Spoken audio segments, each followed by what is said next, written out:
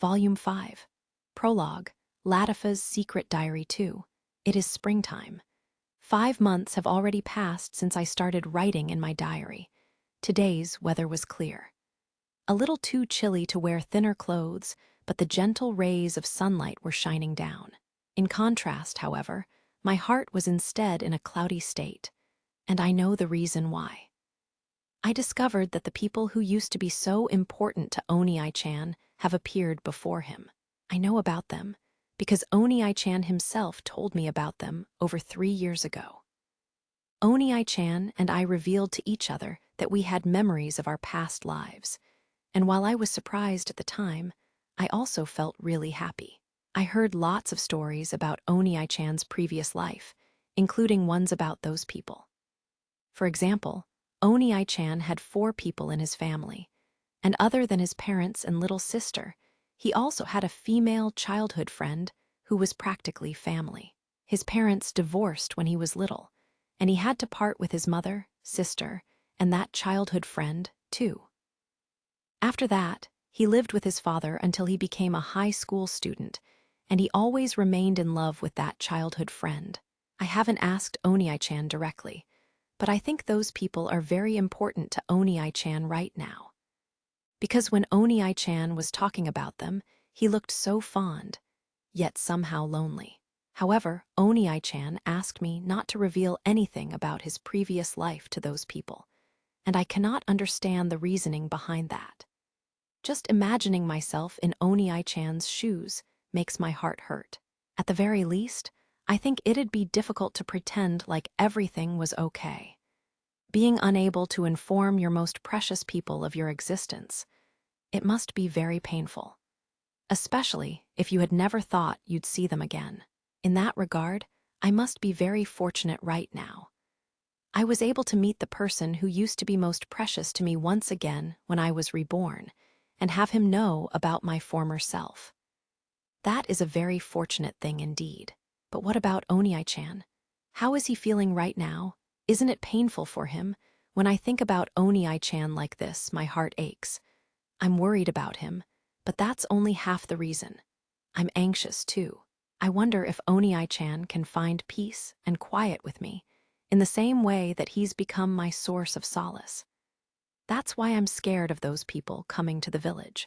Somewhere in my heart, I'm deeply terrified that those people will become more important to Oni-chan than I am. I'm so scared of seeing what Oni-chan's true feelings are, and it leaves me anxious. I'm a coward. The bad part of me is absolutely terrified. That's why, when Oni-chan departed from the village today, I sulked as I clung to him. In order to assert my place next to him, I hugged him super tightly.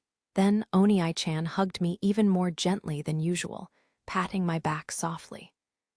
As I was filled with relief, I noticed my cowardice and felt greatly ashamed of my weakness.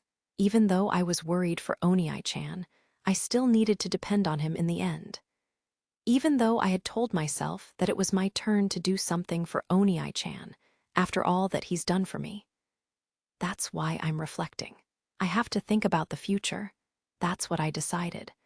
While I'm panicking like this, the situation is continuing to move forward. In 2 weeks, Oni-chan will bring those people to the village. I can't sulk anymore. I promised myself when I first started this diary that I would no longer be timid, that I would become someone who can proudly call herself Oni-chan's little sister. That's why I have to think about what I can do for Oni-chan, because I'm worried about Oni-chan, because I'm his little sister. That's why I won't sulk anymore. If they're people precious to Oni-chan, then they'll be precious people to me, too. I will face them proudly. I'll become super close to them, and on top of that, I'll work my hardest not to lose to them, fair and square. That's what I've decided. This is a declaration of my resolution, although it makes me nervous wondering what kind of people they are. Even so, I want to see Oni-chan soon.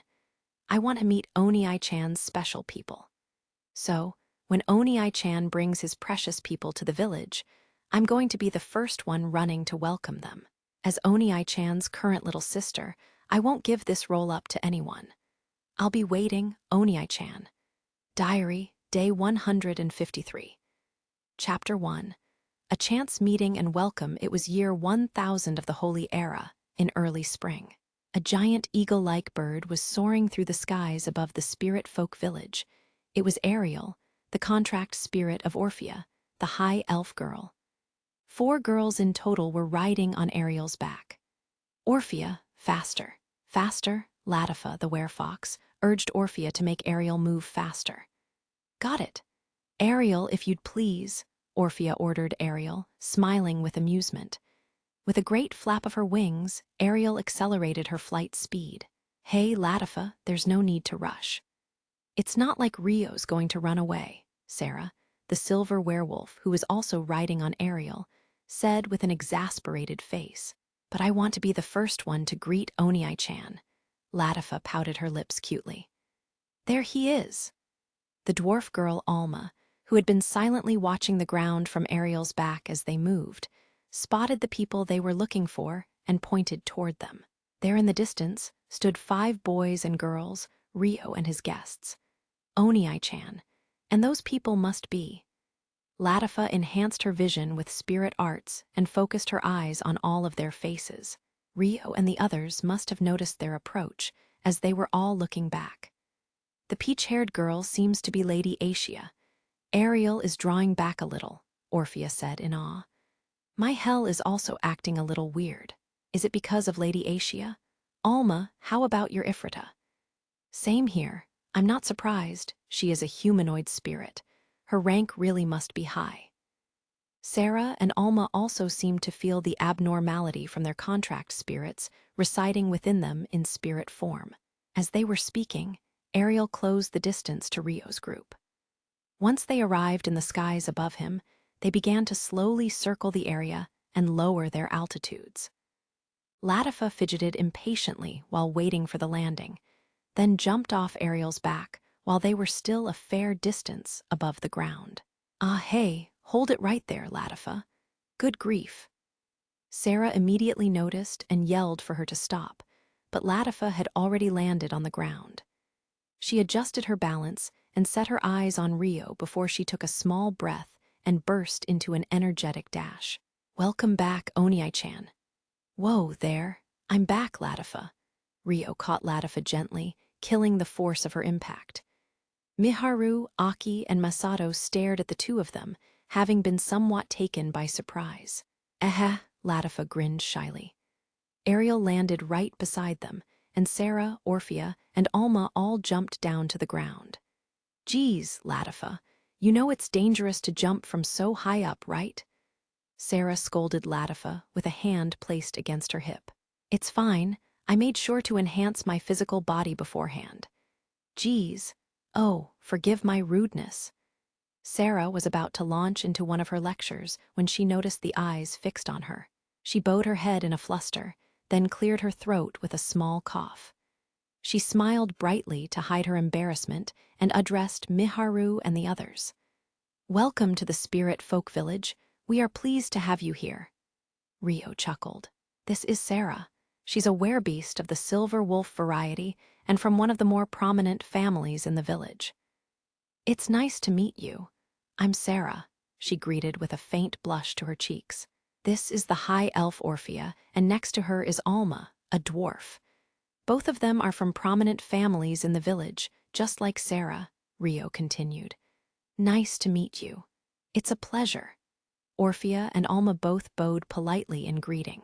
My name is Ayase Miharu. Pleased to make your acquaintance, Miharu replied rather nervously. I'm Sendo Aki. Nice to meet you, Aki greeted awkwardly. Whoa, they're real.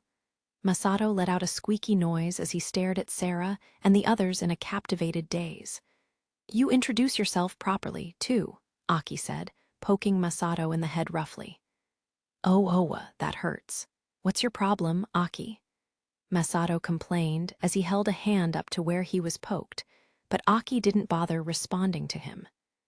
Please accept my apologies. This is my foolish brother, Masato. As you can see, he is lacking in many areas, but he doesn't mean anything by it. I would appreciate it if you treat him with some level of tolerance. Aki explained and bowed her head at Sarah and the others in embarrassment. Fufu, that's all right, Orphea nodded with a giggle. Rio looked at the 3 Japanese visitors and introduced them to Latifa, who was still in his arms. This is Latifa. We're not related by blood, but she's my beloved little sister. She should be the same age as Aki. I'm Latifa, Oni-I-chan's little sister and a werefox. Pleased to meet you. Latifa adjusted her posture and bowed to them with a bashful smile, then raised her head and glanced at Miharu and Aki's faces. Hello, Latifa. It's wonderful meeting you, Miharu said, returning Latifa's grin. Yes, Latifa nodded hesitantly, enchanted by Miharu's smile. Now I'll introduce this girl to Sarah and the others. You may have figured it out already, but this is my contract spirit, Asia. Asia, can you introduce yourself to them? Rio asked. Hello, I'm Asia, she said simply. It's an honor to finally make your acquaintance, Lady Asia. On behalf of all the spirit folk, we welcome you to our village. Sarah, Orphea, and Alma all kneeled respectfully where they stood. In response to their reverent reaction, Asia tilted her head curiously. Miharu and the others also seemed taken aback. With a faint smile, Rio explained why the spirit folk trio were acting with such humility. Like I told you before, the spirit folk consider high-ranking spirits that have a humanoid form to be sacred and worship them. You're one of those humanoid spirits, Asia. I don't need to be treated so stiffly, Asia said, shaking her head quietly. Well, I know you can't just agree with that so easily, but it'd be nice if you could take appropriate measures for that. For now, please stand up, Rio said to Sarah's group, the faint smile still on his face. Okay, the villagers nodded, standing hesitantly. Then, may I call you Asia? Latifa asked Asia without faltering. Geez, there you go acting all overly familiar again. Try and follow the spirit folk ways for once. Sarah sighed tiredly and expressed her disapproval. But Latifa can call me whatever she likes. I don't mind if you call me Asia, Asia answered nonchalantly. Oh, Sarah was immediately at a loss for words. Then, Asia, is it? Latifa cocked her head and hummed to herself. Yep, that's me. Yay. I'm glad to meet you, Asia. You, Rio. Are you sure this is okay? Sarah looked at Rio worriedly for confirmation. It's fine. Miharu even calls her AI-chan. Rio gave Sarah his stamp of approval with an amused smile. Really? Sarah stared at Miharu fixedly, as though she was seeing something awe-inspiring. Should I not have been doing that by any chance? Miharu asked nervously, trembling with a start. You're fine. Asia herself told you it was fine, so please respect her opinion. Rio shook his head cheerfully as he consoled Miharu. By the way, when they say Rio, are they talking about you, Haruto? Aki suddenly asked, having been listening silently for a while. At the same time, Latifa's ears twitched at the sound of Aki calling Rio Haruto. Ah, that's right. I still have to explain the circumstances around that properly. Rio scratched at his head with a troubled expression, unsure of where to start. Latifa watched him silently at his side. I mentioned it indirectly when I first met you guys, but Haruto is the alias I am using while I'm active in the Strahl region. My real name is the one Sarah, and the others have been calling me Rio, he explained. Sarah raised her hand hesitantly. May I ask why you need to use 2 names separately? It goes back to several years ago, before I first visited this village. I was involved in some trouble with the royalty and nobility of a certain kingdom in Strahl. They made me into a scapegoat for a crime I did not commit. In the end, they even put out a wanted notice for me, Rio replied uncomfortably. At that, Latifa's expression fell with an apologetic look. The other girls all widened their eyes. Only Asia remained indifferent to his story, having known what happened already. Sarah and the other spirit folk girls recalled how they had been told of Latifa's past as an assassin who had tried to attack Rio. Expressions of understanding fell across their faces, as they began to suspect that the incident may have been related to how Latifa and Rio had met. "Well, I know it doesn't sound very believable," Rio said with a troubled face after a moment, the faces around him appearing dumbfounded. "Of course we believe you.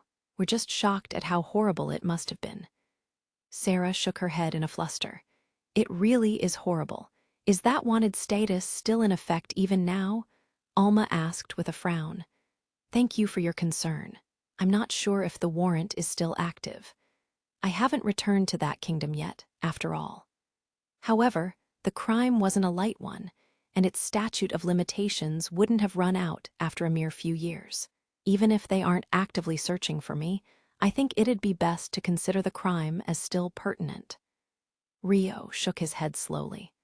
"I see. So that's why you decided to use two names and change your hair color with a magic artifact," Sarah said, comprehending his words with a conflicted expression. "It's also because black hair simply attracts attention in the Strahl region," Rio added. "But its true purpose is to act as a precaution if that warrant from back then is still effective. So, I don't mind what you call me while I'm in the village. But Miharu, if you and the others ever return to Strahl with me, I'd like to ask you to only call me Haruto there," he said lightly, clearing the heavy mood. Masato cocked his head. You're still Haruto to me, though. It doesn't feel right to call you Rio at this point, and switching names would just confuse me if we ever go back to Strahl, so I'm going to stick with calling you Haruto," he said with a grin. "I'd like to continue calling you Haruto, too, since I'm already used to it," Miharu agreed with a smile. Then, me too." Aki also nodded hesitantly. "He has always been Rio to us, so it's a bit curious to see him being called Haruto," Sarah said with a giggle. "But it strangely suits him, don't you think? His gray hair is lovely, too," Orphea said, smiling cheerfully. "It's true, Rio's aura is a little different when he has gray hair instead of black hair, but they both make him look handsome," Alma agreed. "Ah, I think it suits him too, you know. When I said curious, I didn't mean it was weird. Wait, what's that look for, Alma?" Sarah hurriedly added on to her earlier comment, but when she spotted Alma's triumphant expression, she stopped to question the meaning behind it. "Oh, no reason. Don't you think it's time to lead everyone now?" Alma smiled with a puff of laughter and calmly changed the subject. Orphea was giggling, too, as Rio's guests watched their exchange with deep curiosity. I know that. And what are you laughing at, Orphea? We're going to lead everyone now. Hurry up and let them on Ariel's back." Sarah's cheeks reddened with embarrassment as she urged Orphea into moving.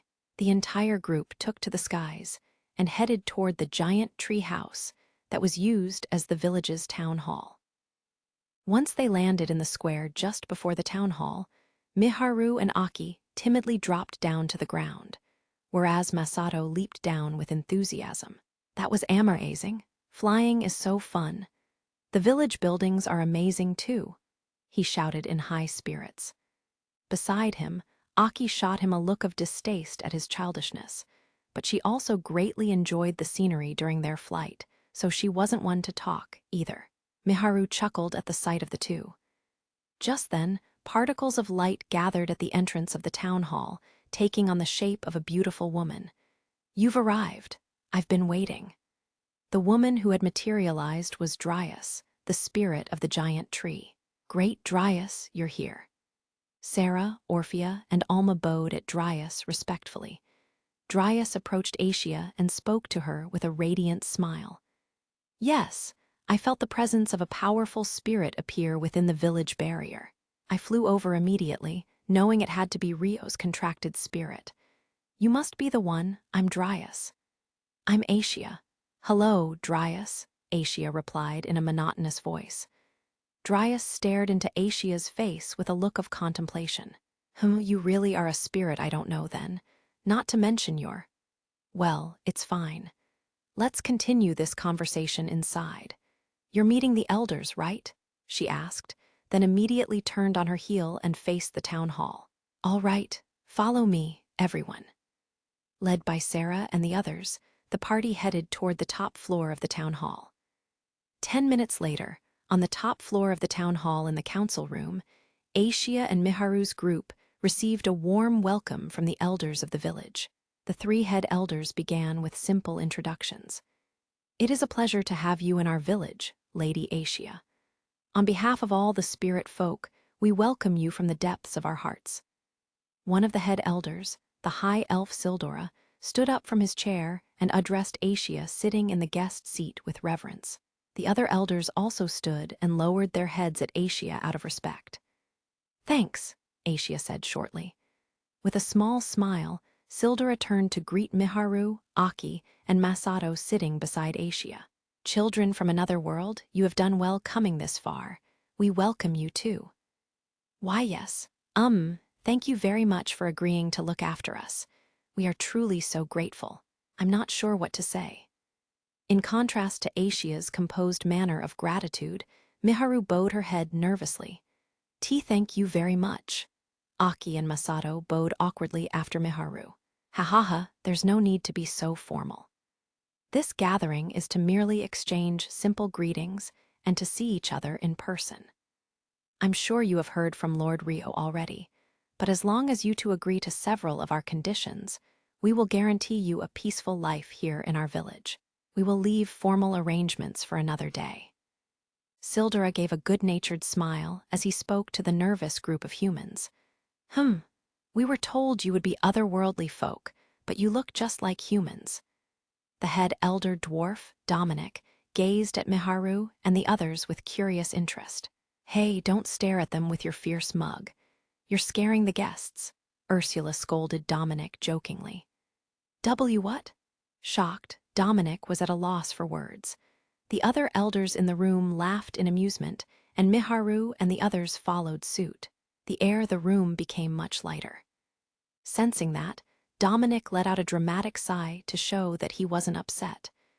"Now, there's no use in continuing this chatter with the boring elderly folk. Sarah, you and the girls can guide them to their lodgings," Sildora said, turning to address the group. "Understood. Everyone, follow me." Sarah nodded respectfully before swiftly making her way over to Miharu. Is that all?" Miharu asked in surprise, expecting the meeting to go on for a little longer than that.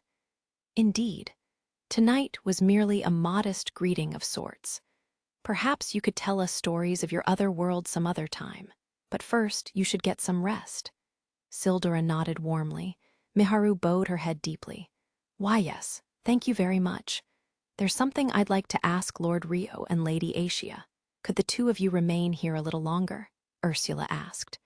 Rio nodded immediately before looking over at Sarah and Latifa. "Of course. Everyone, I'm leaving Miharu and the other guests in your hands. You too, Latifa." "Sure. You can leave it to me, Oniai-chan." Latifa puffed out her chest proudly. After Sarah and the spirit folk girls led Miharu, Aki, and Masato out of the room, Ursula spoke up. "My apologies, Lord Rio, Lady Aishia. There are some more complicated matters we'd like to discuss with you, so please keep us old folk company a little longer." "Of course, it's nothing to apologize for. If anything, we should be thanking you for your consideration," Rio replied with a bow. He figured that the reason why Sarah and the others were sent to lead Miharu's group away was because the topic of the discussion to come was highly confidential.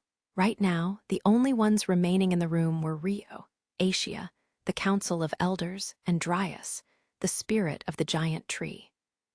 All were more than qualified to know what was being discussed and to keep the information to themselves. "So, what did you wish to discuss?" While there's a lot to cover, we'll start with Lady Aishia first. Great Dryas, if you do the honors." Sildora immediately cut to the chase, seeking further instructions from Dryas, who sat next to Aishia. "Let's see. First, it's clear that Aishia isn't any spirit that I know of. From what I've heard through the elders, Rio's mentioned a few odd points here and there, too. Aishia, is it true you don't have any memory of what kind of spirit you are?" Aishia nodded. "Yup, that's what I found odd. Normally, a spirit would retain their memories from before they ranked up to a humanoid state, but she doesn't have any memories, not even of her name. It seems she has the awareness and intellect of a humanoid spirit, but her sense of self seems strangely weak. I suppose that's because of the amnesia, Dryas contemplated out loud. I'd like to ask you something about that. Are all spirits capable of climbing the ranks up to a humanoid state, all while keeping their memories from the lower and middle ranks? Rio asked. That's a difficult question. I can only tell you based on what I've seen myself, so this may not be the correct answer, but not every spirit can climb to a rank higher than they're already at. There are many components and conditions required, Dryas replied. I'm not entirely certain with regard to the memories either, but I know I can't remember anything from when I was a low-ranked spirit myself. Spirits are normally said to be mana that hold a clear sense of self, but low-ranked spirits are basically the equivalent of a human baby in terms of cognizance. I only have memories from after I became a middle-ranked spirit. Although, I couldn't wander very far from the tree I resided in at the time, so I basically spent every day sunbasking, she added, looking wistful as she spoke. Thank you for your answer. In other words, Asia should have had a stage before she became a humanoid spirit, and she should have memories of that period. That's right. I should add that once a spirit reaches the upper middle ranks, it takes many long years to strengthen their sense of self and gain individuality. Just like me, Dryas said, smiling proudly. I see. Rio nodded in understanding, then looked at Asia. She indeed had a personality that was quite different compared to Dryas. Unlike Dryas, who freely expressed her emotions, Asia didn't show many of her emotions outwardly. That's why. How should I put this? Asia.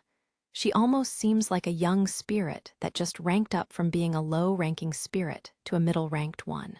Her rank as a spirit is high, but her sense of self seems weak and irregular. Unless she's actually a really eccentric girl beneath that exterior.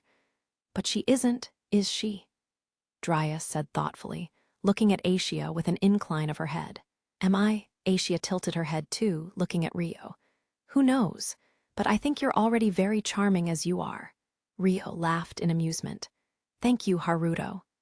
Asia smiled faintly. Dryas watched their exchange. Fufu, it seems like your contract relationship is going well. That's a good thing. I don't have anyone I'm contracted to, so it makes me a little jealous, she said pleasantly. Indeed, she does seem to have opened to Lord Rio a fair amount, Ursula agreed. However, does she mean Lord Rio when she says Haruto? Yes. Due to certain circumstances, I've been calling myself Haruto while in the Strahl region. I informed Sarah and the others earlier, but this is a good chance to inform everyone here, too, Rio said, then repeated everything he had told the girls earlier. The elders listened to him in silence, only speaking up once he had finished his explanation. I see, so Lord Rio had that kind of past, Ursula murmured with a conflicted expression. The other elders wore similar looks on their faces. I'm sorry. I didn't mean to keep it a secret all this time, but I didn't think it was a good story to spread around, so I kept quiet about it. With the circumstances as they are right now, you deserved an explanation. But it isn't a very positive story, I admit. Please do not let it weigh down on you, Rio apologized with a guilty expression. There's one more thing I need to explain to everyone that might not be very pleasant. It's the reason why I was able to communicate with Miharu. I'd like to ask you to keep what I'm about to say as confidential as possible. Is that all right? The three head elders looked at each other with wide eyes. Are you sure? There's no need to force yourself to explain anything, Sildora asked, watching Rio's expression.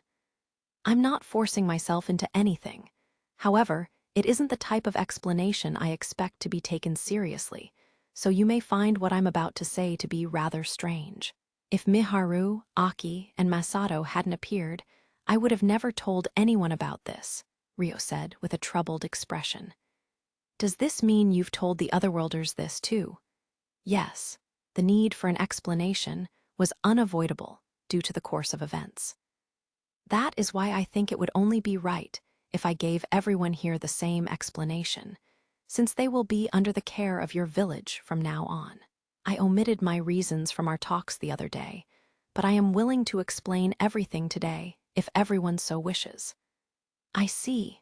Everyone, it is as you have just heard. If Lord Rio discusses this with us, it will be strictly forbidden to speak of this outside of this room. Those who cannot vow their silence should leave this room immediately, Sildura said. Once he confirmed that not a single person had left their seat, he spoke up again, smiling at the elders. Then, it is assumed that everyone present has sworn to strictly adhere to the aforementioned conditions. Those who break their word, well, you all know what happens. Great Dryas, you are fine with this, too. I don't mind. I have neither the interest nor gossip partner to do so, Dryas agreed with a nod. It seems we are all in compliance, Lord Rio. Now, would you please tell us what you have to say? Sildura asked, looking at Rio. Of course. I am greatly obliged for your consideration. Rio bowed deeply, then began to explain the reason why he could communicate with Miharu in Japanese, because he had memories of his own previous life, but only to the extent of what he already told Miharu and the other Japanese visitors. Specifically, he told the elders how he had awoken to memories that weren't his own when he was a young child, and that those memories were set in a world that was coincidentally the same as the world that Miharu had been living in. He hid the fact that he had a connection to Miharu in his previous life. That's all, Rio said, wrapping up his explanation. The elders had remained silent for the entire duration of Rio's speech, but the moment he was done, they all inhaled at once, as though just remembering to breathe. Sildura was the first to open his mouth. That is indeed an unexpected tale to believe, but it is the truth, no. After a heavy moment of thought, he accepted Rio's words as truth. You believe me? Rios asked in amazement, having not expected anyone to believe him so easily. It's because you're the one saying this, Lord Rio. That is enough for us to believe you. Not to mention, it seems to be true that you were able to communicate in their language. Even if you were to lie about it, there would be no need to make up a story this nonsensical to cover it up. Sildura nodded with a wry smile. However, it is indeed nonsensical. I can understand why Lord Rio wants us to keep this truth confidential. Being reborn with your memories is something I have never heard of before in my long years of life. Ursula said, also with a wry smile. Right, Rio acknowledged how impossible it sounded. Dominic placed a hand by his chin. Great Dryas, have you ever encountered anyone in a similar situation as this before? He asked her, since she was the oldest living being in the village. Dryas shook her head bluntly. I haven't. As far as I know, no one like that has ever appeared in this village before. Is that so? Sorry, Rio. I was hoping there'd be a precedent that could provide you with hints, but alas. Dominic shrugged his shoulders at the hopeless situation. Rio shook his head with a smile. No, it's still of great use to me to know that no one like this has openly appeared throughout the long history of the world. I wondered if it was possible my memories of my previous life had something to do with how I suddenly found myself contractually bound to Asia without realizing it. But I'll set that thought aside for now. He already knew of someone who had memories of their previous life, and another that he highly suspected to be the case, but he decided not to reveal that right now. If only we at least knew what kind of spirit Asia was. All I can say for certain is that she isn't a part of the only high-rank spirit network I know. By the way, what kind of element do you specialize in, Asia? Dryas suddenly asked. All of them, Asia replied calmly. At that, the elders all stirred noisily. Even Dryas, the one who asked the question, widened her eyes in astonishment. Rio was the only one who was confused, wondering why everyone was reacting with such surprise. Dryas repeated her question nervously. I'm not sure I heard you correctly. Did you just say you specialize in all types of spirit arts? While Rio met with the village elders and the great Dryas, Miharu's group was being led outside the town hall by the spirit folk girls. In front of the town hall was a wide and spacious square that doubled as a playground for the children. They had missed them earlier, when they had first arrived, but there were young boys and girls running all over now. The scenery was amazing to see from above, but it's just as amazing from below, too. The spirit folk really are incredible. They even made a tree house that looks like this. It's almost like a skyscraper, Masato said in awe as he looked up at the tree house that was used as the town hall. He had spoken in Japanese on the spur of the moment, but Orphea was able to pick up on the general gist of Masato's statement through his reaction. She smiled pleasantly. Fufu, the giant tree of Great Dryas, is several times the size of this one, you know, she said in the straw tongue. Huh, wow, even more than this. I would love to see it, if that's not too much trouble. Sensing that he was the one being spoken to, Masato blushed, his reply awkward. Wipe that sloppy look off your face, speaking like you're someone you're not, Aki said, looking at Masato with disgust in her eyes. What's your problem, Aki? This is my normal way of speaking, Masato objected in a high-pitched voice, making Aki sneer with a laugh. You say that, but your true colors are showing already. Meanwhile, Sarah and the others hadn't quite picked up on what was happening yet, so they looked curiously to Miharu for an explanation. Masato is actually quite shy around strangers. I believe he was a little nervous when talking to Orphea, Miharu explained. Miharu, you don't have to tell them that, Masato yelled in embarrassment. It's not quite shyness around strangers. Masato's weak to cute and beautiful women older than him, even more so when they're strangers he's meeting for the first time, Aki explained bluntly. Taken aback, Masato tried to drown out Aki's voice. Wah, stop it, Aki.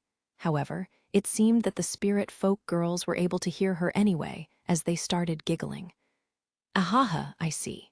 Should I be saying thank you, then? Orphea smiled bashfully.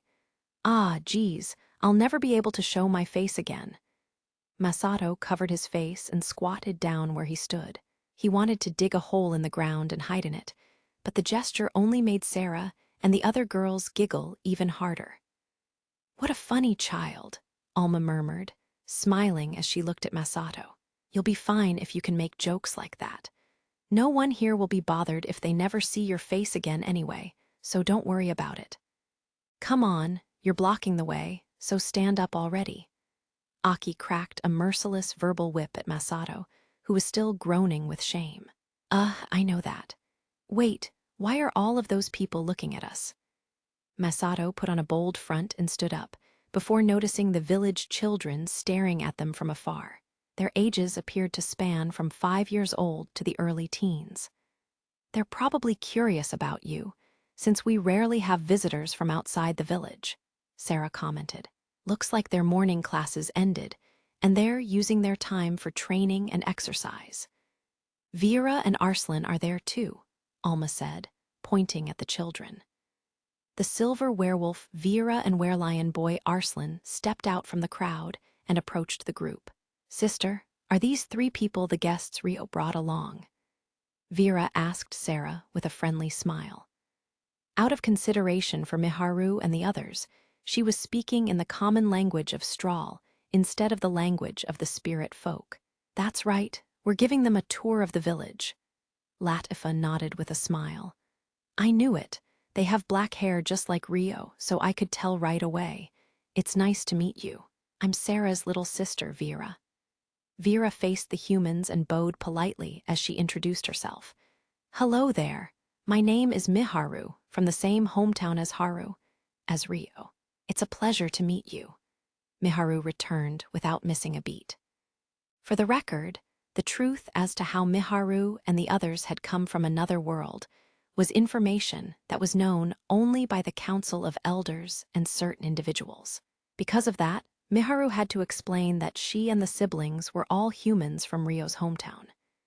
In addition to that, she decided against calling Rio Haruto in this situation, since the explanation would be complex. When Vera saw Miharu's smile, she widened her eyes and nodded. Why yes, wah. Isn't she beautiful, Arslan? Don't ask me. Arslan shouted with embarrassment from his spot beside her, having been put on the spot.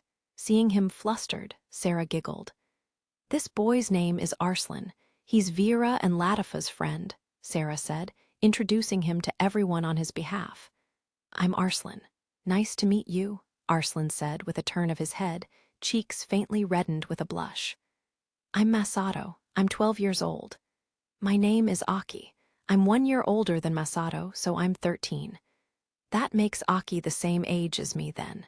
I love making new friends my age. I hope we can all get along well, Vera said with a carefree smile. As you can see, the two of them can speak the Strahl tongue, too. They're good friends with Latifa, so I'm sure you'll have many chances to interact with them in the future. Please be good friends with them, Sarah added. Of course, Aki and Masato said, nodding in unison. By the way, where is everyone heading to now? Vera asked with a tilt of her head. We're about to take Rio's guests to the house they'll be living in while he finishes his talk with the elders, Alma explained. Ah, that sounds nice. I want to go too, Vera replied with jealousy. Sarah shook her head sternly. You can't. You two have training after this, don't you? That's right, Vera. Today's the day Uzuma's teaching us, so it'd be a shame to miss it. Let's go and visit them later, Arslan said impatiently, trying to persuade Vera against leaving. HMPH, fine then. Vera backed down reluctantly. Hey, when you say training, what kind of training is it? Masato asked with great interest. Combat training, of course. Our instructor is the warrior chief of our village, you know, Arslan answered proudly. Combat training, huh? Masato murmured in awe. I use two-handed swords, Arslan stated. Can you use any weapons, Masato? No, I've never had any kind of training like that before. But I'm interested in it, Masato replied hesitantly. Huh, so you want to learn how to use a sword? Aki asked in surprise, eyes widening. Why yeah, we don't move around much studying all the time after all. What? You got a problem with that? As long as it's not dangerous, I suppose. What do you think, Miharu? Aki suddenly turned to Miharu with a contemplative look. Huh. I wouldn't like it if it was dangerous, but I'd want to respect Masato's choice too, I think. But make sure you get permission from Haru. I mean, Rio, Miharu replied. Rio would probably make the ideal instructor. If Masato has the fighting spirit to learn swordcraft seriously, then it may be a good idea to discuss it with him properly, Sarah said, in a somewhat resolute tone. So, would you say that, Haru? That Rio is actually really strong? Masato inquired, making sure his tone was polite. Yes. Not only is he strong in pure close combat abilities, his combat with medium and long-range spirit art attacks are clearly strong enough to be the very best of the village, Sarah replied proudly. Sarah's even fought with Rio before, Alma said with a huff of laughter. That goes for you too. Just as Sarah was about to start arguing back in a fluster, Orphea stepped in with a gentle smile. All right. You two have both been working hard in your training, so make sure you show your growth to Rio again later in a proper manner. Maybe I'll get Rio to face me sometime. If Masato learns how to use a sword, we can eventually spar each other too. I'll train you up to par, Arslan said, challenging Masato with a smile. You still have a ways to go yourself. It's far too early for you to be training a beginner, Sarah said to Arslan with an exasperated look. Haha, I'd love to spar, though. I'll try asking Rio, but I'll be looking forward to our match one day. Arslan, Masato said somewhat shyly, and Arslan nodded energetically in return. Yeah, I'll be waiting. After bidding farewell to Vera and Arslan, the spirit folk girls led their 3 new guests to their new lodgings. The house, a tree house supported by several trees, was located toward the center of the village, several minutes from the town hall. You will be living in this house from now on, Sarah said to Miharu, Aki, and Masato after the party stopped in front of the house. That's amazing. Is it really okay for us to live in such a wonderful place? Miharu asked nervously as she looked up at the tree house. Of course, Sarah agreed. This house was vacant to begin with.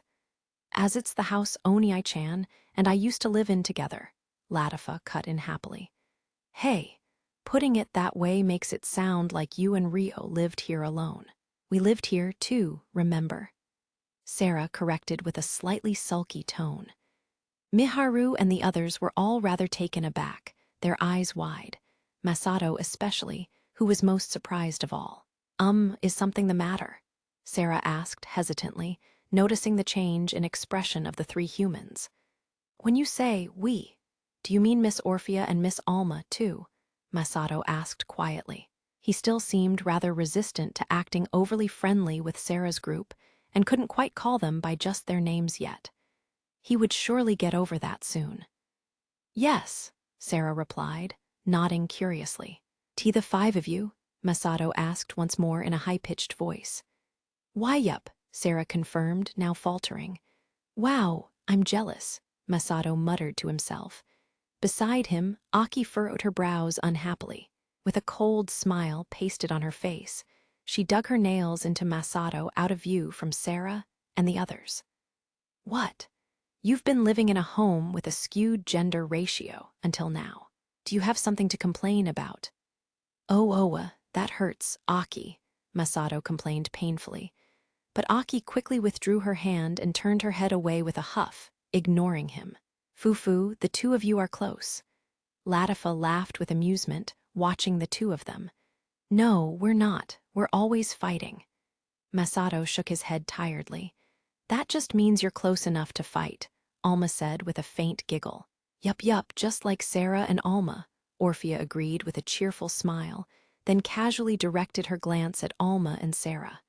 Or maybe not. I take that back. Alma blushed red and muttered with embarrassment. Geez, what are you saying? Let's go inside already, Sarah said tiredly, walking off briskly towards the front door of the house, though her cheeks were also faintly red from the side. Miharu realized Sarah was blushing from shyness and smiled to herself. Latifa tugged on Miharu's sleeve. What's wrong, Latifa? Miharu asked gently, smiling at her. May I call you Miharu? Latifa asked, staring straight up into Miharu's eyes with a look full of anticipation. Miharu's eyes widened for a moment before she happily agreed. Of course you can. Thank you, Miharu. Tell me lots about Oni-chan. Sure. But wouldn't you know more about Haruto than I would, Latifa? That might be true, but I kind of want to hear what Oni-chan looks like from Miharu's point of view, too. I also want to learn lots about you, and I'd love for you to know more about us, because I want us to become friends quickly, Latifa said, smiling innocently. Miharu also gave a relaxed smile. Fufu, if that's the case then, gladly. Let's get along, Latifa, she said, nodding. Yup, let's, Miharu. As Latifa and Miharu stayed in place to converse, Sarah and the others had already moved to the front door. Miharu, Latifa, is something the matter? Sarah asked the two girls. It's nothing. Hey, when you're done giving the tour of the house, I want to have tea with everyone. Are there any snacks? Latifa held Miharu's hand and started to tug her along as she spoke. Yup, there are, Orphea nodded. But only a little, it's almost time for lunch, Sarah added without missing a beat. Miharu watched their exchange from the side and giggled. Latifa is such a good girl. Sarah and the others are so kind, too. Miharu had hidden her concerns about moving to the village, so it was a relief to see everything going so smoothly. At that moment, it felt like something good was about to happen. It was just a feeling she had. After that exchange, Miharu, Aki, and Masato were given a tour of the house interior and chatted with the others until Rio and Asia finished their discussion. Later on, Vera and Arslan visited as well, forming a close group of similarly aged kids with Latifa, Aki, and Masato. Before long, the time for the banquet was upon them. Evening reared itself. Led by Sarah and the spirit folk girls, Miharu, Aki, and Masato were taken to the town hall once more. They stepped inside the large dining hall on the bottom floor to find countless round tables set up, each one stocked to the brim with delicious dishes in a buffet-style dinner. Ooh, amazing. It looks so good. That looks great. I'm so lucky I get to join in. Both Masato and Arslan exclaimed at the dishes before them. The two boys got along well and hadn't taken long to hit it off as friends. Masato, stop acting so childishly. It's disgraceful. The families of the important people in this village prepared this for us today, so you should at least mind your manners, Aki warned. Aki talks like she's your mom, Arslan whispered to Masato. Right, Masato whispered back. She's always trying to tell me off for every little thing. I can't stand it. Hey, I can hear you, Aki said to them, the smile on her face twitching. There, Aki. Today's a welcoming party for you, so there's no need to act all formally either, Latifa consoled her, with Vera stepping in as well. That's right. Please relax and make yourself at home. Next to where the 5 younger ones had gathered, Miharu was talking to Sarah, Orphea, and Alma. The 4 of them had also warmed up to each other, but there was still some awkwardness that remained. So, you prepared such a wonderful party for us too. Miharu was looking around the dining hall with widened eyes and a hint of surprise. It seems like most of the upper families of the village will be attending. Great Dryas and Lady Asia will also be present, so it looks like those in charge of food preparation went all out. That being said, everyone's just happy to have an excuse to party, so there's no need to be nervous, Miharu, Alma said, easing Miharu's worries. It seemed like she was looking up to Miharu with the same respect she showed for Sarah and Orphea. It's exactly as Alma says. Once the alcohol comes out, it'll become much noisier, Sarah said with a bittersweet smile. Ahaha, you might be surprised seeing it for the first time, Orphea added, with the same smile on her lips. Alma looked around the hall. Looks like everyone's arriving now. Residents of the village had been streaming through the door continuously for a while now. If it isn't Lady Sarah, Lady Orphea, and Lady Alma, good evening. The werecat girl Anya appeared and called out to Sarah's group. Good evening, Anya, they replied with a smile. Is this cute girl the rumored visitor, the one from Rio's hometown? Yup, this is Miharu. Miharu, this is Anya, the werecat. It's nice to meet you, Anya. My name is Miharu. Pleased to make your acquaintance. Miharu bowed courteously. Anya stepped closer to Miharu and shook her hand, smiling with amusement. Nice to meet you, Miharu. The girls around Rio are all so cute. No, that's not. Miharu blushed in a fluster. The demand for Rio is rather high, after all. Feel free to come to me if you need someone to listen to your troubles. Anya grinned mischievously, probing for details. And no, I'm fine. I think Miharu ducked her head in embarrassment. Anya, stop teasing Miharu, Sarah sighed, warning Anya. Akae, Anya drew out, then spotted a friend of hers. Oh, my friend's here. Miharu, let me introduce her to you. Hey, after that, Miharu chatted with the girls of the village for a while. At the same time, Masato and Aki were also deepening their friendships with the other children that were around their age. The adults of the village watched the younger generation mingling across species with pleasant smiles on their faces. Once all the guests had gathered, head elder Sildora spoke up. Now, shall we begin? Everyone, may I ask that you please be silent, he said, his voice echoing throughout the room. He had amplified his voice with wind spirit arts. The bustling hall immediately fell silent. Sildora, Dominic, and Ursula presided over the dining hall, gathering all the attention of those present. Once Sildora had the hall's attention, he spoke with a wry smile as he looked out over those present. Lady Asia and Great Dryas will be entering the hall now. I believe everyone knows already, but this is a reminder not to act too reverently. Events like this were always held without social ranks, so a natural laugh fell from the audience as the atmosphere of the hall became less tense. I don't see Haruto, Miharu muttered as she looked around the hall. Sarah followed her gaze, glancing around. Yes, maybe he's attending late, she said, though the head elder continued to speak without concern. Now, if the two of you could please enter, Sildura said, summoning Asia and Dryas, who had been waiting outside the room. Upon closer observation, Ursula and Dominic both had wicked grins on their faces, but no one had noticed as of yet. The doors of the hall had already been opened by people assisting the process, and everyone present, including Miharu, Sarah, and the others, naturally had their gazes drawn by the doors. Immediately after, those in attendance stirred with noise. While Asia and Dryas certainly did enter from outside the room, they were accompanied by a third person who had been intentionally hidden away, Rio. He was sandwiched between Asia and Dryas, each holding onto an arm of his. He had a rather uncomfortably strained smile on his face.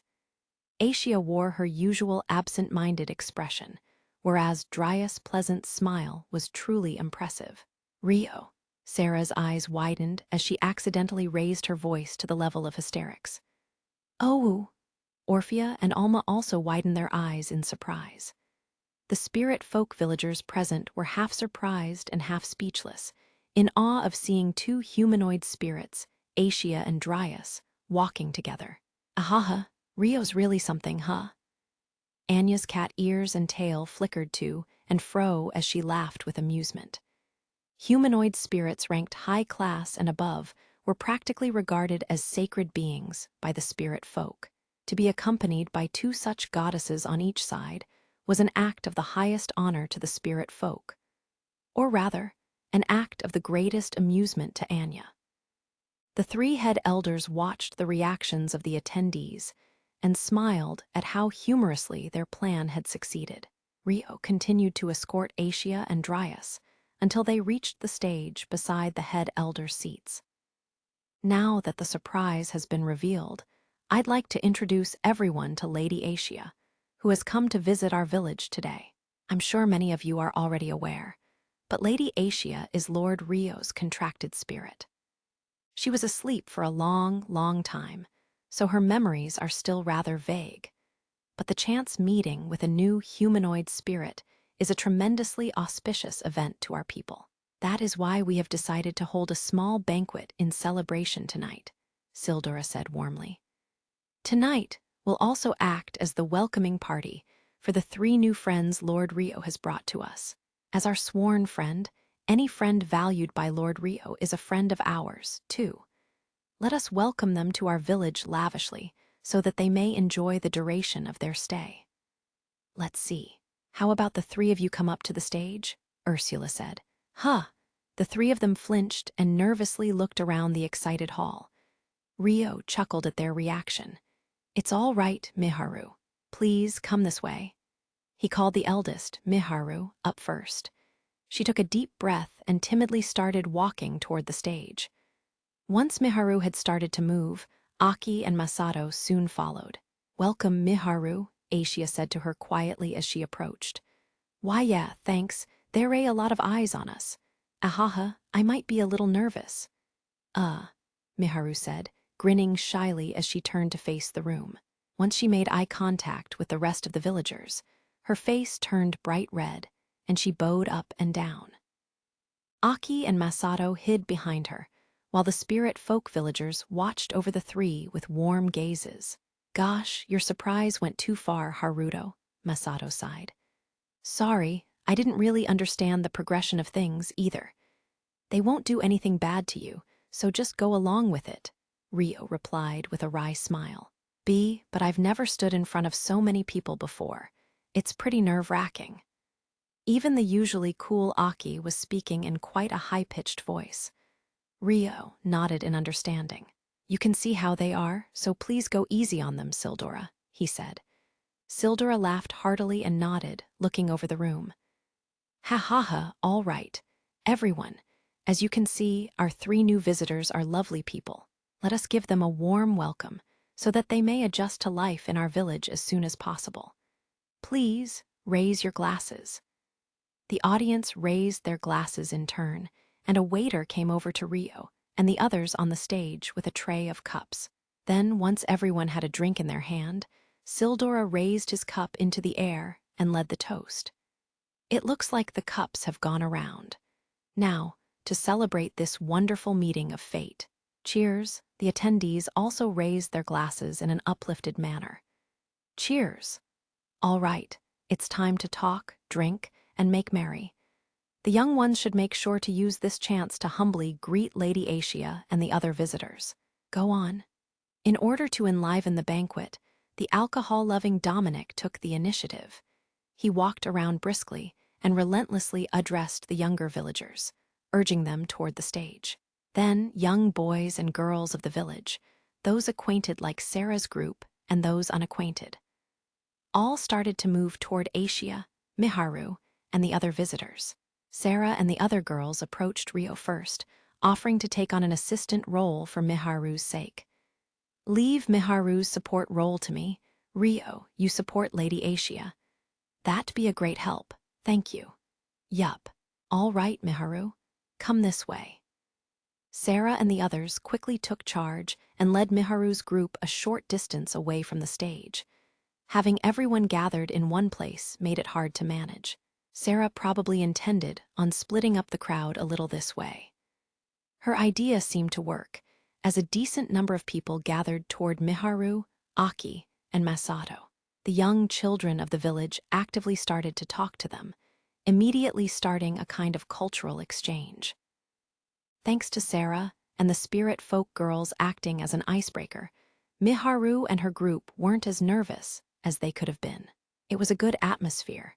Looks like that side will be fine. I'll have to do my best too, Rio thought in relief, then braced himself. Everyone, feel free to come this way. I will introduce Asia to you. He invited those who looked eager to talk to Asia to come closer. While they had set ranks outside of this event, they were still feeling inferior in front of their deity of worship. Then, the youngsters of the village gathered around Asia, greeting her in awe. Asia didn't respond with many words, but Rio kept the conversations going well in her stead. Furthermore, the adults of the village kept the banquet lively during that time, turning the hall into quite the busy place. There were many laughs to be had as time passed. Just like that, nearly an hour went by in the blink of an eye. Fufu, it's turned into a good welcome party. I'm having a lot of fun, too, Dryas said to Sildora and Ursula, who were watching over the banquet in a corner of the hall. For the record, Dominic was still actively heating up the banquet from where he was. Sildora noticed Dryas' presence and happily addressed her. It is a great honor to hear that you are pleased, great Dryas. Ursula nodded along happily, slowly turning her gaze toward where Rio and Asia were on the stage. However, Asia's identity still remains a mystery, possibly even more so now than before. I thought she may have possibly been one of the upper high-class spirits that disappeared in the Divine War, but, she said a little uneasily. Good point. She does have a lot of latent power within her, I believe. I don't know if it's a side effect of her amnesia, but she doesn't seem to understand how to use her powers properly as a spirit, and I've never heard of a humanoid spirit having aptitude for every element before. If we fought seriously, I wouldn't be able to win. Dryas had a rarely seen expression of contemplation on her face as she nodded. Similar to how people had their own strengths and weaknesses in spirit arts elements, spirits also had elements that they had a higher aptitude for than others. This rule was more prominent in spirits ranked middle class and higher. That was common knowledge among the spirit folk, until now. This was because a low-class spirit, even if it didn't have any strong or weak elements, could bloom in a particular element upon ranking up in class. From there, it would become a spirit that specialized in that element. It wasn't as though middle-class spirits and higher couldn't use spirit arts of other elements. It was simply that their efficiency in those other elements was far worse compared to their specialty, while humans who could use a number of different spirit art elements, and people who could use all kinds of spirit art elements, were a rare phenomenon. There had never been a confirmed case of a middle-class spirit or higher. At most, there would appear the rare spirit with multiple elements that they had enough aptitude to specialize in at once. Presently, Dryas herself was a high-rank spirit that mastered the element of earth, and even the 6 former upper high-class spirits were said to each have their own specialty element. And so, neither Dryas nor the village elders had expected the response from Asia claiming to specialize in every element. So their earlier conversation had truly been shocking to them. For the great Dryas to give this much praise, both Lady Asia and Rio must be tremendously exceptional. Perhaps even more than the former upper high-class spirits that vanished. Sildura said with great awe for Asia. The 6 upper high-class spirits that formerly stood at the top of their element ability, and the single spirit that is at least high class who has the aptitude for every element. I wonder which is the more peculiar existence. Dryas smiled, showing a glimpse of her great curiosity. Well, it seems neither Lord Rio nor Lady Asia recognize their own peculiarity yet, Ursula said, laughing heartily. People and spirits had elements they were strong and weak in. It was extremely rare for anyone to be proficient in every element. It seemed that Rio had a slightly warped understanding with regard to the history of spirit arts, as he wasn't quite aware of how rare that occurrence was amongst humans and spirits. In reality, low-class spirits aside, any spirit middle class or higher would, without exception, form a specialty in a particular element, making it impossible to have aptitude for every single element. But knowledge of spirit ecology like this was a rather specialized field, which was why it was understandable that Rio had misunderstood until now. I'll teach him all the knowledge he needs to know about spirits during his stay in the village this time. It's been a long time since my curiosity has been piqued like this. After all, Dryas said, watching Rio and Asia as they continued to chat with the villagers. The welcoming party for Asia and Miharu's group continued late into the night, but their lively time together was over in a flash. Now, let's go home. A slightly drunk Sarah led the way happily, leading Rio and the others to the house they were moving into. They stepped out of the town hall, and the cool spring night breeze wrapped around their bodies. Phew, I ate and drank to my heart's content, Masato said with a small burp as he patted his stomach. Geez, you're like an old man, Masato, Aki sighed. Miharu and Latifa laughed in amusement at the siblings' exchange. By the way, I heard that you guys would be staying together during our time in the village, Rio said to Sarah and the others. Yes, the head elders have ordered us to stay together, saying it'd be the fastest way to get them used to life in the village. We've already checked for Miharu's approval on this. Of course, I'll be staying with them too, Latifa said, clinging to Rio's arm tightly. I know. A soft smile pulled at Rio's lips as he gently petted Latifa's head. Fufu, it reminds me of those days we lived together. I'm looking forward to it. I'm sure it'll be so much fun, Orphea said, smiling pleasantly. It might get much noisier this time around, Sarah said with a sigh, making Alma laugh teasingly. Sarah's been looking forward to it for a while now. Alma, too. Anyway, all the rooms have been prepared already, so once we get to the house, we'll decide who sleeps where. Sarah turned away with embarrassment, then increased her walking speed. Her faintly blushing cheeks were probably because of the alcohol. I want to try sleeping in the same room as everyone so we can all talk together, Latifa said with a cheerful smile. Everyone, Masato replied in a fluster, but Aki shot him down. Everyone other than you, of course. Don't say that. Why is it okay for Haruto to do that, then? Masato whined in a pathetic voice, making all the girls laugh in good humor. They continued to chat noisily together and arrived at the house within a few minutes. Interlude. Talented woman, Lyslot Kresha fast-forwarding a little bit in time, in the Strahl region. The blue-haired noblewoman, Lyslot Kresha, was hosting 4 important visitors to her estate in the trading city of Amand. the city she governed, located in the southwest region of the Galar Kingdom. The important visitors were Sakata Hiroaki, the hero summoned into the world 3 months ago, and 3 members of Beltram Kingdom royalty and nobility. Second Princess Flora, Duke Gustav Huguenot, and the noblewoman Rona Fontaine. Not even Lyslot, daughter to the most prominent lord of the Galar Kingdom and head of the Rika Guild, which was renowned even in neighboring kingdoms, could afford to speak out of line in the presence of these guests. Once Hiroaki and the others arrived in the afternoon, they were first led to the dining room for a meal and introductions. Numerous courses of gourmet foods were served to the delight of not only Hiroaki, but Flora and the others as well. Lyslot acted as the hostess during the meal, keeping the conversation going so that the group had a pleasant time. Once everyone finished dessert, Flora spoke up. That was a wonderful selection of dishes.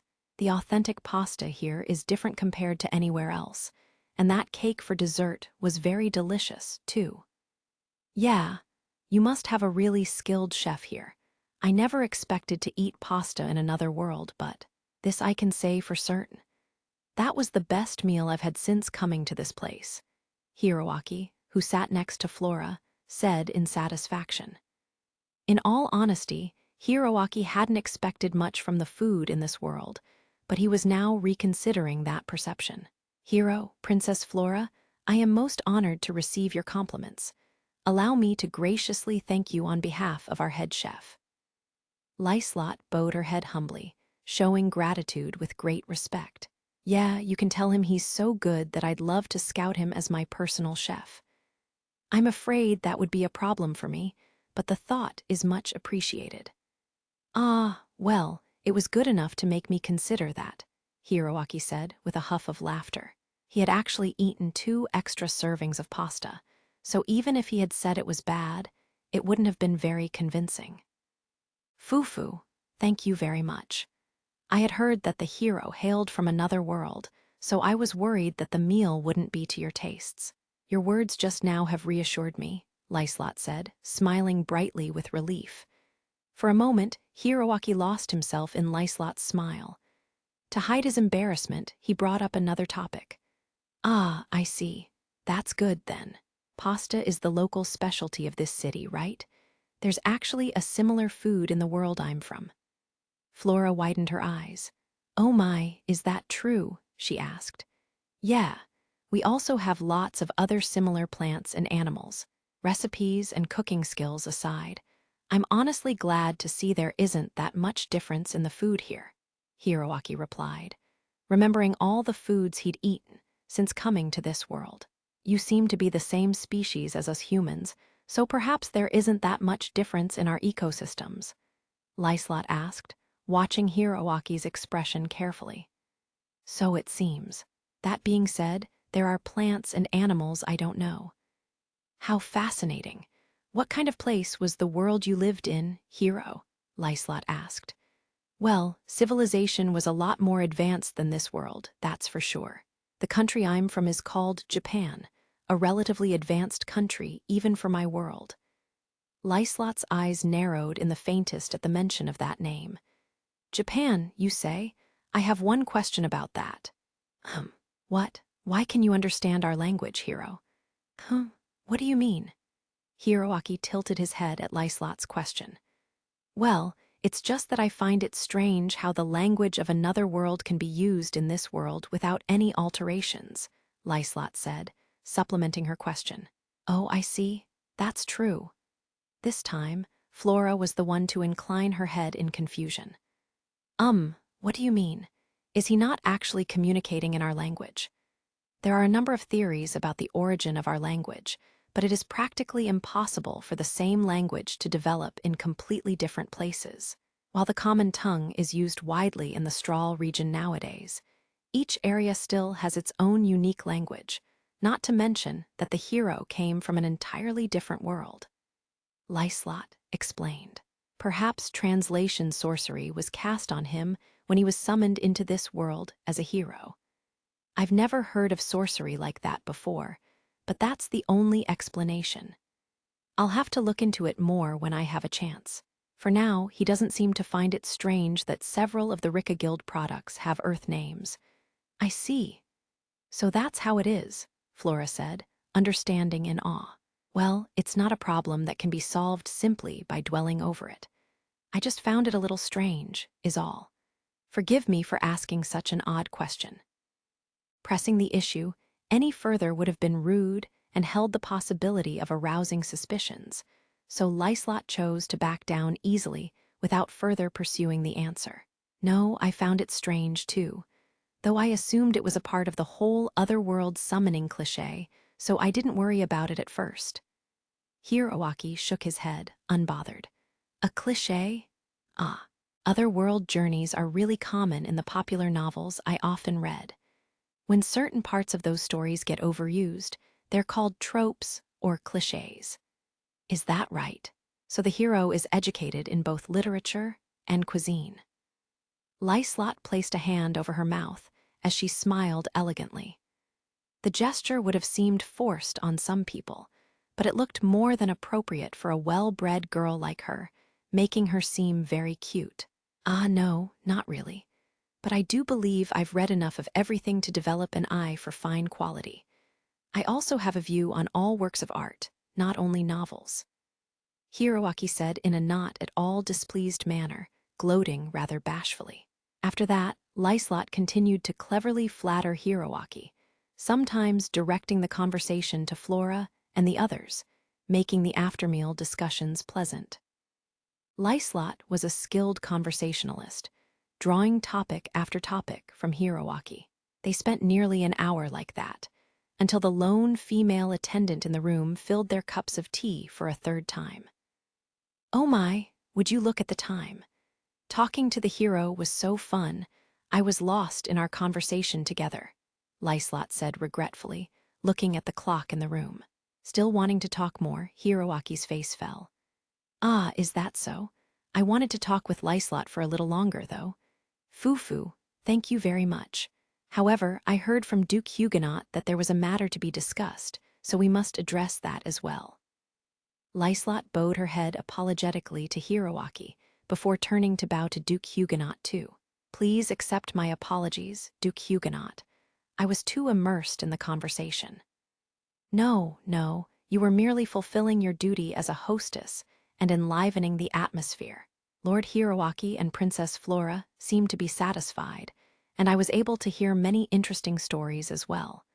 There is nothing for you to apologize for. Duke Huguenot smiled brightly and shook his head. His words were not just flattery. No matter how much of a noble education and upbringing one received, entertaining heroes and foreign royalty would normally be too great a burden for a young noble. However, Lyslot played the role of an entertainer perfectly. I am delighted to hear you think so. Thank you very much, Lyslot said, with respectful gratitude. Duke Huguenot was astonished by her masterful conduct. It is amazing that she's the same age as Princess Flora. She's as talented as the rumors say. No, she's even more talented than the rumors. Rona, who is a year older, is also quite talented, but she would be at a disadvantage when compared to Lyslot, Huguenot thought to himself, glancing at Rona, who sat with them as Hiroaki's assistant. Regarding the matter to be discussed, shameless as it may be, we have a request to make of you. Lyslot's eyes widened in a great deal of surprise. Oh, is that so? What kind of request might that be? Duke Huguenot cut to the chase.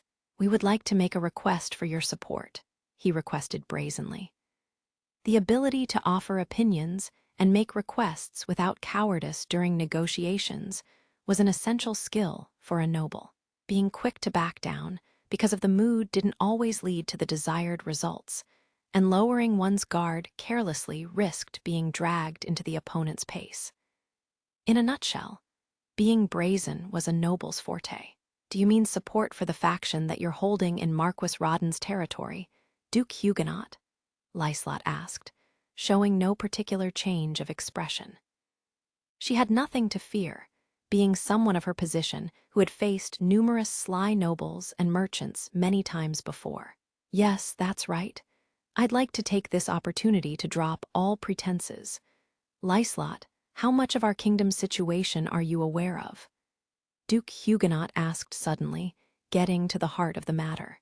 If I were to limit my knowledge to confirmed information, then I know the Beltram army was crushed by the Proxia Empire several months ago.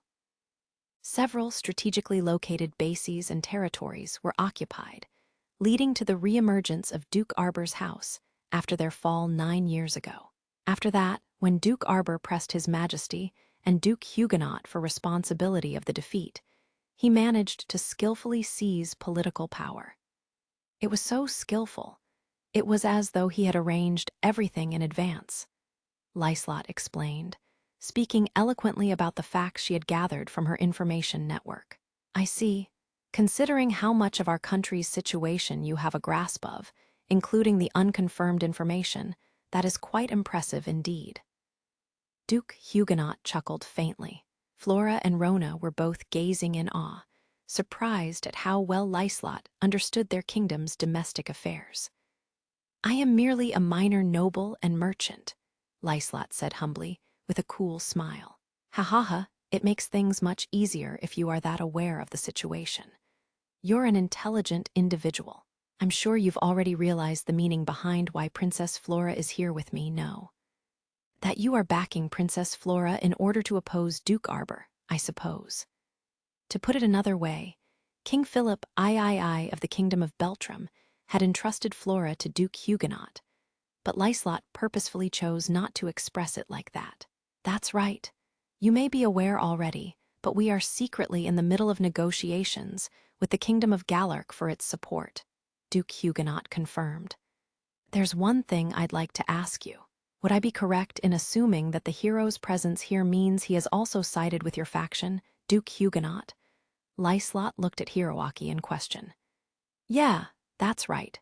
Geez, I just wanted to quietly live my life without drawing attention to myself. But apparently the situation surrounding me won't let me do that. Hiroaki agreed tiredly and shrugged his shoulders. I guess it's certain that he's the strongly self-asserted type, then. Duke Huguenot must have stirred his true nature well to get him to join. There was still a need to observe his personality further. Lyslot analyzed calmly in her head as she smiled. I believe our negotiations with the Kingdom of Galark will conclude in the near future, making us formally allied. At that time, we would like to request your support, Duke Huguenot stated. I am but one young girl. Wouldn't it be better to seek my father's cooperation if you wish for political or military assistance? Lyslot said, avoiding an answer. In reality, she was only the daughter of a duke, so she had no real political or military power outside of her position as Amen's governor. Duke Huguenot shook his head bluntly. No, what we seek is financial support. What do you mean? Lyslot asked, her eyes fixed on him. As you are the president of the Rika Guild, I am requesting this of you. Would you be willing to invest your company's valuable resources, funds, goods, and connections, for our sake? You can call this a business negotiation. Of course, you will be duly rewarded. Duke Huguenot stressed the vital point. The Rika Guild was an extremely young organization established by Lyslot, but it was already a high-class trading guild famous in neighboring kingdoms. It continuously produced products that captured not only the hearts of nobles, but commoners too, making its financial influence reach far beyond that of a small kingdom. Such a large trading firm was built up in a single generation by the still 15-year-old Lyslot. Consequently, Duke Huguenot was certain that having Lyslot and the Rika Guild as their allies would be even more beneficial than having the support of the Galark Kingdom. I understand. In that case, as long as you agree to several of my conditions, I will agree to providing you support, Lyslot replied after a pause. Duke Huguenot's eyes widened faintly. That was a rather quick decision. I honestly expected more resistance. Oh, the Rika Guild isn't a charity, after all. If it's a business negotiation with a return for us, then I am willing to invest in it. Please look at these first. Lyslot smiled cutely, then took out several documents. The female attendant waiting beside her immediately carried them to Duke Huguenot. Oh, Duke Huguenot ran his eyes over the documents swiftly, before breathing an impressed hum. The document contained the clearly written conditions of the Ricca Guild's support for the Huguenot faction. So she saw through our intentions from the start. What truly wonderful talent, Duke Huguenot thought, astonished. So all that's left is for us to accept these conditions. Could you allow us some time to carefully consider this? Of course, we can reach a conclusion once you've done that. You're welcome to stay in my estate until you have reached a decision you are satisfied with. That would be greatly appreciated. Then I shall explain the overview of this to Princess Flora and Sir Hiroaki immediately. In that case, a separate room will be prepared for you. Arya, Lyslot said, addressing the sole attendant in the room. Understood. Everyone, please follow me this way. Arya promptly opened the door of the dining hall and invited Duke Huguenot and the others to step out. Then, after entrusting the party to another attendant waiting outside the room, Arya spoke up again. She will be the one to guide you there. Please let her know if you need anything. Just before he left the room, Duke Huguenot stared at Arya's face. Excuse me for asking, but have we met somewhere before? He asked curiously. No, I don't believe so. Arya shook her head slowly. I see. My apologies. Lyslot, I shall see you later. Please excuse us for now, Duke Huguenot said, seemingly unbothered as he quickly left the room. Meanwhile, Hiroaki's eyes were drawn to Arya's well-proportioned face, but he was urged out of the room by Flora and Rona behind him. Thus, once Lyslot and Arya were the only ones left in the dining hall, Lyslot spoke up. Duke Huguenot seemed to recognize your face. Are you sure you didn't meet him while you were working in the Beltram Royal Castle? She suddenly asked. No, I never actually met him. Arya shook her head disinterestedly. Lyslot didn't seem too interested either, as she soon changed the subject. I see. Well, that's fine. More importantly, can I ask how the hero looked to you? He gave the impression of someone who dislikes being restricted, and he strongly desires to stand out, despite what he was saying. If that wasn't an act, then I believe he's simply a young man who craves the limelight after obtaining undeserving power so suddenly. Harsh, but accurate, Lyslot agreed with a wry smile. If he really didn't want to stand out, then he didn't have to be the hero. The fact he was sticking his neck into the kingdom's affairs was proof of that contradiction. Otherwise, there had to be a reason why he had to act as the hero. He may be easy to handle now, but those types of people are more bothersome to handle when aggravated. Duke Huguenot was probably aware of that, thought Lyslot. Chapter 2. New life in the village, the afternoon of the day after Miharu, and the others began their new lives in the spirit folk village. Rio held a training sword in his hand as he stood with Sarah, Alma, and Orphea. All four of them gathered in the square before the town hall. At the request of Sarah and the other girls, they were about to have a sparring match. Beside them, the winged werebeast and warrior chief of the village, Uzuma, was acting as the referee, while Miharu, Aki, Masato, and Latifa were observing from a short distance away. The children of the village, led by Vera and Arslan, were running over after hearing the rumors of what was about to happen. However, Asia had gone to visit Dryas and wasn't present. They checked the condition of the training equipment before their match, warming up lightly first. Rio, would you be okay with a 1-on-3 match? I'd like you to check our coordination as a group today, Sarah asked as she grabbed a training dagger. Rio nodded immediately. Sure, I don't mind. I wanted to practice facing multiple opponents more anyway. Hey, is 1-on-3 a proper match? Sarah and the others aren't that strong, are they? Masato asked Arslan, who stood next to him. They were watching the whole exchange from the sidelines. After the banquet and a night of sleeping under the same roof together, he seemed to have warmed up to Sarah and the others enough not to call them Miss anymore. Arslan corrected Masato's misunderstanding rather excitedly. Stupid. Sarah and the other girls are pretty strong, too, but Rio's just too strong. His eyes shined brightly as he imagined the exciting match that was about to unfold before them. Really? Like I said before, Rio's strong enough to be the very best fighter in the village. Just watch carefully. Why, yeah, seems like it's starting now. Arslan's words and the mood in the air seemed to reach Masato as he nodded rather nervously in return. Right before his eyes, Rio and the girls were facing each other and bracing their weapons. "Begin," Uzuma called out, giving the signal to begin the match. Immediately after, Sarah's figure all but disappeared as she burst into a run toward Rio. So fast! Masato, Aki, and Miharu gazed in shock at the speed that far surpassed their imagination as Sarah resolutely swung her dagger and aimed multiple attacks at Rio. Her aim seemed to be to pin him in place, as her series of blows placed more emphasis on speed rather than power and precision. However, Rio managed to avoid those attacks splendidly. He deflected the minimum amount of attacks with his sword, while the rest he evaded lightly with the ways he positioned his body. Fuh! Alma, who had been hiding behind Sarah with her small frame, drew near Rio and tried to land a heavy blow with her mace. However, Rio seemed to be expecting Alma's movements in advance, as he stepped back easily to avoid her attack.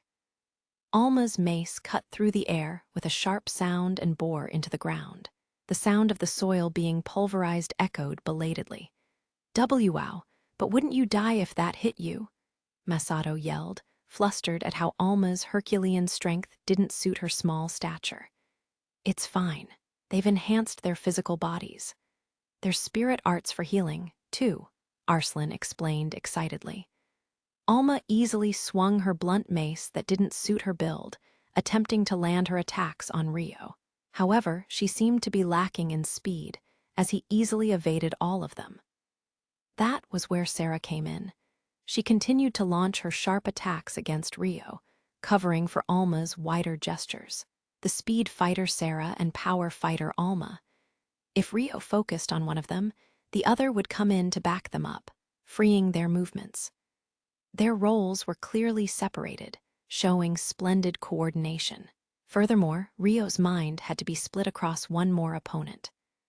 "I'd like to join the fun too," Orphea said, politely interrupting them as she fired a series of light bullets she had spread out around her toward Rio.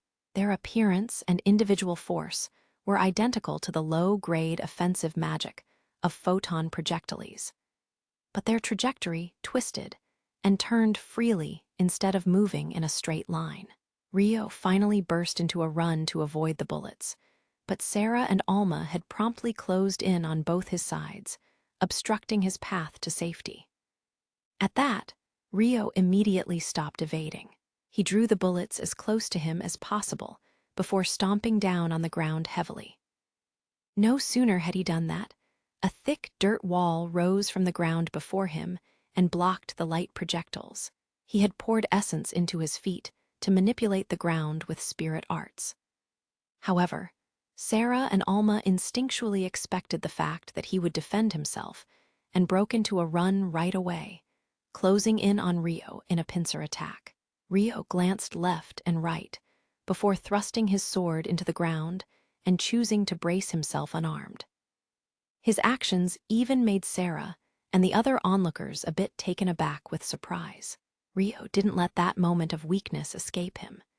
He instantly pulled his sword out of the ground and approached Alma first, moving to intercept her. Alma swung her mace reflexively, but Rio braced his sword sideways and spun his body, using his centrifugal force to swing his sword. Immediately after, Rio's sword clashed with Alma's mace, ringing with a tremendous impact. Sweat dripped from Alma's forehead. "To think you directly challenge a dwarf like me in a test of strength." Dwarves boasted the highest level of monstrous strength among the spirit folk species, but she and Rio were completely equal in power just now. "That's because you're a girl. I can't afford to lose in a test of strength." Rio smiled with a chuckle. By effortlessly withdrawing his sword, he cleverly threw Alma off balance. "Huh, Kaya, When she lost her balance, Alma let out a cute sound that was normally unheard from her. She just barely managed to swing her mace, but Rio stepped deeply into her personal space and reached a hand out to gracefully parry her mace, snatching it and flinging it far away. Alma felt her center of gravity drop with a jerk. Apparently, she had fallen straight into Rio's throwing trap as she was grabbed by the chest and lightly thrown toward Sarah. Wah! Sarah had been about to attack Rio from behind when Alma came flying toward her, making her dodge her in a fluster. "I can't believe you dodged that, Sarah," Alma objected. "We both would have been taken out if I tried to catch you." In that time, Rio had braced his sword once again and started to run toward Sarah. "Gah, Alma, quick, pick up your weapon." Sarah just barely managed to block Rio's attack as she ordered Alma. Alma rolled against the ground to land safely and started running when Orphea's voice echoed from the sidelines. "Sarah, fall back." Sarah backstepped reflexively. Soon after, countless crumbled lumps of dirt scattered around the open space and attacked Rio. She used the dirt wall I used to defend myself earlier. Rio determined that Orphea had been hiding in his blind spot behind the dirt wall when she attacked him, then backstepped to face the incoming clumps of dirt. He flicked away the bothersome dirt lumps with his sword and feet. While Rio was evading the attack, Orphea prepared an extra-large water bullet with spirit arts and fired it. The water bullet arched in a gentle parabola through the air and came down on Rio's head with a great amount of force. But Rio leapt, pouring a large amount of essence into his sword and slicing it in a single splashing stroke. The water that had been split violently went rushing toward the floor. At the same time, Sarah and Alma both attacked Rio from opposite sides once again. "Our timing was perfect this time," Sarah said with a grin. Alma was closing in on the opposite side, forming the perfect pincer attack. Just like earlier, dealing with one of them would leave no time to intercept the other. However, the very next moment, a large blast of wind blew out from around Rio. Kaya, Sarah, and Alma both let out a scream as they were blown away. Then, Rio approached the fallen Sarah and pointed his training sword at her. "I yield," Sarah groaned with disappointment, admitting her defeat. "That's enough. The victor is Lord Rio," Uzuma declared. So you were gathering ode within you as you were dealing with Orphea's water bullet," Sarah said to Rio with a pout. "I could tell you and Alma were about to attack me right away. I thought it'd be more efficient to take the both of you out at once, since you decided to come at me together." Rio nodded with a wry smile. "So you're saying we fell right into your trap?" Sarah sighed. "Ahaha, looks like we lost," Orphea added as she approached. Alma also walked over with a small sigh. "Looks like we have a lot to learn. Rio toyed with us again this time." "It wasn't my intention to toy with you. It was actually a good training experience. Your coordination as a trio was wonderful," Rio said in support of the three of them, smiling softly. "That's not what I meant." Alma murmured quietly, recalling how she was treated like a little girl during the match. However, her words didn't reach Rio's ears. "It was a splendid match. Lord Rio, if you would face me next." Uzuma stepped forward as Rio's next opponent in high spirits. "Sure, it'd be my pleasure," Rio agreed readily, then had his sparring match with Uzuma.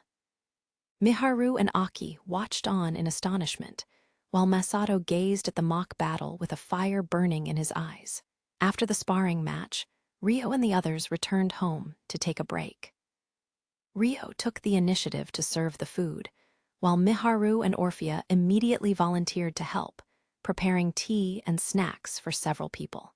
In that time, Vera and Arslan led a heated conversation about the sparring match they just witnessed. "The coolest part was when you tore Orphea's water bullet apart with a slash of your sword." No. The highlight of that match was when he released that blast of wind with spirit arts." Vera and Arslan went back and forth, discussing which moment was the highlight of the match between Rio and Sarah's group. Apparently, they both had a particular instance in mind they weren't willing to give up on.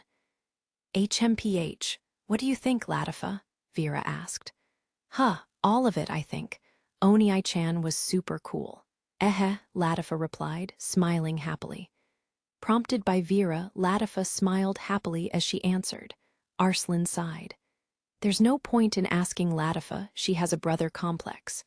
What about you, Masato? He asked. Me.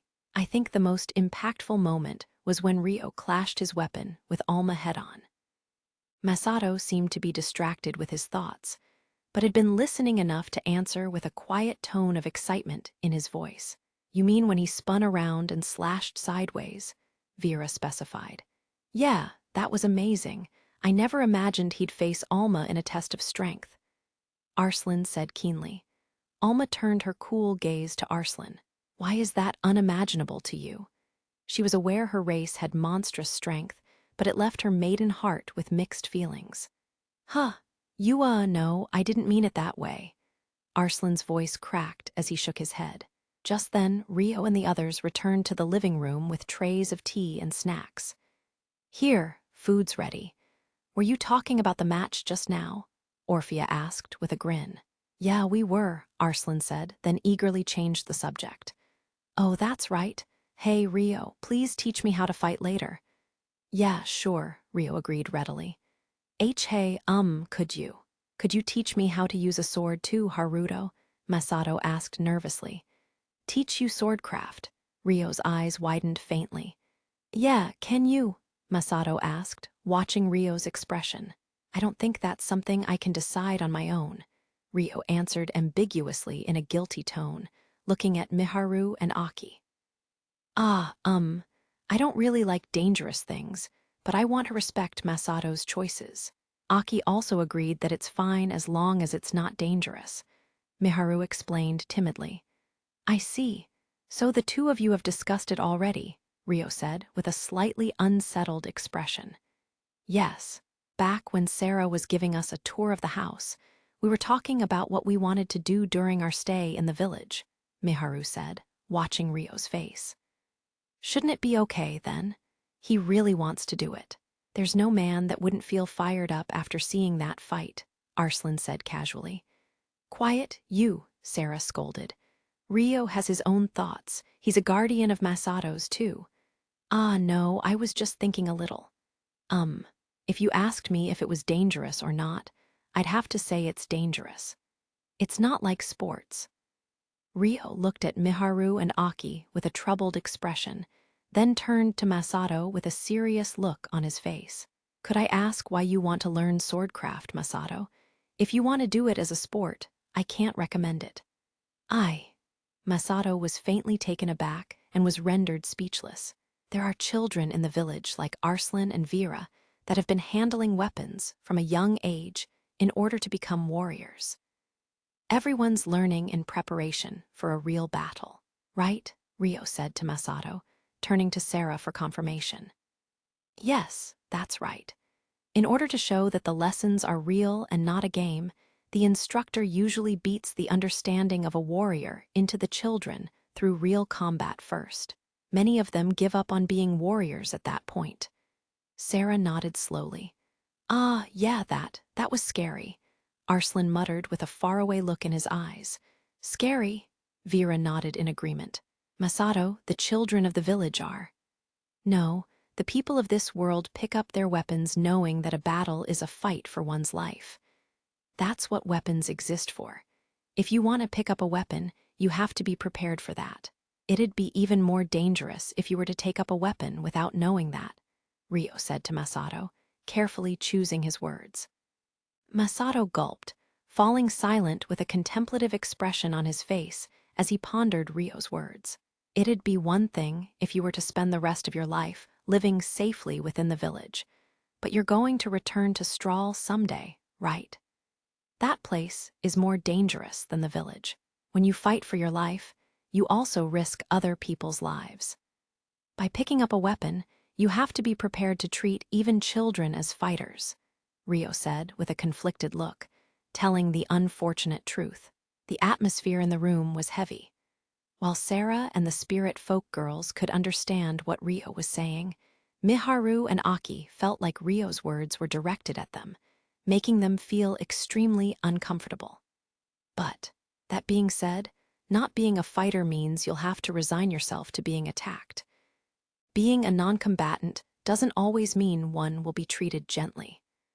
There may come a time when you'll regret not having the power to fight, Rio said, in a somewhat affirmative tone. Huh? Masato noticed that the nuance of Rio's remarks had changed, making a confused expression appear on his face. That's why I'll respect your decision, Masato. It sounded like a lecture. But if you still want to learn swordcraft after everything you just heard, I'll teach you. In other words, I'm of the same opinion as Miharu, Rio said with a strained smile, then looked at Masato in question. What do you want to do? His gaze asked. I want to learn swordcraft. I'm scared, but I don't want to regret anything. I want to have the power to protect people, Masato insisted earnestly. I see, you truly want to learn. Then, I'll teach you in the spirit folk style of learning through a real battle first. It'll be harsh, okay? If you give up here, then we won't go any further, Rio said in a somewhat intimidating tone. Just what I wanted, Masato agreed with determination. Well, you wouldn't be a man if you backed down here. Do your best. Arslan grinned, thumping Masato on the shoulder. Yeah, Masato nodded with a smile, but a gloomy look fell over Arslan's face. Well, I do believe it'll be mentally tough as well. Is it really that harsh? Rio is kind, but, I wonder. Even the normally gentle warriors of the village do a complete 180 sometimes. I guess all you can do is fight to the best of your ability against a better opponent. Fight? Me? Masato tilted his head, his eyes wide. Yeah, with Rio. We said it was real combat, didn't we? In the village, we use that to determine whether or not you have the aptitude to become a warrior, Arslan explained. Oh, so that's how it is. But me against Haruto. Masato recalled the strength Rio showed in the earlier mock battle and gulped nervously. That's how things are here, so why don't we get to it right away after this? Okay, Rio asked Masato. Sure, Masato nodded, his expression stiff. A short time later, Rio stood in the square before the town hall, prepared to spar with Masato. There had been a huge crowd of observers for the earlier match, but after the break, it was only Rio's group that remained. Masato was equipped in a full set of the village children's training gear he borrowed, a one-handed sword and shield, as well as leather armor. While there wouldn't be time to do so in a real match, let's make sure we warm up properly. Obeying Rio's words, Masato focused on loosening his body carefully. At the same time, Rio was silently checking his movements with a one-handed sword and shield, a combination he rarely used, while he silently practiced stances as he tested his grip. Now that he had agreed to teach Masato, a tense air surrounded Rio. It was as though he was telling people not to approach him recklessly with his whole body. Oni-chan, Latifa watched Rio worriedly. No, it wasn't only Latifa. Both Miharu and Aki, as well as Sarah, Orphea, and Alma were shrinking back a little at the sight of Rio they didn't usually see. However, they were unable to do anything but watch over Rio and Masato from afar. This is like a practical test in order for Masato to learn swordcraft, right? What exactly is involved in the teaching of understanding through real combat? Aki asked Sarah and the others, seemingly worried for her stepbrother's well-being. It's a reenactment of a battle for your life. Of course, the gap in ability means it won't be much of a match. But the instructor acts as though it's real combat by using a killing intent and real hostility toward their opponent. That way, we can ascertain who has the heart to keep fighting without fearing death, Sarah explained. He won't get injured, though. Right? He probably will. But Rio wouldn't hurt him intentionally, and we have spirit arts to heal with, so there's no need to worry about injuries with long-lasting effects. Though there was no guarantee for his mental state, Sarah added to herself. So that's why everything seems so tense. I've never seen Haruto like that before, Aki said, her gaze fearfully pinned on Rio. Sarah and the rest of the group nodded, their expressions stiff.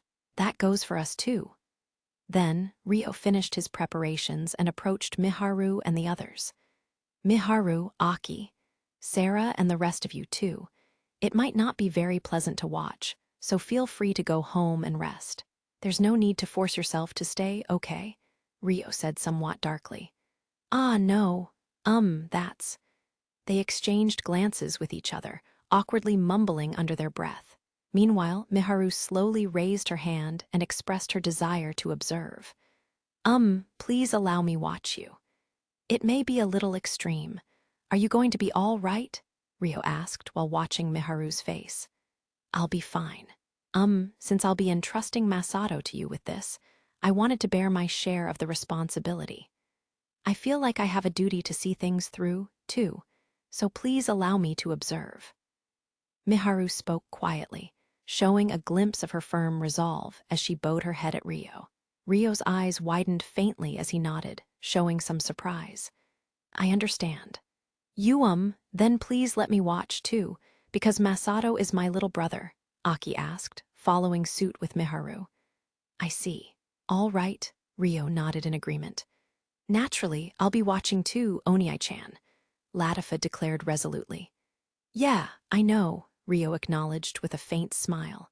Sarah, Orphea, and Alma all looked at each other and nodded. Please let us watch too, they requested. I'm watching. Masato's my friend after all.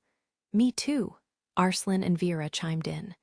So, in the end, everyone wants to watch. All right. Ryo gave up with a bitter smile and turned on his heel. If it was going to be like this, then he couldn't afford to hesitate anymore. He had to be prepared to reveal his cold-hearted side. With that, Ryo took a small breath and walked toward Masato. Shall we begin soon, Masato? Why, yeah, Masato nodded nervously. You should relax your muscles. Your movements will be too stiff otherwise. Okay, got it. All right, Masato nodded, taking a deep breath. He braced his one-handed sword and shield as well as he could. He hadn't been taught any techniques yet, so his form was a little awkward and misshapen. Ryo readied his sword and shield, too. His left foot was in front, while his right foot was behind. This left the shield on his left side inevitably in the front. It was the standard sparring stance for a sword and shield combination taught in the Kingdom of Beltrum. He had learned during his school days. The sword and shield combination is the most common sword style in the Strahl region. In terms of combat against humans, it has excellent balance between offense and defense. That's why I was thinking of teaching you this sword style too, Masato. But you can just consider any technical instruction today as a bonus, Ryo explained, standing roughly 10 meters away from the other boy. The rest, I'll teach you as we fight for real. The match starts now. Feel free to attack me whenever. He looked up at the sky. With a small inhale of breath, Ryo quietly adjusted his concentration. Was that the signal to begin the fight? Masato wondered in confusion. However, even if he wasn't aware of it, the battle had already long begun. What's wrong? You're not going to come at me? Ryo asked in a cold voice that was tinged with clear hostility and murderous intent. That was enough to make Masato feel a dense aura of death, a shudder running through his body. It wasn't only Masato. The others who were watching from the side were involuntarily shaking, too. What was that just now? Miharu didn't even understand why she was shaking, but the aura just now was of a type she had never glimpsed before. She couldn't even believe it was being released by the person in front of her. Perhaps that was why her pounding heart wouldn't stop. However, the amount of discomfort Miharu felt was nothing compared to Masato, who was the one actually on the receiving end of that hostility and malice. His chest ached as though his heart was being squeezed. Come at me quickly. Ryo's gaze was demanding the entire time, but Masato's feet wouldn't budge. I'll wait another 30 seconds. If you can't attack me in that time, you fail, Ryo declared plainly. Masato twitched faintly in an attempt to move his sword-wielding hand. He somehow managed to raise both elbows, assuming a fighting stance full of opportunities for Ryo to land an attack. Several seconds passed, when suddenly, Masato charged at Ryo with a roar. Ooh, Yua! But the sword was heavy. The shield was heavy. His body was heavy. Masato couldn't move as he wished, and he didn't know how to move properly. He stopped just before Ryo. Was a sword really something that could be swung at a person? Though it was a training sword without a sharp edge, swinging it with all one's might was still enough to bludgeon someone to death. When he realized such a dangerous weapon was in his grasp, Masato faltered. It's all right. No matter how you swing that sword, you won't hit me. There's no need to hold back. Come, hit me, or have you had enough? We can quit if you want, Ryo said provokingly to Masato. Arg. There was still some fighting spirit left in Masato, as he managed to shake his sword with impatience. Ryo purposefully stepped toward the incoming attack and deflected Masato's sword with his shield. The impact blew Masato's sword away. Don't move, Ryo yelled. Masato froze on the spot. He belatedly realized there was a sword tip pointed at his throat and gulped nervously. If they had been using real swords, the tip would have been a few millimeters from piercing his skin. Your swings are inadequate. Letting go of your sword is out of the question. Pick it up and attack again. Once more from the start, Ryo stated, pulling his sword away as he widened his distance from Masato. Masato remained standing in a daze. What's wrong? Pick it up already. The battle resumes now. At Ryo's hostile tone, Masato timidly picked up the sword, but the fear of having the sword tip pointed at his throat still remained, making it hard for him to move. Masato, if this were a real battle, I would have moved long ago. All right. Masato cowered with a nod, his usual good-humored manner of speech nowhere to be seen. Despite that, he still seemed to have some fighting spirit left in him as he picked up the sword, trembling. You're drawing back too much. Your grip is still off, too. Ryo walked up to him, then swung his sword harshly to send Masato's sword flying. It spun through the air before stabbing into the ground. Again, one more time. Pick it up, Ryo ordered mercilessly. Masato groaned in a voice that nearly vanished. Hurry, Ryo said, making Masato flinch in surprise and pick his sword up. With another careless swing, he knocked Masato's sword away once again. Again, pick it up, Ryo ordered flatly.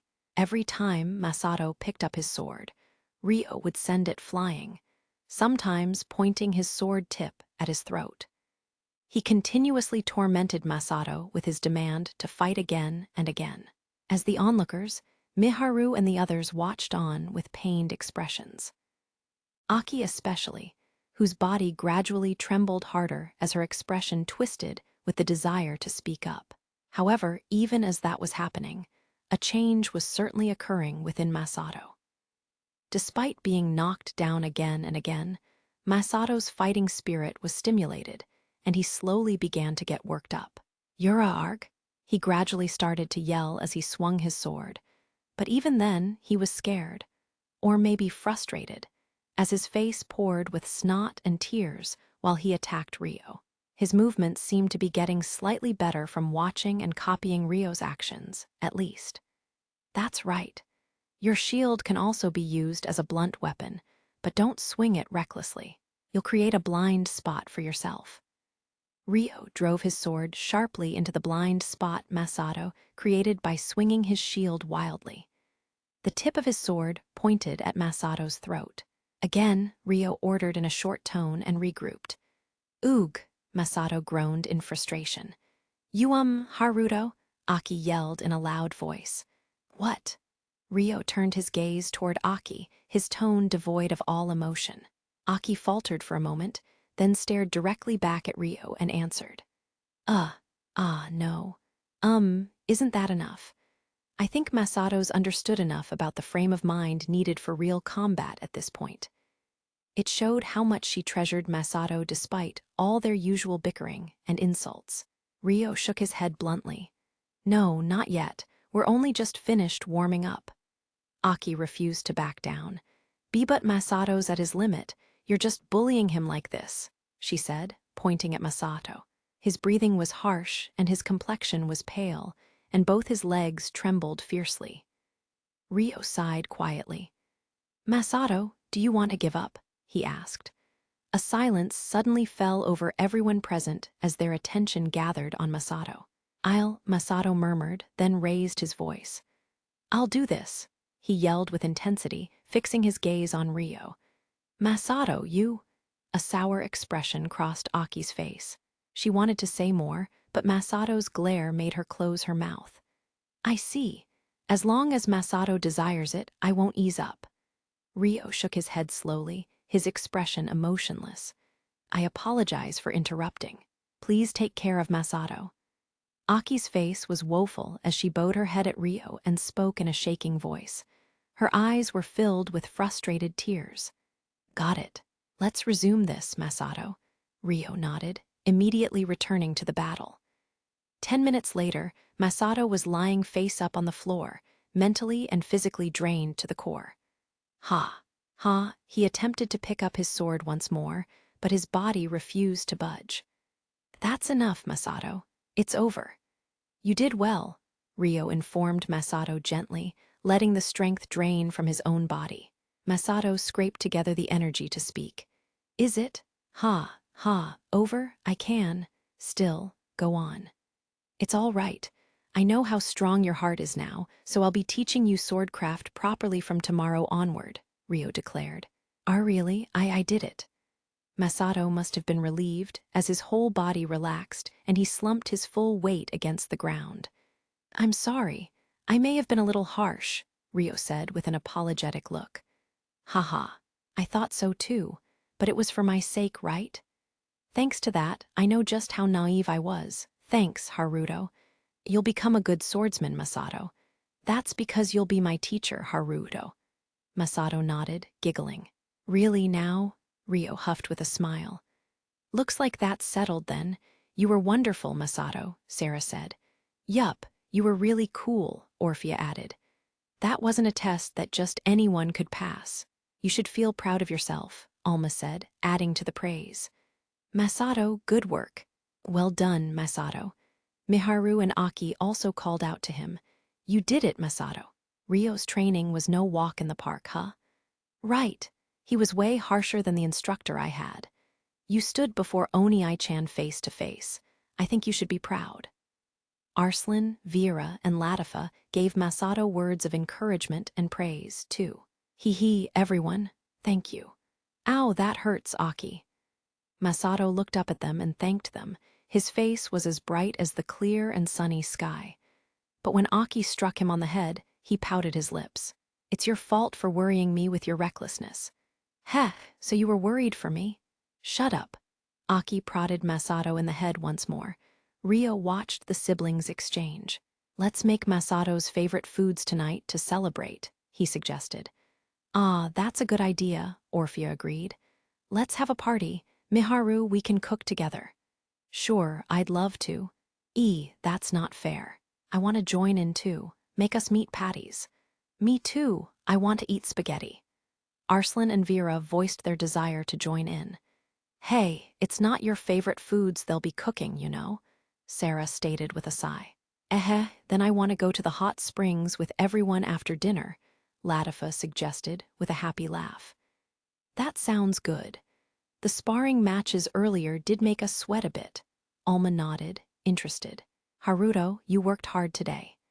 Aishia's voice echoed in the back of Rio's mind. "Aishia?" Rio looked around his surroundings in surprise, but he didn't see Aishia anywhere. He figured that was because she was in her spirit form, but Dryas taught me how to communicate with my contract partner through long-distance telepathy. I'm to your left right now, but I can communicate within a 1-kilometer radius. Focus on the path that connects us and look my way."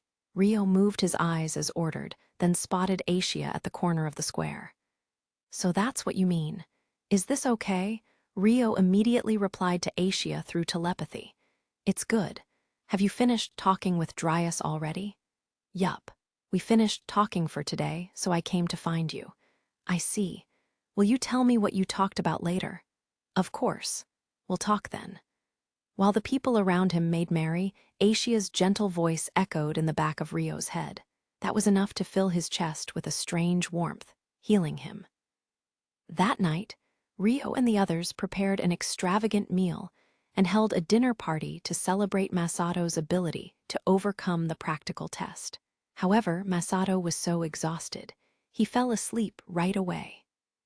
Afterward, Rio offered to watch the house as Masato snoozed away in his room, while the girls, excluding Aisha, headed for the hot springs near the town hall that they had reserved. With Rio and Masato remaining in the house, Arslan went home by himself. Aisha passed on the hot springs as she wanted to sleep, since spirits could remain clean even without bathing anyway. After seeing the girls off at the door, Rio returned to the living room alone. Everyone had cleaned up after their meal together, so he didn't have anything in particular to do. Aisha seems to have fallen asleep. I guess I'll take a bath, too. Better go get a change of clothes. Rio stretched lightly to relieve his stiff body before heading to his room. He turned on the artifact-powered light in his room and entered. "Haruto," Aisha said, suddenly materializing beside Rio. Rio's eyes widened slightly.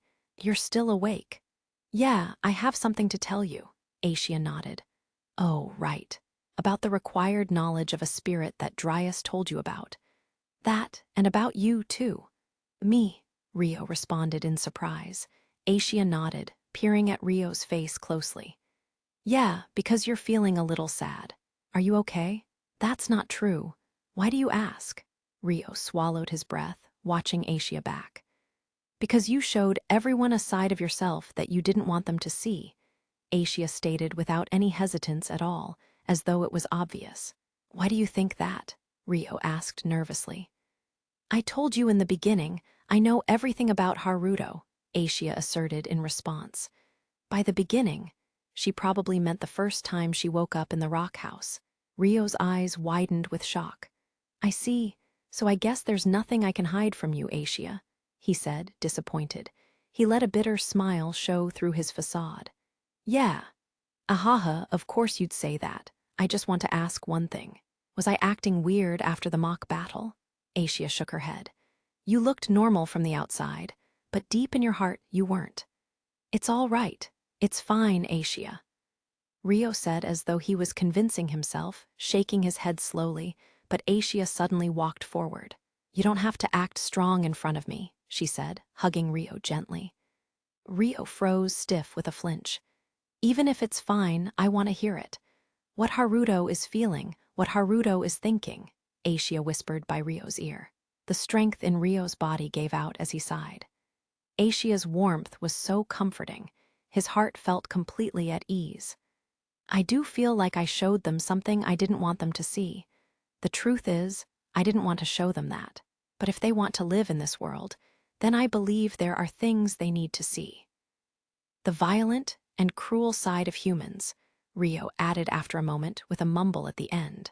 "Was the reason why you didn't want to show them because it was Miharu, Aki, and Masato?" Aisha asked, seeing through him. "That's right. I wonder what they think of how I acted today. It's possible that I scared them. When I imagine that, my chest kind of hurts." Rio nodded, voicing a feeble whine he would have never revealed to anyone else. "But it's fine," he said with a smile of resignation, as though he had sensed something. It was true that Miharu and the others had yet to scrape the surface of this world's values, but Rio believed it was better that way. Ignorantly believing in peace would expose them to danger, so a certain amount of exposure was necessary, but there was no need to submerge them in it. That was why they only needed to know enough to understand that they couldn't always wander through the world with only idealistic thoughts in their minds. Rio didn't want to force that role on anyone else. That was why he thought teaching Masato swordcraft was the perfect opportunity. Humans revealed the ugliest side of themselves when they were fighting, so if anything, it was a little better to cause them to feel fear. Not to mention, the worlds we live in are different. That was right, they lived in different worlds. He could no longer turn back, and the visitors to this world still had the possibility of being able to return to Earth. That's why Rio believed this was for the best. "I will always be with you, Haruto. I'll accept all of you," Aishia said, hugging Rio even tighter. "Thank you." Rio hugged Aishia back softly and awkwardly. 30 minutes later, Miharu was thinking about Rio as she sank into the water of the hot spring. "I'll have to thank Haruto again sometime." Of course, she was thinking about the situation with Masato. He respected Masato's own will, faced him seriously in battle, and agreed to teach him how to use a sword. When Masato first said he wanted to learn swordcraft, Miharu had imagined a vague extension of some kind of sport instead. She hadn't properly understood that swords and swordcraft were weapons and techniques that were required in a fight for your life. Perhaps, if it was Haruto, the Haruto that had memories of life in Japan, then Miharu believed that he would have been able to teach swordcraft from the perspective of a sport. But Rio didn't do that. He clearly explained why swords and swordcraft existed, then challenged what Masato wanted to do. He must have thought that it would have been unfortunate for Masato to live in this world thinking of swordcraft as a type of sport. Miharu could keenly feel the amount of thought that Rio had put into Masato, as well as the rest of them. "Even though I should be pulling myself together, I'm still relying on Haruto for everything." Miharu's face fell with shame. Rather than pulling herself together, she had been unreliable and constantly needing Rio's support. She hadn't done anything for Aki and Masato as their elder. The fact that she felt pathetic was inevitable. "I can't do anything about swordcraft myself, but yes, the least I can do is make sure I support Haruto properly." Miharu nodded firmly, having made her decision. "For now, I have to find something I can do." Rio was the kind of person who could do anything flawlessly, so it was difficult to find something she could do for him. Miharu groaned quietly. "What's wrong, Miharu?" Latifa, who had already been soaking in the bathtub, asked her with a tilt of her head. Surprised, Miharu shook her head. It's nothing." "Were you thinking about Onii-chan, maybe?" Latifa asked, as though she had seen right through Miharu's thoughts. Yeah, how did you know?" Miharu's eyes widened. Because I was thinking of him too," Latifa said, nodding confidently. "You're always thinking about Rio, Latifa," Sarah said in an exasperated tone as she'd been listening to them. Don't you also think about Rio at a fairly frequent rate, Sarah?" Alma quipped, jumping into the conversation without a moment's delay. I may have been doing so just now, but it doesn't happen frequently." Sarah shook her head in embarrassment. "Fufu, were you thinking of the Rio we saw earlier today?" "I was too," Orphea said with a smile. She was submerged in the tub. Then Sarah looked at Miharu, Latifa, Orphea, and Alma, the 4 girls who were in the bathtub with her. "I guess we were all thinking the same thing," she said with a small sigh. "HMPH, I was thinking about Rio too, you know." Vera pouted her lips as she spoke up.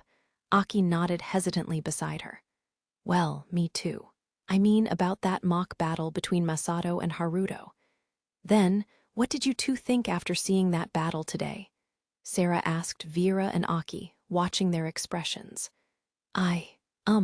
Honestly, I was scared. I almost thought Masato was going to get killed," Aki said with a pained expression. "I had chills running down my spine. His intensity was amazing, even though I was just an onlooker," Vera agreed, shuddering. "It's a rite of passage. It's all in order to understand that sometimes you need to be relentless before your opponent's death.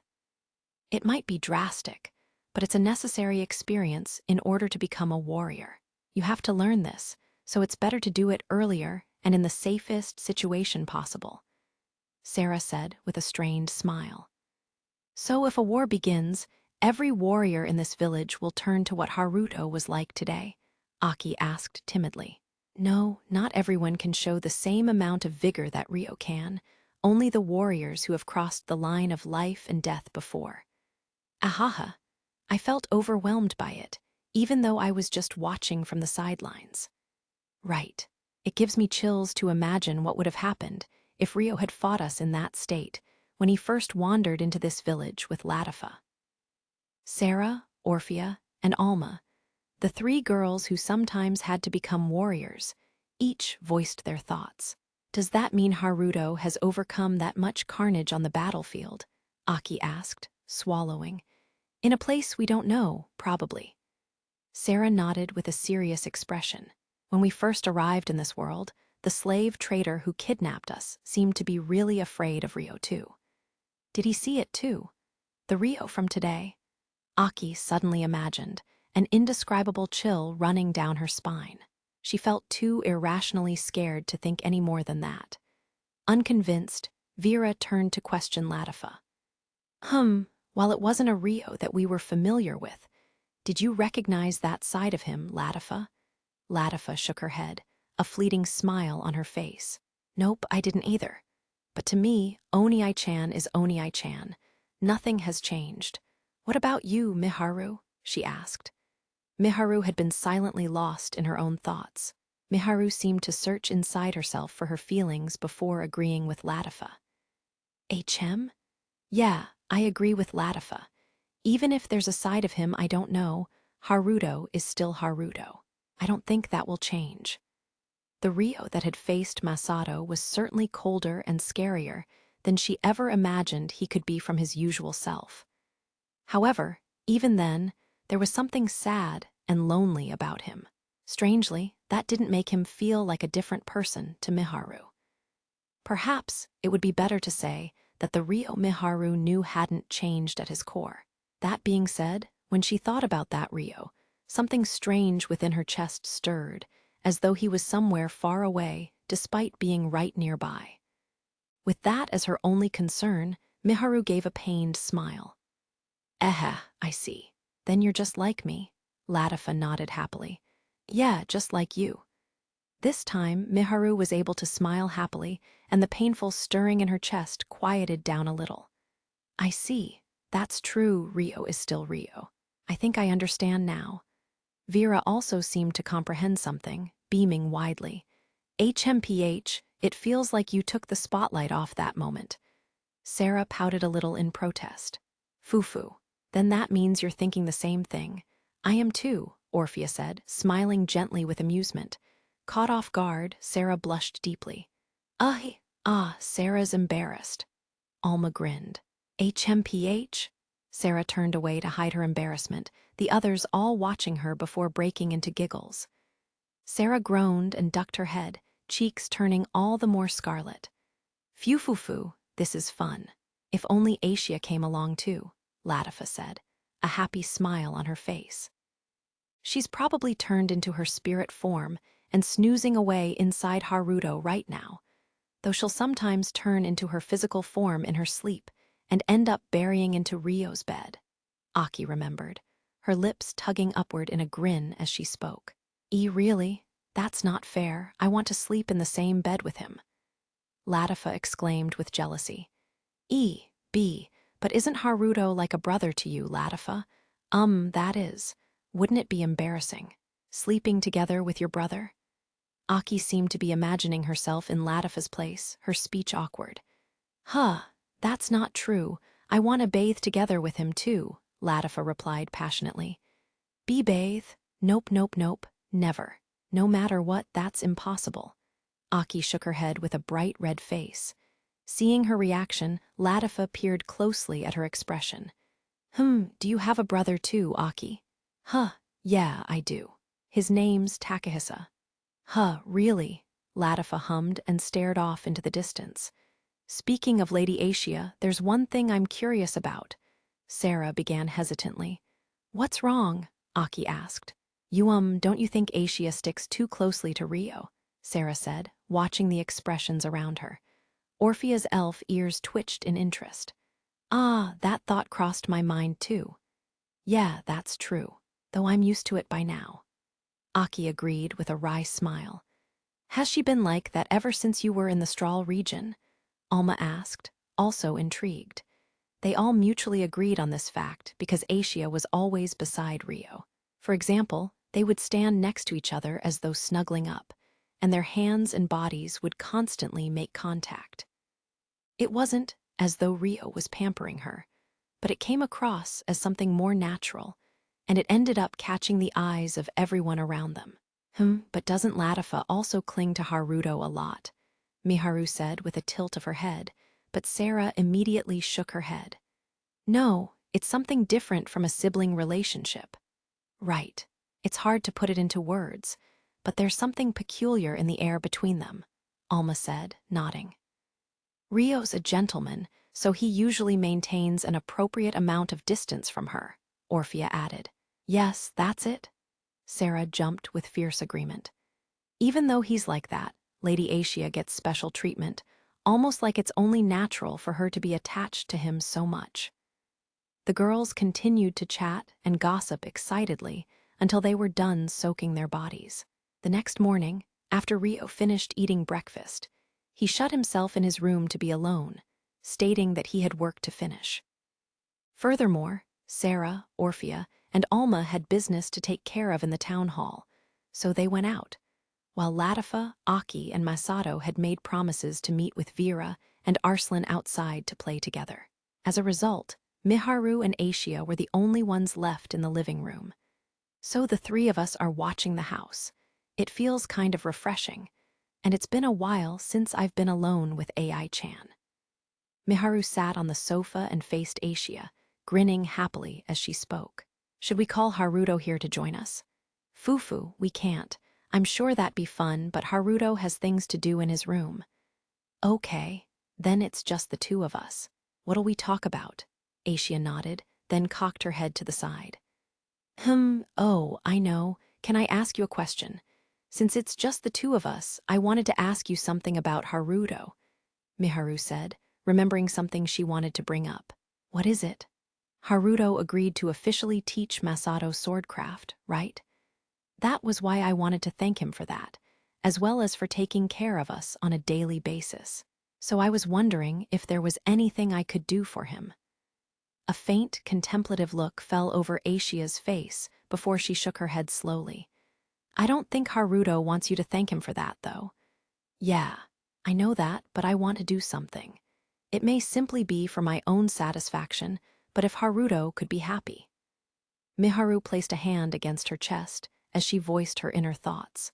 I think Haruto would be really happy if you told him those feelings, Asia suggested, catching Miharu off guard and making her flustered. That's too embarrassing, saying it so directly. I'd rather do it in a way that involved some kind of gift or action, so that's why I'm discussing it with you, AI-chan. If it's something from you, then Haruto will be happy no matter what. I don't think that's true. Haruto can do anything by himself, so I can't think of what I should do for him. All I ever do is hold him back, Miharu said, her face falling with sadness. You're wrong. Asia shook her head bluntly. It's true that Haruto can do many things by himself, but being by yourself is lonely. Having support is essential. Haruto would definitely be happy to have your support.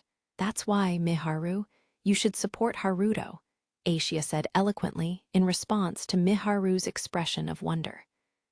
Miharu blinked in surprise for a few moments before a gentle smile spread across her face. Yeah, okay, she nodded quietly. Good. Asia also gave a soft smile. Fufu, I'm glad I talked to you after all, AI-chan. You really know Haruto well. You should know him well too, Miharu. I don't think so. Miharu tilted her head curiously at Asia's words. Do you know what would make Haruto happy? Hearing Miharu's feelings. I told you that was too embarrassing. If it was just thanking him for everything he does every day, and that I wanted to repay him, then I guess.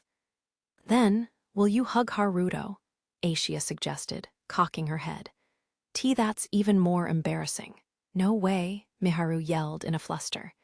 Then you should make him a delicious meal for lunch of all his favorite foods. Lunch, I'm always making that. But what are Haruto's favorites? Miharu asked. Omelette rice. Back when Haruto was still on Earth, he loved that food as a child, Asia answered simply. Miharu had a somewhat distant look in her eyes for a moment before coming to an enthusiastic decision. Omelet rice, I see. Okay, I'll try making it. I want to help too. Teach me how to make it the Miharu way, Aishia requested. Since she had helped out with the cooking quite often when they had lived in the rock house together, Aishia was now able to make a few things, too, though not as well as the other two girls. She was still in training, one could say. Yup, of course. Let's make a few other things together, too, Miharu agreed cheerfully. Thus, Miharu and Aishia started cooking together. They decided on making a stew, a salad, and cake for dessert, before quickly making their way to the kitchen. The two girls put on their matching aprons and chose to bake the cake first. After the preliminary preparations were done, they poured the ingredients for a sponge cake batter into a wooden bowl. Aishia followed Miharu's instructions and mixed the ingredients thoroughly. Once the flour was mixed well and the batter had a springy texture to it, Miharu added the butter she had warmed beforehand into the bowl with milk, then directed Aishia to stir it together. Yup, I think that's enough.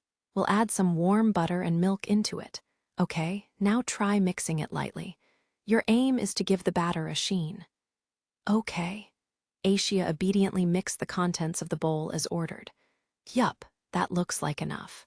Next, we'll pour it into this mold. Make sure no air gets into the batter. Don't do it too low and go slowly. Miharu gently guided Aishia's hands that were holding onto the bowl. Like this? Once Aishia poured the batter into the mold, Miharu placed the now-filled mold into the oven with practiced hands. Yes, just like that. Once we bake it for 40 minutes, the sponge will be complete. And there we go. In the meantime, let's make the stew. Thus, the two of them cooked together while chatting happily with each other. After a fair amount of time had passed, Miharu took a chance to suddenly ask Aishia a question. Hey, AI-chan, what? You've forgotten everything from before you first woke up, but you still remembered your contract partner. You knew about Haruto, right? Yeah, Aishia gave a short nod. Then. What kind of person is the Haruto that you knew, AI-chan? Exactly the same person as the one you know now. Miharu asked hesitantly, gauging Aishia for her reaction. After a beat, Aishia responded quietly. Haruto is Haruto. Cowardly, with no confidence, trapped by his own past, and at a loss for what to do.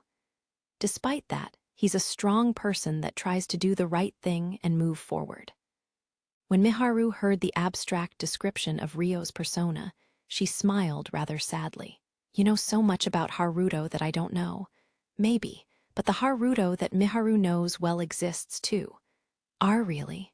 Miharu tilted her head with uncertainty. Yeah, you just haven't realized it, Aishia declared confidently. Miharu's eyes widened in surprise before she smiled with amusement. Fufu, you speak with such confidence, AI-chan. That's because I want Miharu to accept Haruto, Aishia said, fixing her gaze on Miharu. I see, okay. Miharu ducked her head shyly before giving a small nod, then swiftly went back to cooking to hide her embarrassment. Are we done talking then? Aishia asked. Why, yeah.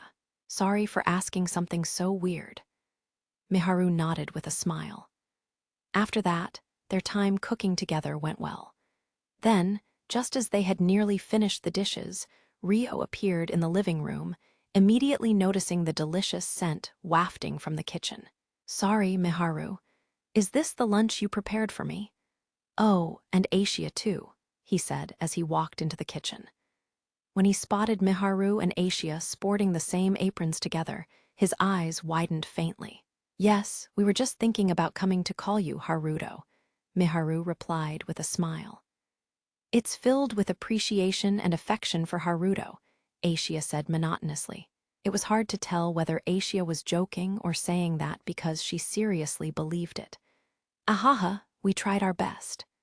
Miharu grinned shyly without denying Aishia's words.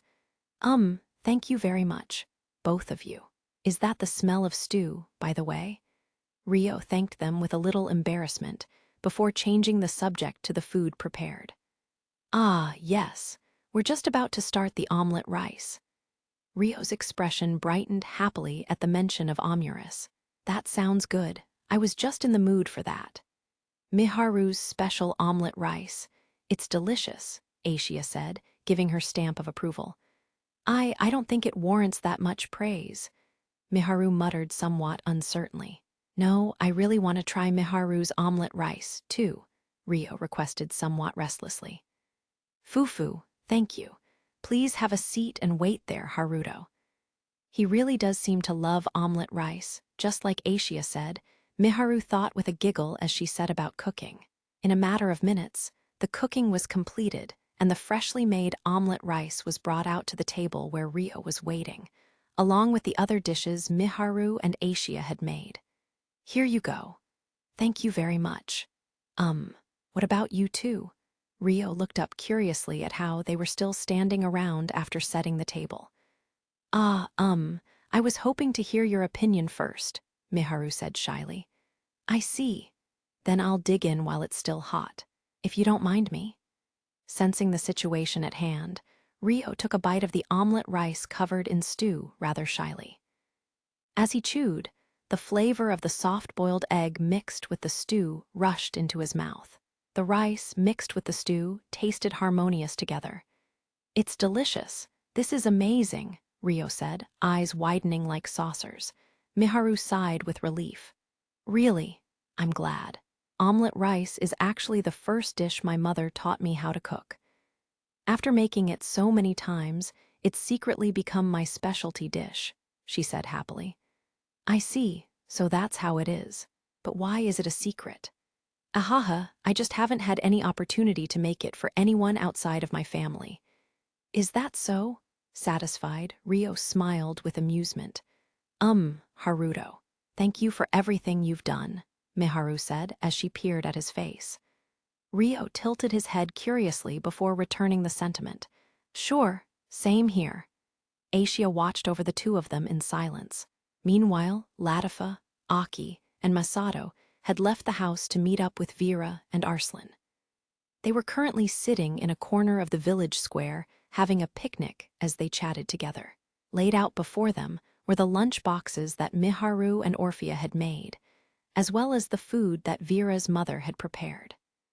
Hey Masato, will Rio be teaching you swordcraft today?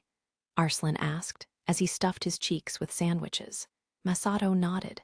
Yeah, he said he'd teach me here in the square in the afternoon. If you guys finish early, I'll ask him to spar with me, too, Arslan said with a grin. It's been a long time since I've faced Onii-chan in a match. I think I'll ask him too, Latifa said, giggling happily. Today, I'll be asking Sarah to face me for the first time in a few days. Vera seemed to have her mind set on sparring with her sister. Aki watched Latifa and Vera closely. Even though the two of them look just like normal girls my age, they're already taking lessons to become warriors. Aren't they scared? She wondered to herself. What's wrong, Aki? Vera asked, noticing her expression. I was just thinking about how everyone's training like warriors already, even though you're my age.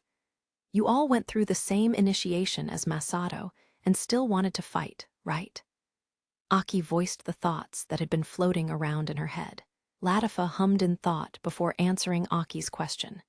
I don't think it's right to say we wanted to fight.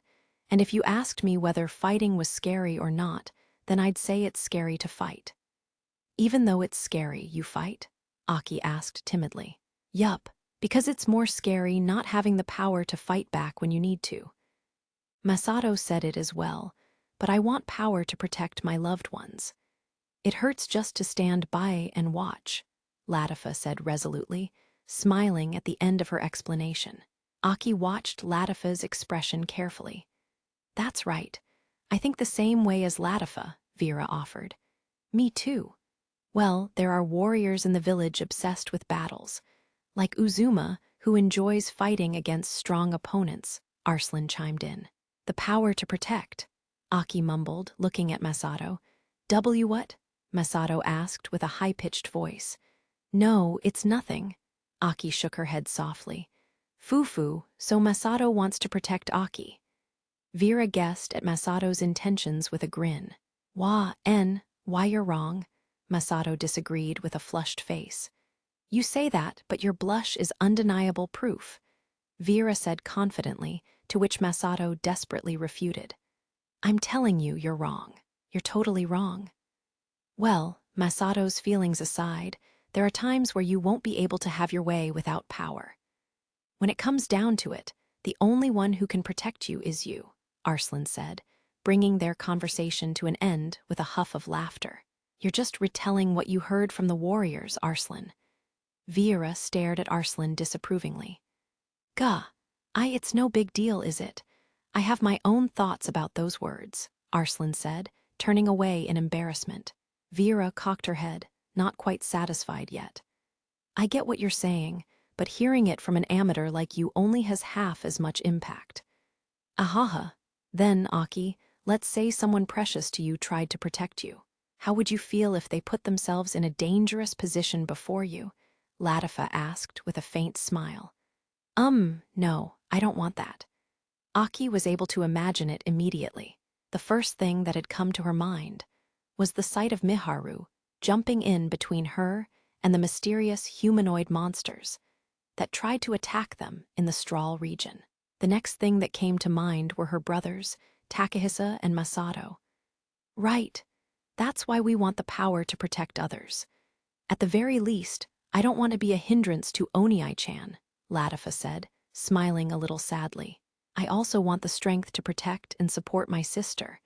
That's why I fight even if I'm scared, Vera nodded next. I feel like the fog has cleared a little. I understand how everyone feels now. If it was for Miharu and my brother, I'd fight even if I was scared too, she said with a gentle smile. Now she could understand why Masato had wanted to learn swordcraft yesterday. She even felt the same way. Oi, Aki, you mentioned Miharu and Takahisa, but what about me? Masato asked, pointing at himself in a showy manner. You're going to protect me, aren't you? Aki giggled happily. Yeah. Fine, whatever, Masato replied listlessly, hiding his embarrassment. Oh, Masato's feeling shy, Arslan commented in amusement, with Vera joining in. Aki's also getting embarrassed at how honestly Masato admitted it. The two siblings both blushed red and fell silent. Seeing their sibling exchange made Latifa giggle, but she felt a small feeling of doubt that was caught on something. Aki must have meant that Takahisa person she was separated from when she said, my brother. I wonder, has she forgotten about Oniai-chan? Miharu and company continued to enjoy their peaceful days in the village. Just like that, over a month and a half had passed in the blink of an eye. One day, Rio decided to address everyone who had gathered at the dining table for dinner. I think it's about time I headed for the Strahl region. It seems like Miharu, Aki, and Masato have become pretty familiar with life in this village now, he stated. Okay, in that case, you can leave them to us, Sarah said, with Orphea and Alma nodding along at Rio. Yes, it's thanks to all of you that I can leave without worrying. Don't forget I'm here, too, Oniai-chan, Latifa said, tugging on Rio's sleeve from where she sat to his right. Yeah, I'm counting on you as well, Latifa, Rio nodded, offering Latifa a gentle smile. With a happy laugh, Latifa's ears and tail flicked from side to side. Yup, leave it to me. And so, I'll be leaving you three in the care of this village. There may be some developments with regard to the heroes that were summoned, so I'll investigate those two before I return, Rio said, looking at Miharu's group. Yes, please, but please make sure you don't endanger yourself when doing so. Don't push yourself too hard. Miharu bowed her head apologetically before looking up at Rio's expression with worry. It'll be fine. I'll be with Haruto, Aishia said to Miharu, quiet but determined. I see. If Ai-chan is with him, then I'm relieved, Miharu smiled calmly. Which means Rio and Lady Aishia will be on a journey alone, huh? Alma murmured. Beside her, Sarah's expression changed with a gasp. Orphea was watching their reactions with a smile when she suddenly remembered something. Come to think of it, you originally went to the Strahl region because you had business there, right? Do you have old acquaintances there? She asked Rio. Yes, There's actually a teacher I am greatly indebted to. I wanted to go and see them again, Rio replied, a faraway look in his eyes filled with fond memories. Was this a teacher from the kingdom that put out arrest warrants for your false accusation? Aki guessed, recalling the story Rio had previously told them about. Yeah, it's my teacher from when I lived in that kingdom. Say, Haruto, are you actually a noble? Masato asked hesitantly. No, I'm not. Why do you ask? Because you said you were dragged into the mess of some royalty and nobility. Ah, that's because certain circumstances led me to attending an academy for nobles. So your teacher was a noble. Will it be okay for you to visit them? Masato asked worriedly. It'll be fine. I have utmost faith in them. Rio shook his head cheerfully. It was a gesture that showed how much trust he truly had in this person, which was why it caught Sarah's attention. Rio, may I ask what kind of person your teacher was? The others also turned their ears toward the conversation in interest. Despite being fairly young, my teacher was an excellent sorcerer, professor, and researcher. But underneath all that was a warm and kind personality, albeit a little clumsy at times. I stood out in the academy for not being of a noble status, but they were the only one that didn't discriminate against me. A gentle smile was fixed on Rio's face as he thought about Celia and recalled his former teacher's personality. When you say fairly young, around how many years old do you mean? If I recall correctly, 21 years old this year. That really is young. It's not too far from me in age. So that means this person started teaching in their early teens. Sarah asked one question after another. Yes, my teacher graduated from the same academy, skipping grades and scoring the highest marks in history. They first started teaching at Masato's age. That's amazing. Your teacher really must be talented, Sarah said. Rio's answer had made everyone at the table widen their eyes. Yeah, they must be a genius. I can't even imagine you teaching someone else. You're only 1 year older than me, Aki. Aki and Masato bickered while glaring at each other, while Sarah spoke up with another question. Is your former teacher by any chance a woman? She asked fearfully. Yes, that's right. She was the daughter of a count. No, she may already be married into another family by now. The possibility of Celia being married suddenly crossed Rio's mind, but he decided the chances were low and smiled wryly. She had often whined that she didn't want to think about anything other than her research. A count. If I recall correctly, that's a high-ranking noble family in the system that the humans of the Strahl region decided upon. So Rio knew someone like that? Sarah said, quietly humming to herself in contemplation. Typical Onii-chan. Looks like an unexpected obstacle has appeared, huh? Latifa turned to murmur quietly to Sarah and Alma sitting nearby, but she had a somewhat delighted smile on her face. Sarah and Alma cleared their throats quickly. At any rate, there's no need for you to worry about us, Rio. Please go make your way toward Strahl without any reserve. I pray that you can meet your teacher, Sarah concluded, feigning calmness. 2 days later, in the early morning hours, Rio and Aisha were in the town square, being sent off by a group of their close friends. Once everyone present had more or less all said their goodbyes, Dryas came over. Aisha, make sure you support Rio properly, she said.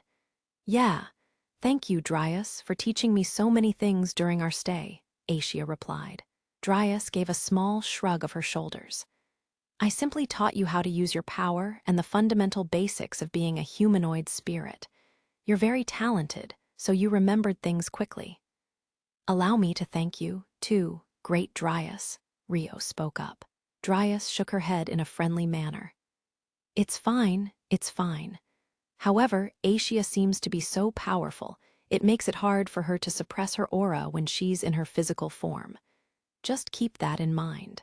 Her aura should be pretty much undetectable when she's in her spirit form, or inside your rock house, with the same barrier as the village, though, she warned. Spirits could detect each other's presences, and it seemed like Aisha's was particularly strong. I'll remember that, thank you, Rio nodded with a solemn expression. Well, You don't need to be too nervous about it. There are barely any stray spirits in the Strahl region, and there aren't many spirits who would voluntarily approach a higher-ranked spirit, either. You should just let Asia do as she wants, Dryas said, smiling gently. Okay, Rio said with a nod. That's all I have to say to you. Go and pay attention to those children now, Dryas giggled, looking over at where Miharu and Sarah stood with the others in wait. That was when Latifa jumped forth from the waiting circle. Have a safe trip, Oni-chan, she exclaimed, hugging him first. I'll be going now. Everyone, take care of yourselves. Rio patted Latifa gently on the head before addressing the others. Yes, be careful. Oh, and it seems like Miharu has a present for you, Sarah said cheerfully, looking at Miharu. Ah, yes. I made this lunchbox so. Please take it if you'd like. Miharu stepped forward shyly and offered a wrapped lunchbox to Rio. Thank you very much, but when did you have the time for this? Rio's eyes widened as he accepted the package. Miharu woke up really early to make it, Orphea said, grinning as she looked at Miharu. Alma also looked at her with a tranquil gaze. It was a good display of your housewife skills, Miharu. And no, not at all. I just figured a lunch would come in handy on a trip. Miharu shook her head in embarrassment. Rio grinned happily. I'll gratefully accept this, Miharu. Thank you. And no worries. I hope it suits your tastes, Miharu said, blushing further. Ho ho ho, I am most envious, Lord Rio, Ursula interrupted with a hearty laugh. I'll say, a sensible woman with good cooking skills is quite the catch, Rio, my boy. Dominic also burst into hearty laughter as he joined in on what Ursula had to say. To hide his embarrassment, Rio lightly brushed off Ursula's and Dominic's remarks. Ahaha, thank you for coming to see me off too, head elders. I'll be going now. Indeed, make sure to take care of yourself. May the blessing of the spirits guide your way, Lord Rio. Oh, and Lady Asia too. You could say you've already been extremely blessed to begin with, Sildura said, smiling with amusement. Right, Conservo. With a chuckle, Rio stored away the lunchbox into the time-space cache. Then he looked at Asia standing beside him. Shall we go, Asia? Make sure you stay beside me, he said. Leave it to me? Asia said, quietly but determinedly. All right, we'll be going then. Thank you for coming to see us off so early in the morning, Rio said, then kicked off from the ground and slowly floated up into the sky. Waving his hand, he looked down upon the remaining people below. Asia soon ascended beside him. The two of them continued to raise their altitude until Rio suddenly noticed Miharu looking fixedly up in their direction. Miharu, he didn't know if she could still see them, but he smiled gently until she was out of sight. Once they rose high enough, Rio turned to Asia. Let's go, Asia. Yeah. After Asia nodded in response, the two of them set off immediately. They accelerated, heading straight in the direction of the Strahl region. Down on the ground below, Miharu watched their retreating backs grow smaller and smaller. Please let Haruto and Ai-chan return safely. She continued to look up at the sky, praying for the safety of their journey for a while after their figures had faded. Chapter 3. To Strahl again, 2 weeks had passed since Rio and Asia left the spirit folk village. Perhaps it was a result of Miharu's prayers, but their journey was remarkably smooth. They arrived in the Strahl region unscathed, having not run into any dangerous encounters along the way. Their current location was the eastern tip of the kingdom of Beltrum, in a forest on Marquis Rodden's territory. Rio and Asia descended in a random area of forest when the sun began to set, setting up the rock house and settling down for the day. After that, they immediately prepared dinner and sat down facing each other at the table. We'll arrive in the capital of Beltrant by tomorrow afternoon, so let's go over our plans one more time, Rio said to Asia. Okay, first thing tomorrow morning, we'll head straight for the kingdom capital. Once we arrive, we'll gather as much information as we can about the hero summoning while it's still bright out. Then, at night, we'll sneak into the academy and visit Professor Celia's research laboratory. If her room hasn't changed over the years, then we should be able to meet her there. Got it, Asia acknowledged quietly. Professor Celia may know something about the heroes, so we'll also ask her if she knows anything about Miharu's friends, Sendo Takahisa and Sumeragi Satsuki. I may introduce you to her too, but it depends on how complicated the discussion may get. Can I leave that decision until after we meet her? Yeah, I'll change into my spirit form and focus on guarding your surroundings, Asia said, volunteering herself as a lookout. Since she couldn't be seen in her spirit form, being a lookout was the perfect role for her. Thanks, that'd be great. Now, since we'll be getting up early tomorrow, let's call it a night now. We were flying all day with only a few breaks after all, Rio said, smiling gently. Yeah, let's get a lot of sleep, Asia nodded with a dazed expression. It seemed like she was sleepy already. The next afternoon, Rio and Asia arrived at the capital of the Kingdom of Beltrum. They set up the rock house on the outskirts of the city as a landmark in advance and headed into the city. At the moment, they were at the entrance of the main street leading to the business district inside the castle walls. Now, arriving at the capital is one thing, but Rio gazed at the street crowded with people and muttered to himself. What's wrong? Asia tilted her face that was hidden by her hood and asked. Her appearance tended to attract attention, so Rio had ordered her to put a hood on. Rio, on the other hand, wasn't wearing his hood. No, I was just thinking. It's gotten a lot more lively here. It used to be pretty populated in the past, but let's ask around in some stalls around here, Rio answered with an unconvinced expression, suggesting they get a move on. Yeah, Asia nodded, reaching out to grab Rio's left hand so that they wouldn't be separated in the crowds.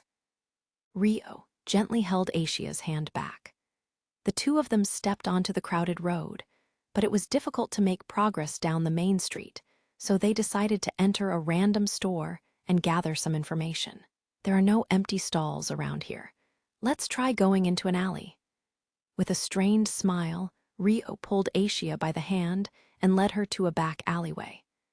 The alleys are crowded too, but the stores at least have seats. Let's enter one of them, he said, wandering further into the alley. As he expected, there were more empty seats in the shops around there instead.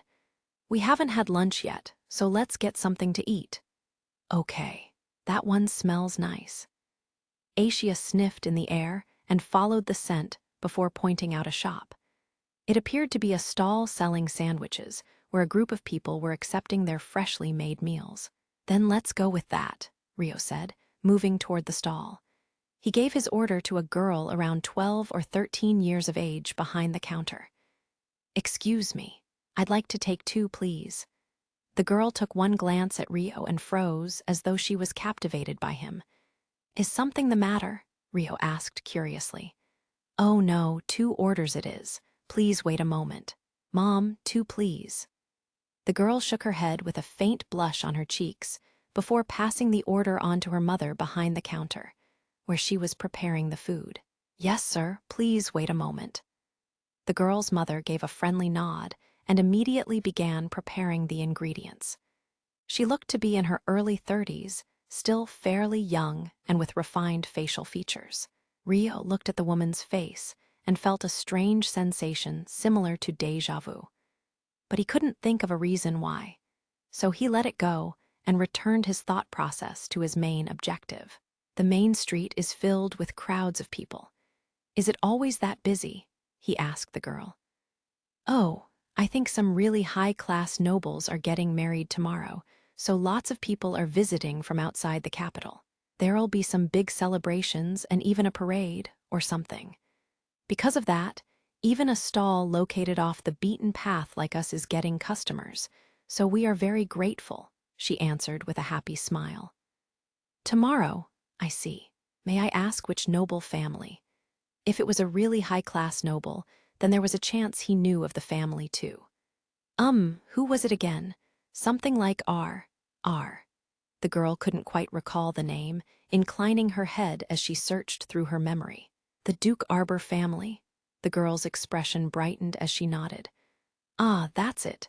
It's a noble by that name. I see. That is indeed a high-class family, Rio said, recalling what he knew of the kingdom's politics. Holding the ceremony during a parade. Is it a show of power? The second princess. Kidnapping incident 9 years ago should have caused Duke Arbor's influence to decline greatly, at least up until I left the kingdom. Was there a shift in the political powers of the kingdom after I left?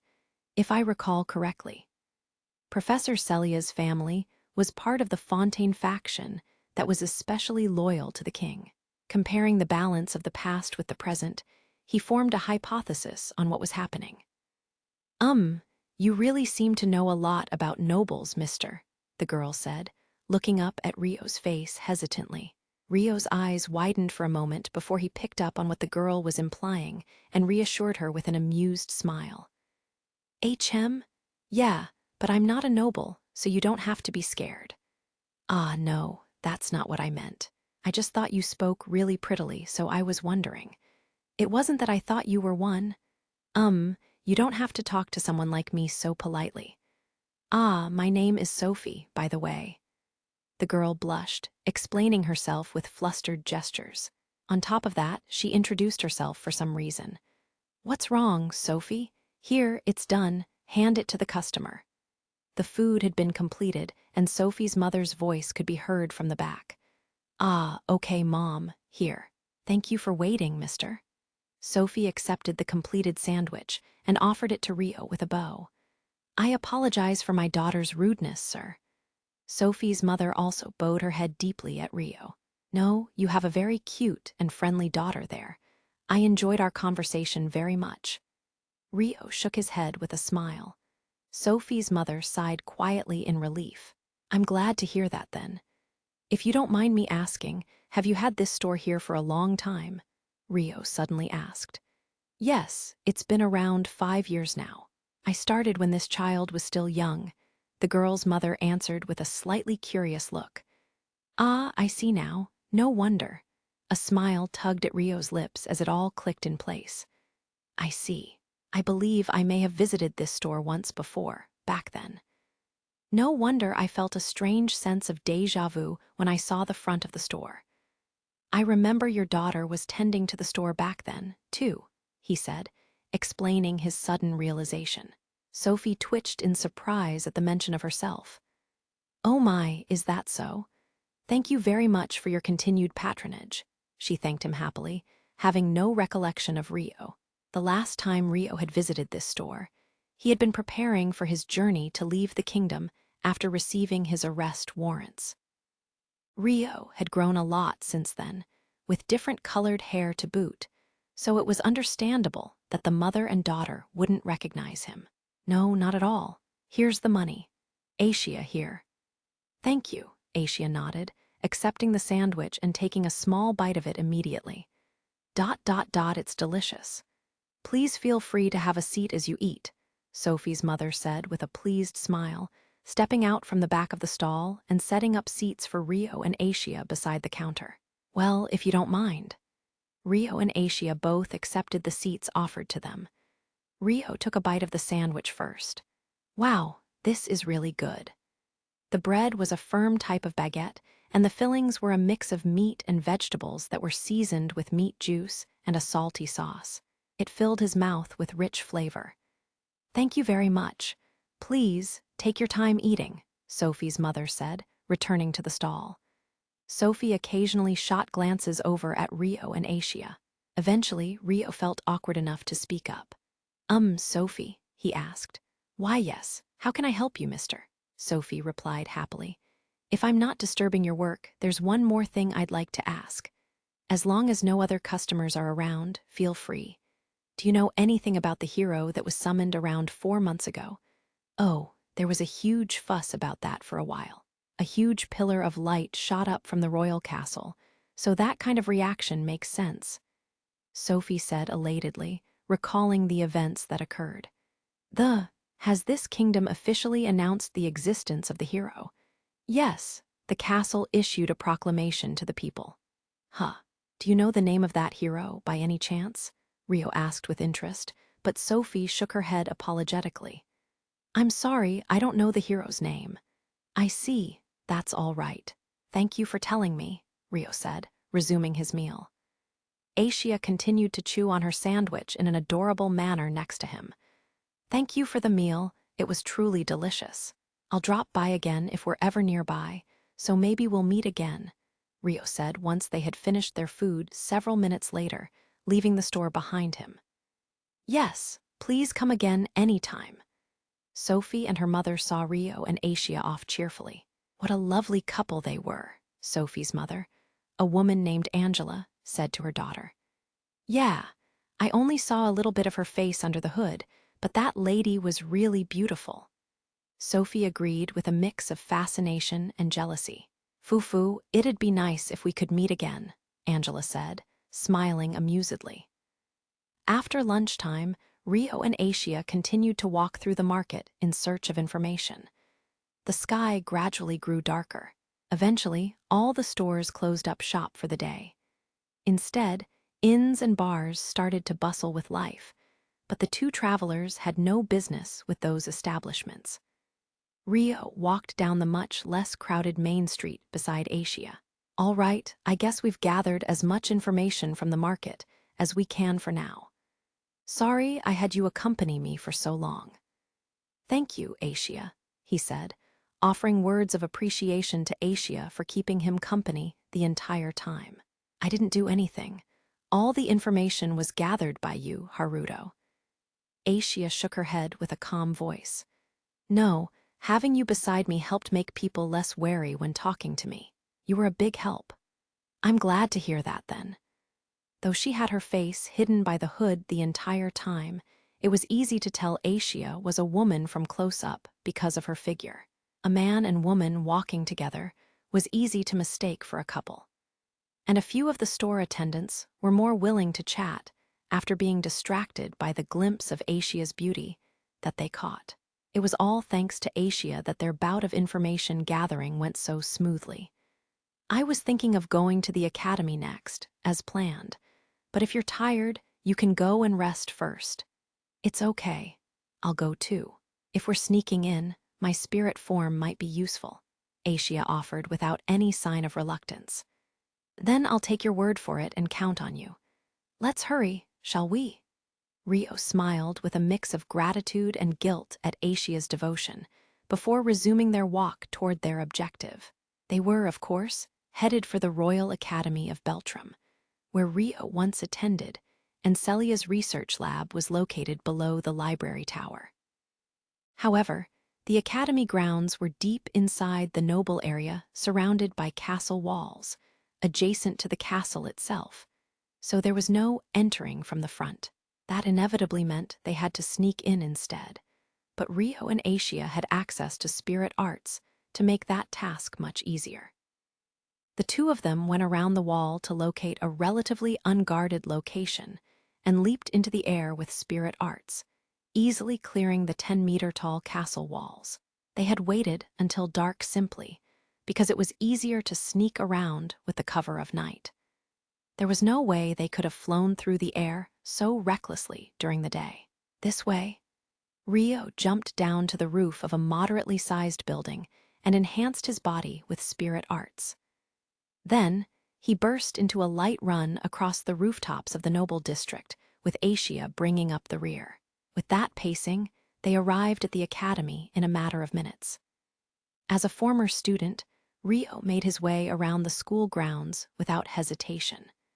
The number of guards were also fewer than the noble district, so they were able to reach the library tower with ease. 2 guards stood at the entrance of the library tower, but with no sign of anything amiss, they didn't seem very motivated about their jobs at all. There's a terrace on the 2nd floor at the back. The lock on the window there used to be easy to break, so let's try that. If we can't get it to open, you can enter in your spirit form and just unlock it. Got it. Rio and Aisha leaped up to the 2nd floor terrace. I believe it was around here. Oh, it'd be faster to just get you to go inside in the first place, wouldn't it? Rio stood before the wooden window and looked at Aisha with a wry smile.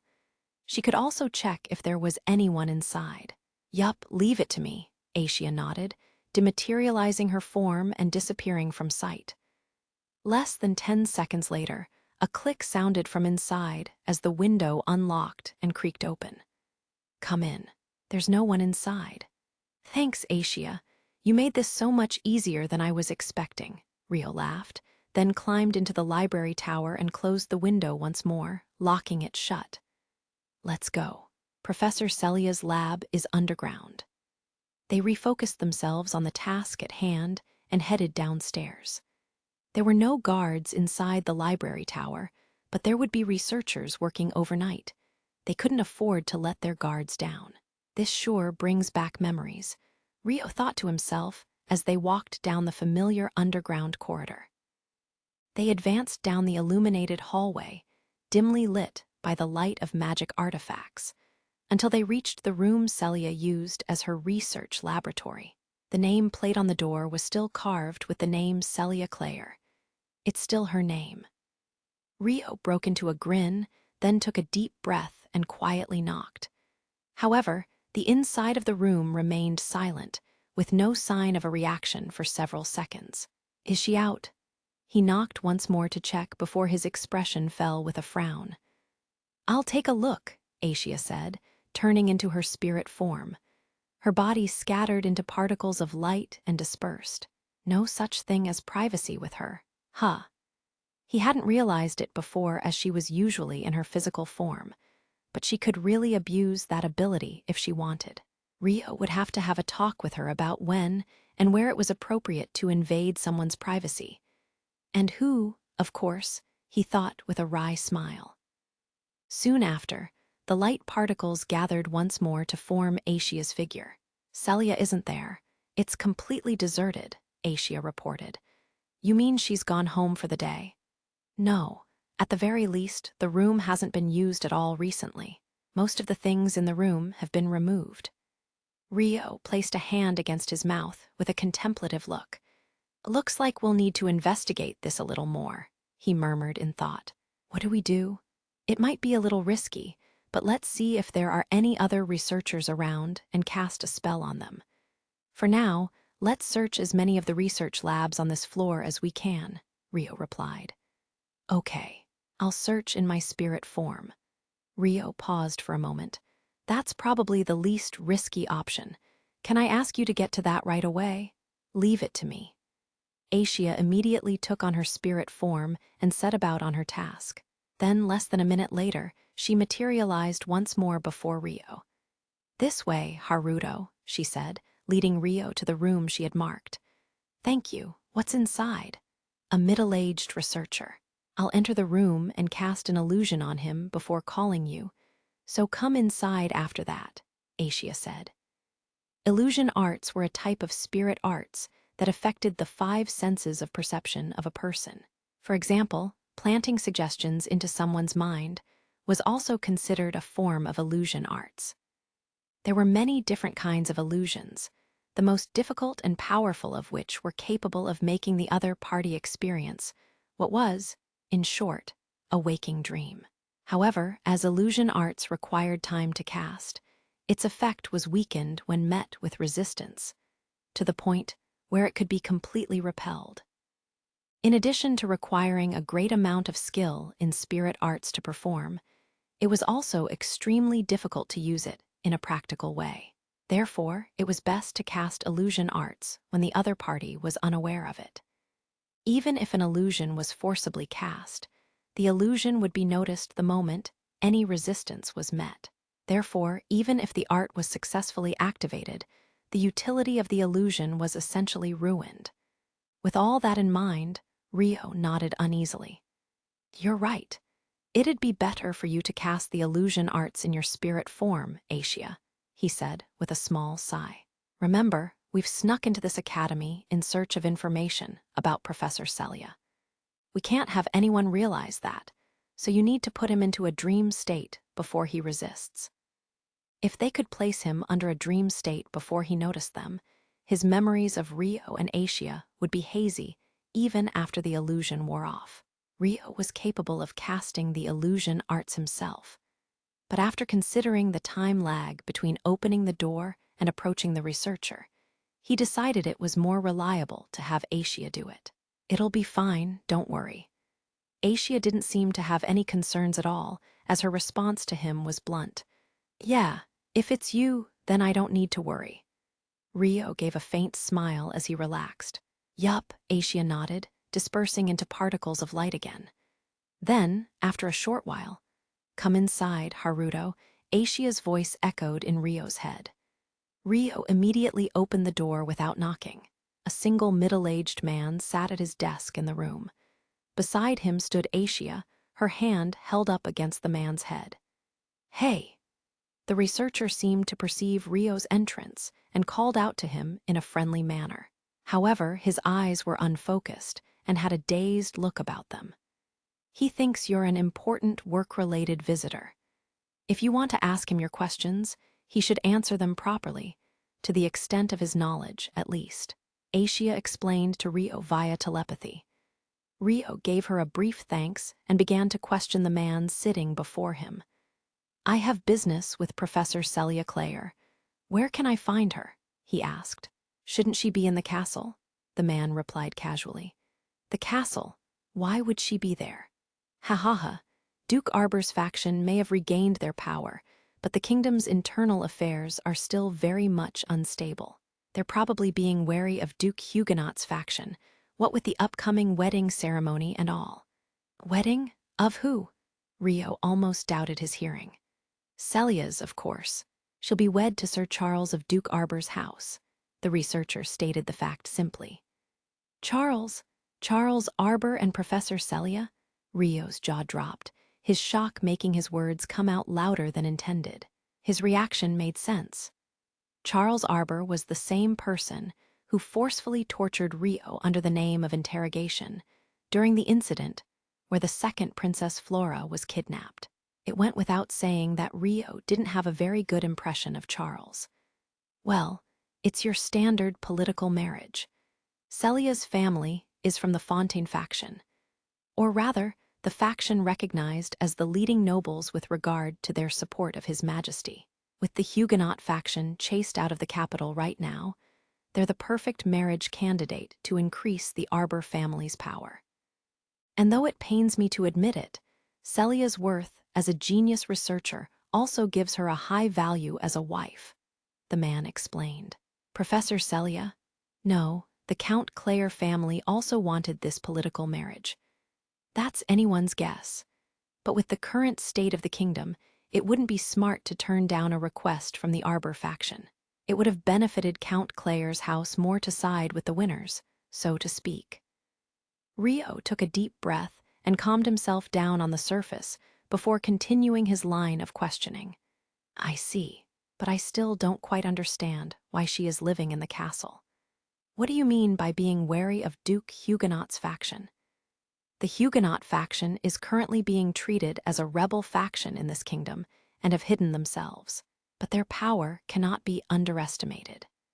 A link between the Duke Arbor and Count Clare families would be most undesirable to them, so the families probably feared for Celia's safety.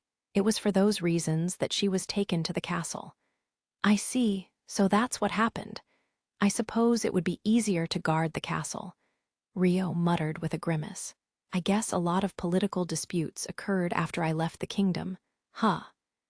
And because of that, Professor Celia ended up with the short end of the stick."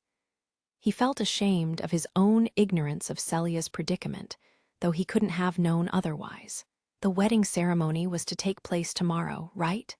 "Yes, there'll be a grand parade and all," the researcher confirmed with a nod. Rio took another deep breath to calm himself down as much as he could. Then he changed the subject. "On another note, could I ask you a few things about the dispute that happened with the Proxia Empire, in which the king and the Huguenot faction lost their power?" he asked. There was no mistaking the fact that the shift in internal politics was what had prompted Celia's marriage, but he needed to have a more accurate grasp of the situation. "I'm not very interested in politics, so I'd just be repeating what I've heard from others." "That's fine. The dispute in question happened roughly half a year ago. The Proxia Empire was a large military nation located to the north of Beltrum. The former mercenary and current first-generation emperor, Nidal, rose to power when he killed the king of a small kingdom 40 years ago. He had since absorbed numerous small, northern countries and their armies, rapidly developing Praxia into the current empire. Because of their track record, the neighboring kingdoms became inevitably wary of the empire. Those sharing borders with Praxia, including Beltrum and Galark, also had a history of getting into frequent skirmishes dating back to the first founding of the empire. Despite this, ever since a military alliance of several kingdoms led by Beltrum and Galark was formed to oppose Praxia, the tension between the alliance kingdoms and the empire had at least been reduced to a stalemate. The conservative approach His Majesty and Duke Huguenot had maintained for so long became their downfall. As Praxia launched a daring invasion of one of our kingdom's key locations, our troops had their station captured and had to admit defeat. The invasion had greatly changed the tension between Beltrum and Praxia. I don't know the details of the retreat, but I heard the Praxia Empire's strongest army, the Winged Knights, played a huge part in their victory. In any case, that was when Duke Arbor made his appearance. He hounded His Majesty and Duke Huguenot for responsibility over the seized location, and had since taken over the role of negotiations with the Praxia Empire, which have been going fairly well. As the researcher also doubled as a professor of the academy, his explanation was well arranged and easy to follow. After that, while I'm not sure of the particulars involved, it was thanks to Duke Arbor that our kingdom succeeded in making peace with Praxia. That Duke Arbor's influence and esteem within our kingdom shot up, allowing him to turn most of the nobility in the royal court on his side and duly purge the Huguenot faction with just cause. He used that momentum to criticize His Majesty and seized a portion of his power. Criticizing the king must have been quite a bold move to make. That was how disadvantaged His Majesty's position was. His Majesty has been stuck dealing with the faction rivalry ever since the former king passed away. The researcher spoke of the issue objectively and sighed. He seemed to have the minimum amount of expected knowledge regarding noble society, but he truly didn't seem to be interested in politics. On another note, do you know the name of the hero that was summoned recently? He didn't know when someone might visit this laboratory, so they couldn't afford to chat for too long. Rio decided to quickly ask what he needed to know right then and there in a blunt manner. Ah, what was it again? I believe it was Rui. Yes, it was Rui Shigekura. Rui Shigekura, you say? Right, thank you very much. While it was certainly a Japanese-sounding name, it was not the person Miharu and the others were searching for. After that, Rio confirmed a few more things with the man. That's all. If you'd please excuse me, he said. It was my pleasure. The man shook his head amicably and saw Rio off. The illusion would wear off later, clearing his mind but leaving the impression that he had been napping. What will we do? Aisha asked Rio after they left the room. There are still some missing points in the timeline of the marriage, but there's no time. I want to meet Professor Celia before the ceremony, so let's sneak into the castle immediately. It'd be easiest to hear the details of what happened from Celia's own mouth. Then let me help too. I'll locate the room Celia's staying in inside the castle. Thanks. The castle is right next to this academy. If it's just entering the grounds, then it shouldn't be too hard, but the problem was locating exactly which room Celia was staying in. The inside of the castle was spacious and had many rooms, almost all of which Rio was unfamiliar with. It doesn't seem like there's any kind of barrier set up around the perimeter, so the problem will be the interior, especially inside the castle itself. There was a technique using advanced wind spirit arts that could erase his figure from view, but it required moving at a walking pace to perform successfully. It also risked triggering any magic essence detectors and giving away their location, so he had to think carefully. They probably would have been able to break their way in and escape without an issue. but then the security would be tightened and make it harder to reach Celia. I'll turn into my spirit form and search through the castle alone. That way, the risk of detection is lower, Asia uttered simply. The inside of the castle will have zones with restricted entry, so they may have ways of detecting suspicious sources of essence.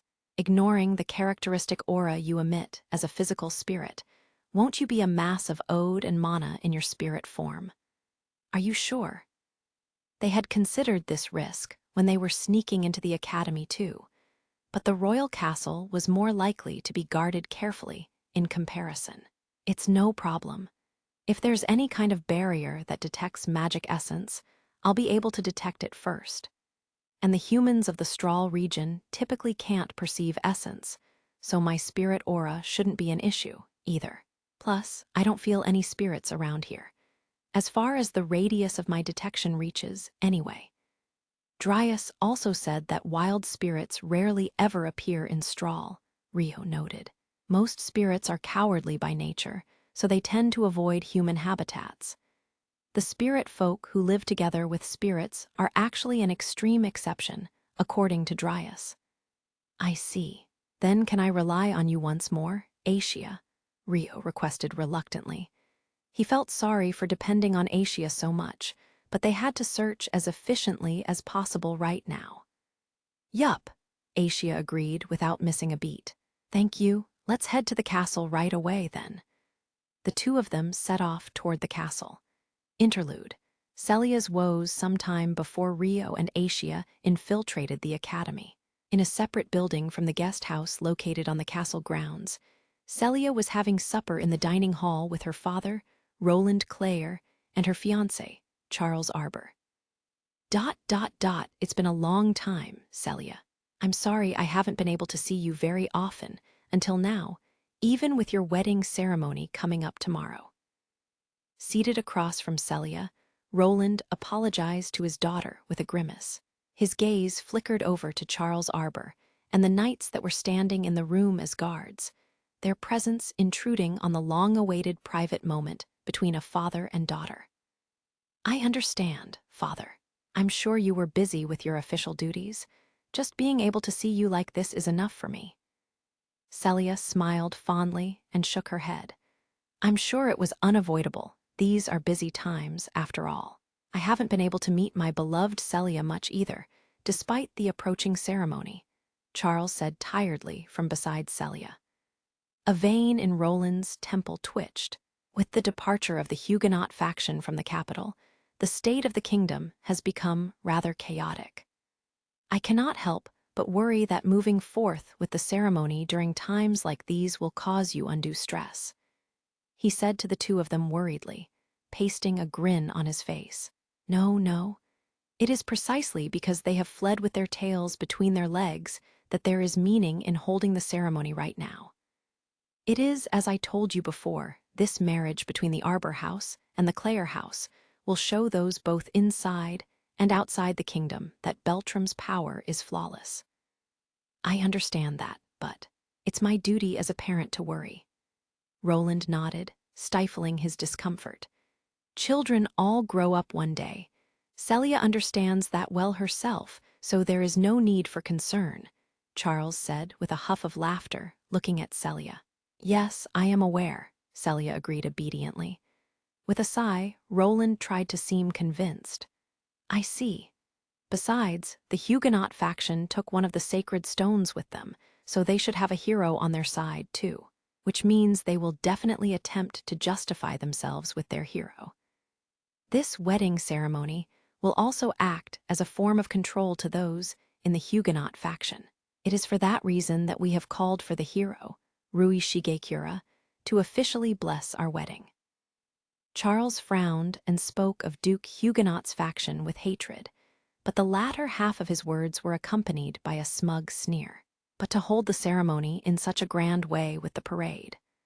I hope you have sufficient security measures in place, in case the Huguenot faction intervenes, Roland said, looking at Celia with worry. There is no need for any concern there. The newly formed elite knights is assigned to our security detail, after all. There are also plans to add the royal guard to the security detail. 2, under His Majesty's orders, Charles boasted. I see, so it'll be an impenetrable formation. The sorcerer squad and aerial knights will also be on guard. All of them are the elites of our kingdom. If anyone attempted to pull something after seeing our security, that would be a suicidal move. Only ignorant fools with a death wish would try it. I look forward to seeing if anyone dares. I see. Roland lowered his gaze and nodded with a hanging head. Seeing Roland like that made Charles chuckle. Well, just leave it all to me, father-in-law. There is no need for you to shoulder any of the burden, he said pleasantly. Far from shouldering anything. I haven't been involved in any aspect of the wedding ceremony so far. I've been relying completely on the Arbor family.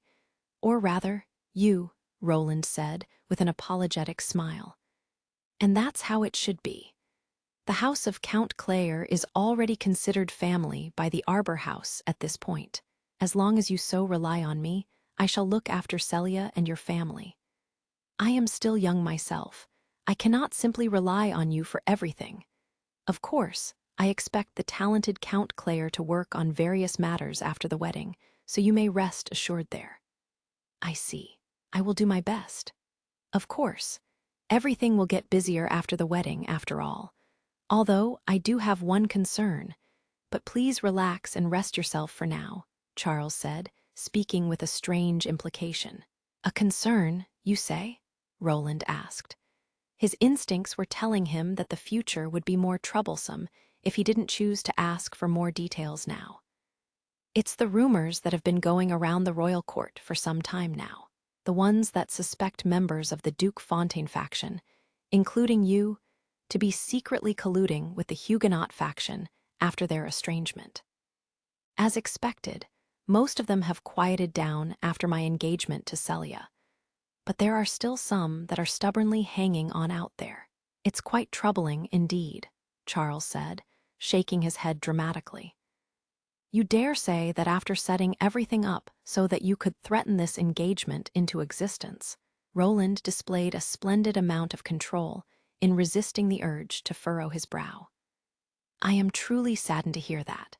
To communicate with the rebels that discarded their duties in the royal court is on par with betraying the kingdom itself, after all. It is an unthinkable offense, he brushed off with a strained smile. He couldn't afford to be flustered here. Meanwhile, Celia's face paled as she froze stiff in her seat, staring at Roland opposite to her. You mustn't make a face like that, my dear Celia. No, it is my failure which makes you look that way. I am so sorry. Roland met Celia's eyes for a brief moment before he reassumed his poker face. It is exactly as you say. Now that you are tied to the Arbor House, I had deep-seated fears that the rumors would continue to involve the Clare family. But if you're thinking that way, then my worries were quite unnecessary. In the end, rumors are just that, rumors.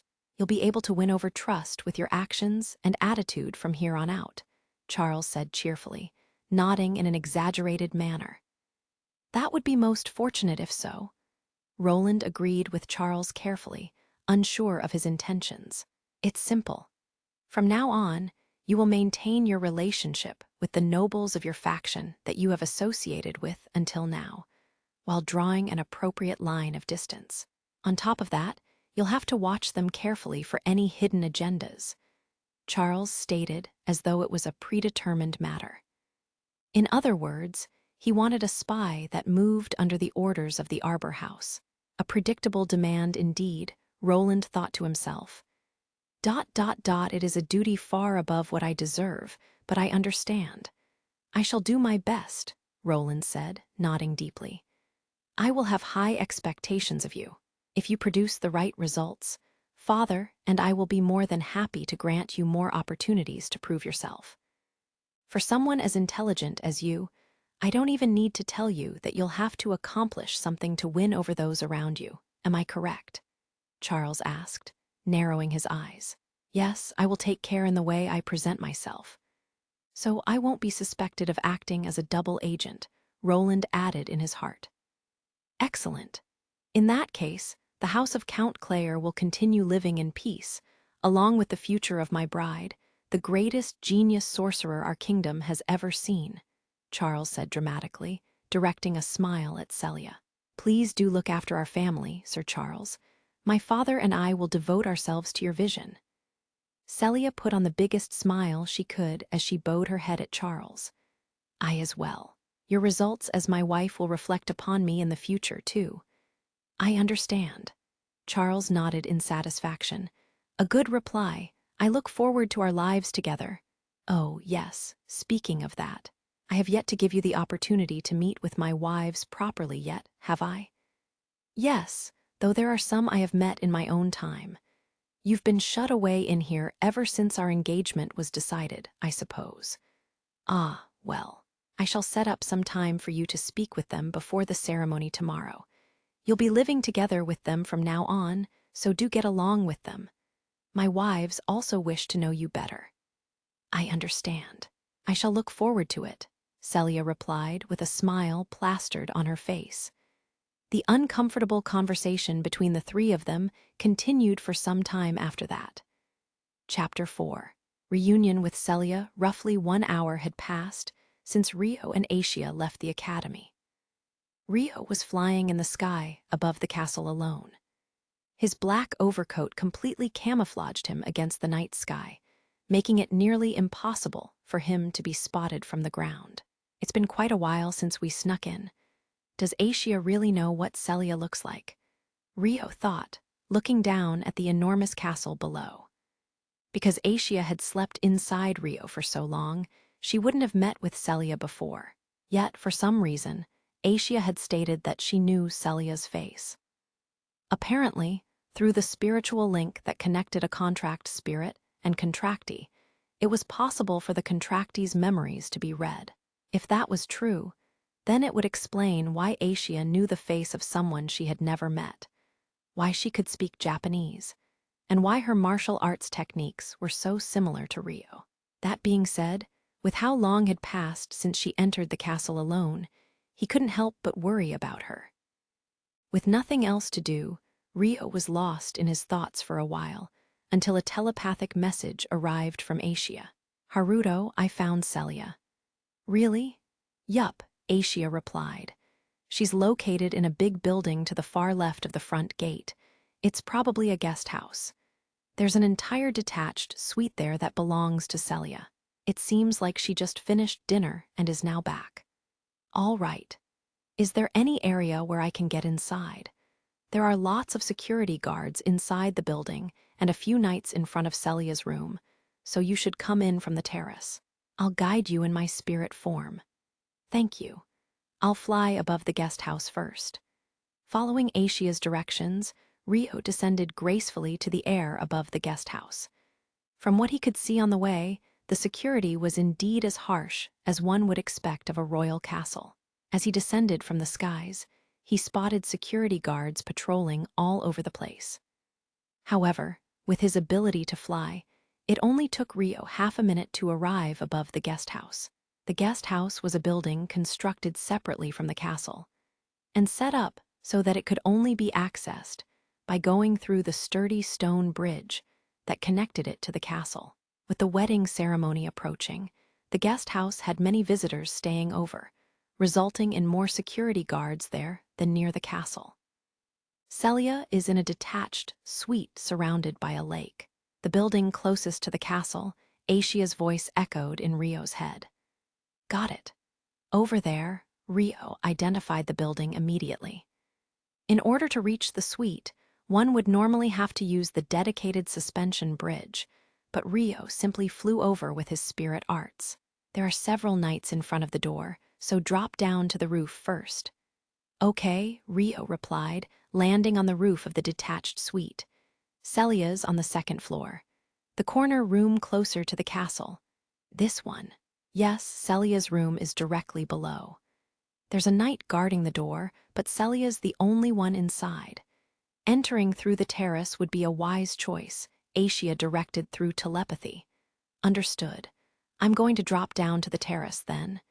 "Yeah, I'll unlock the window for you." With a deep breath, Rio descended onto the terrace. Then, the window of the room unlocked with a clicking sound. Aisha stood inside the room in her physical form. This is her bedroom. Where's Professor Celia? The other side of that door is a studio. Celia's in there. Aisha quietly pointed a finger at one of the several doors in the room. Got it. I'll be back. I'll be on lookout duty in my spirit form and let you know if anyone comes. Okay. Thank you for everything, Aisha. No problem. Aisha shook her head and turned into her spirit form once more, the particles of light scattered everywhere. Rio walked toward the door of Celia's studio and stopped before it. I guess it would be better not to knock. It wasn't very polite, but manners didn't matter when he was sneaking in.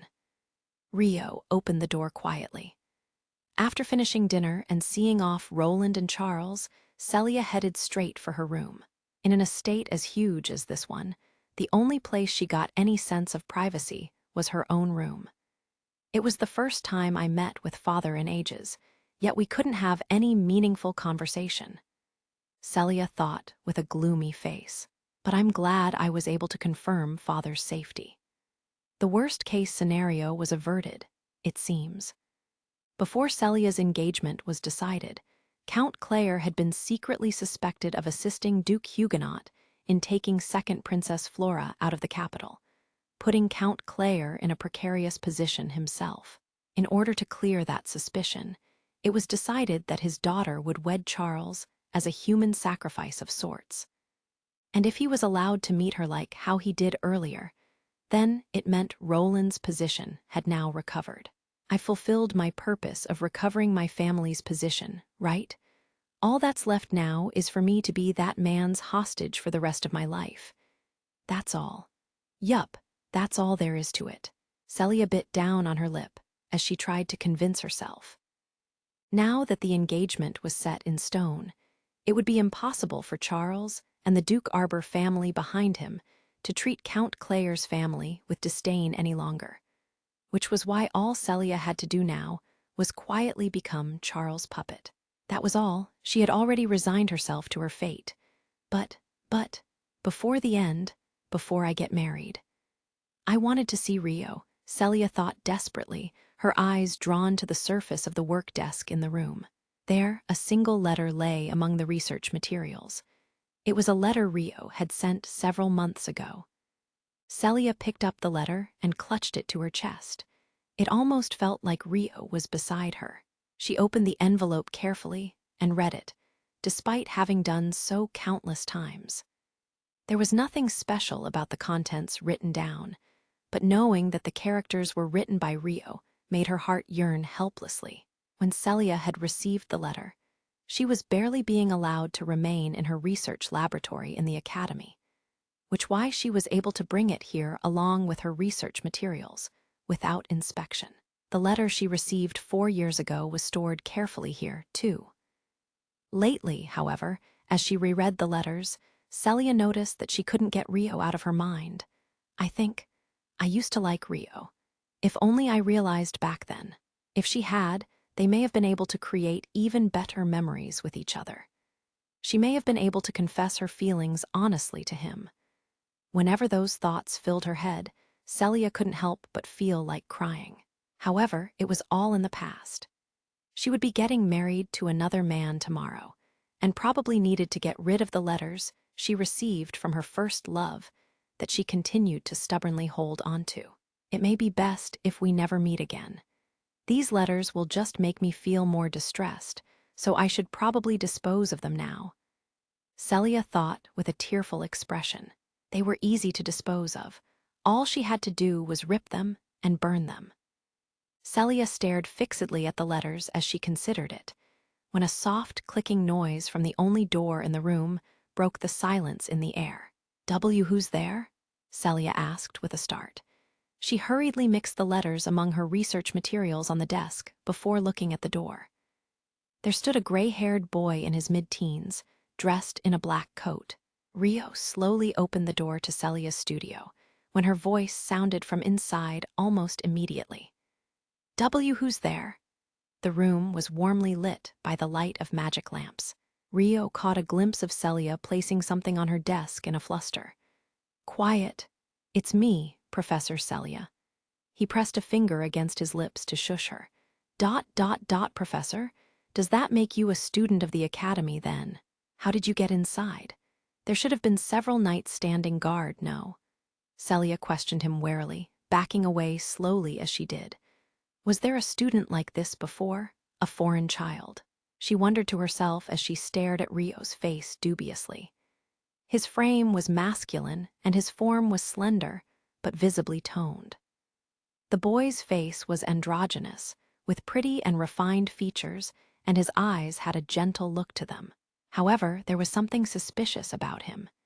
His face was fully revealed, yet his clothes didn't seem like someone who came here through any official procedures. Thus, Celia's first thought was that the person before her was a secret agent. It was typical for attractive men and women to be selected as spies, after all.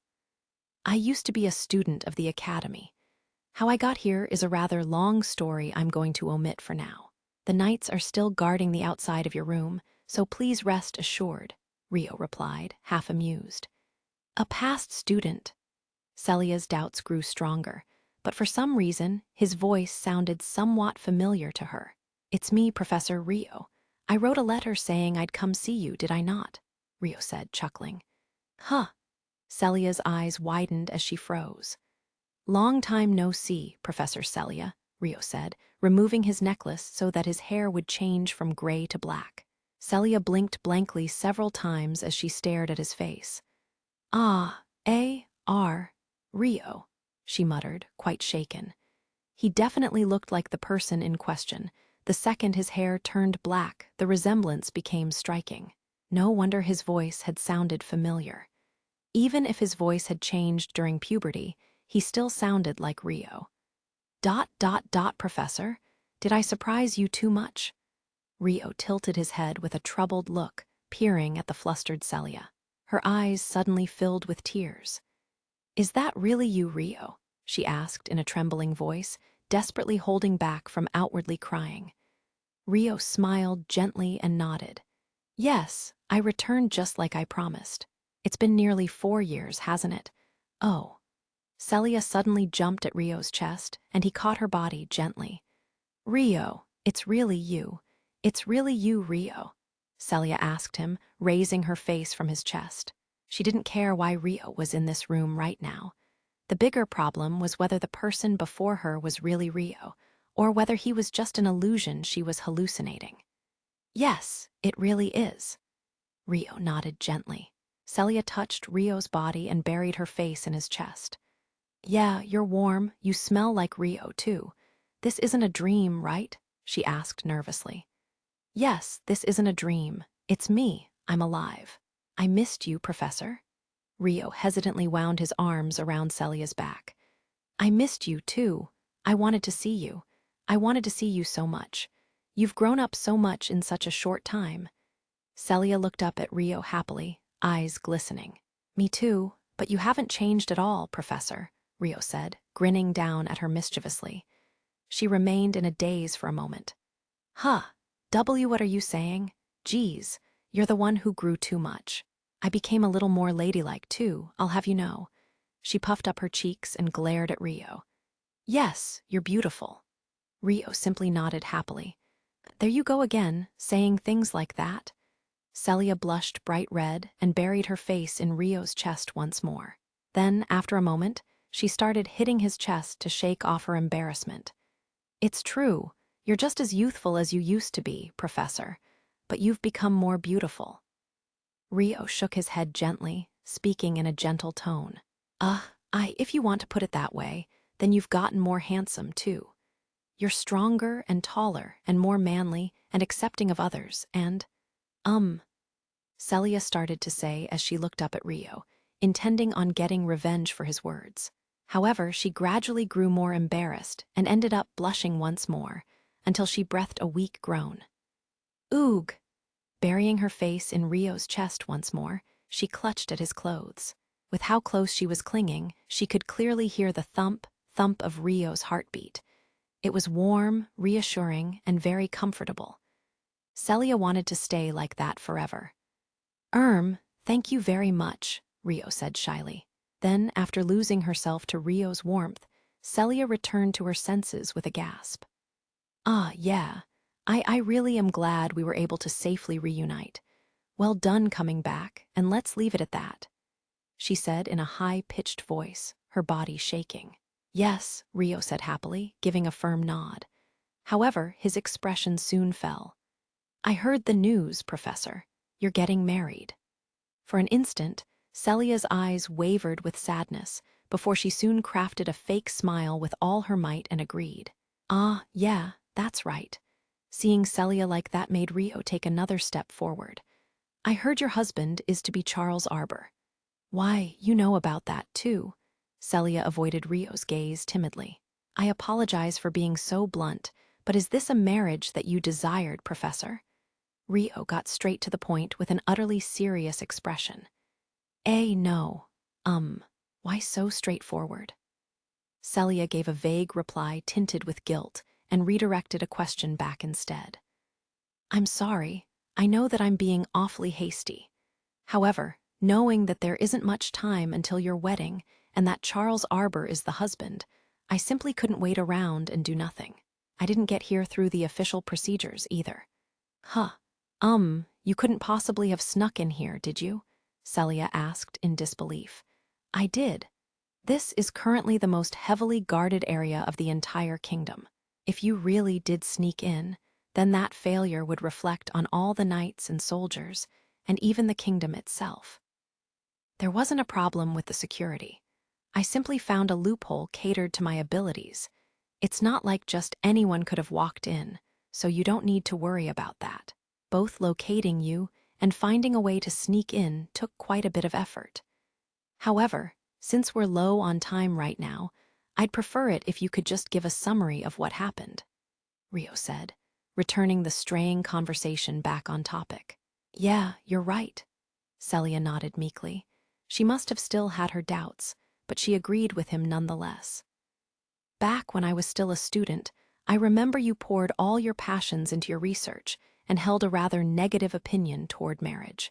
Of course, it didn't seem like you were completely uninterested, Rio recalled, bringing up the past in question. Is that so? That sure brings back memories. Celia smiled somewhat sadly. That doesn't mean you couldn't have changed your mind, of course. Many years have passed since I last saw you, so it's definitely possible for you to have had a change of heart in that time. That's why I know it may be pushy of me, but I'd like to know if this wedding was something you wanted from the bottom of your heart, so that I can give you my blessings, too, Rio explained honestly. I mean, I did agree to this wedding. Celia gave a bitter laugh, but she chose to use the word agreed rather than desired, intentionally, perhaps. Even if your husband-to-be is Charles Arbor, Rio asked, observing Celia's face closely. You have a connection to him too, huh? Celia averted her gaze from Rio with guilt. Rio formed a hypothesis with the information he had gathered earlier. Was your house in an unfavorable position? And then Duke Arbor's family came along, forcefully demanding the proposal. That's a rather unfairly subjective way of putting it. Because I am a noble myself, some ties to politics should be expected when it comes to my marriage. But I'm aware of all that, and I accept it. I'm already of the age, after all. I can't keep thinking about my research forever. Without showing any trace of her situation as a human sacrifice, Celia easily deflected the question in a light tone. To convince Rio further, she gave him a gentle smile. So you're not going to devote yourself to your research anymore? Of course I'm going to keep at it. I'll be quitting my position as a professor of the academy, but I've been allowed to continue my research at Sir Charles' home. It's a very favorable condition for me, don't you think? Celia said cheerfully. But are you really okay with that man? Rio asked bitterly, his expression not completely satisfied with her answer. At that, Celia smiled faintly. You sure are bothered by that, aren't you? To be honest, he isn't my ideal husband, but I'm still a noblewoman What's best for me isn't the only thing I can consider. I need to make a compromise somewhere, she replied. Professor. Besides, despite his demeanor, Sir Charles is a very kind gentleman toward the ladies, you know. At those words, Rio felt an intense sense of opposition. However, Celia's words of acceptance of Charles sounded convincing enough, which put a wedge between them. There was simply no room for Rio to insert his emotionally charged arguments. Despite that, Rio refused to drop the subject. Is that really what you feel, Professor? I still can't accept it. If Celia was truly fine with it and had really accepted it, then there would still remain a part of himself that stood in opposition. Was it because her husband was to be Charles Arbor? Rio wasn't sure. Then, will you have me instead, Rio? Celia suddenly asked. Taken aback by the question, Rio's entire body flinched. Will you be the one to take me away somewhere and live with me for the rest of our lives instead? Celia asked, her expression somehow fleeting. If that's what you truly desire, I will take you away from here, Professor, Rio said, quiet but full of determination. At that, Celia's eyes widened slightly. I'm just kidding. Sorry, forget what I said. Just hearing that reply was enough for me. Celia shook her head with tears in her eyes. Experiencing Rio's sincere feelings like that made her feel very happy. No, I must not drag Rio into this. Otherwise, he would. Ironically, Rio's words just now had solidified Celia's resolve even further, which was why she stifled the bitter pain in her chest and pasted on a smile of happiness instead. Even if I threw away everything and left this kingdom right this minute, I wouldn't be able to forget the family that I'd leave behind. Even if I went with you, I'd probably end up unmarried for the rest of my life. She continued. Professor, listen, Rio, that's enough. Go on your way now. But there's still time. No, I'm having a bath after this, so the helpers for that will be here soon. Celia didn't allow any form of rebuttal. I have to prepare for the ceremony early tomorrow, after all. They'd normally come a little later, but they could arrive any moment now. If someone appeared, I wouldn't be able to cover for you. The entire engagement could even be canceled if I was found alone in my room with a man other than my fiancé. Rio grit his teeth and clenched his fists in silence. It may be difficult for us to meet again, but if you feel up to it, and if it's possible. Never mind, I'm sorry. I'm glad I was able to see you before the ceremony. It's embarrassing, so make sure you don't come to the ceremony, okay? Celia's expression darkened faintly as she spoke, but she put on a cheeky grin at the very last line. Unable to find words that expressed his emotions, Rio remained frozen in place. Celia, in the meantime, pushed Rio around by the back. Go on, get going, or I'll yell. Got it? She pushed him into the room outside of the studio. I won't ask how you got in, but you can't be spotted on your way out, okay? Make sure you're out of here within 20 seconds of me closing this door. If you're still in the room, I really will scream, okay? Goodbye, she said, closing the door without waiting for Rio's reply. She felt as though she wouldn't be able to catch her breath if she continued looking at Rio's face any longer. After that, Celia carefully counted down the 20 seconds before fearfully opening the door to the studio once more. There was no sign of anyone in the room. Has he left? Wait, Zona Revelare. Just to be sure, Celia used an ability to detect any reactions to magic essence nearby. A magic circle appeared by her feet, sending a wave of essence to search for any other magic sources in her room and the surrounding area. There's only the knights guarding the corridor. There's no one outside the building. Celia suddenly looked toward the window connected to the terrace. Finding the lock on the inside left completely unlocked, she deduced that Rio had probably entered from there. She immediately locked it once more, letting the sound of the lock clicking shut echo uselessly in the room. Tears started pouring from Celia's eyes. Thank you, Rio. It really made me happy to see you one more time. So long. She offered words of gratitude and a farewell to someone that was no longer present.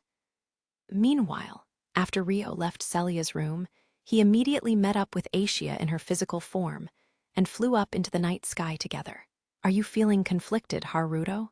Asia asked, seeing the sour expression on his face. "No, I don't think I'm conflicted. Maybe. It's more like I haven't fully accepted it yet." "Why?" "Because I couldn't see what she was truly feeling," Rio mumbled in reply. "Then what do you want to do?" Asia asked, inquiring about his true intentions. "We'll go watch the ceremony tomorrow. But first, I want to know more details about how the marriage between the Count Clare house and Duke Arbor's house came to be. Because it didn't seem like he'd be able to talk to Celia properly without knowing that." "I'll help," Asia offered without any hesitation. "Sorry," Rio apologized shamefully. "Why are you apologizing?" "Because I'm making you go along with my every whim.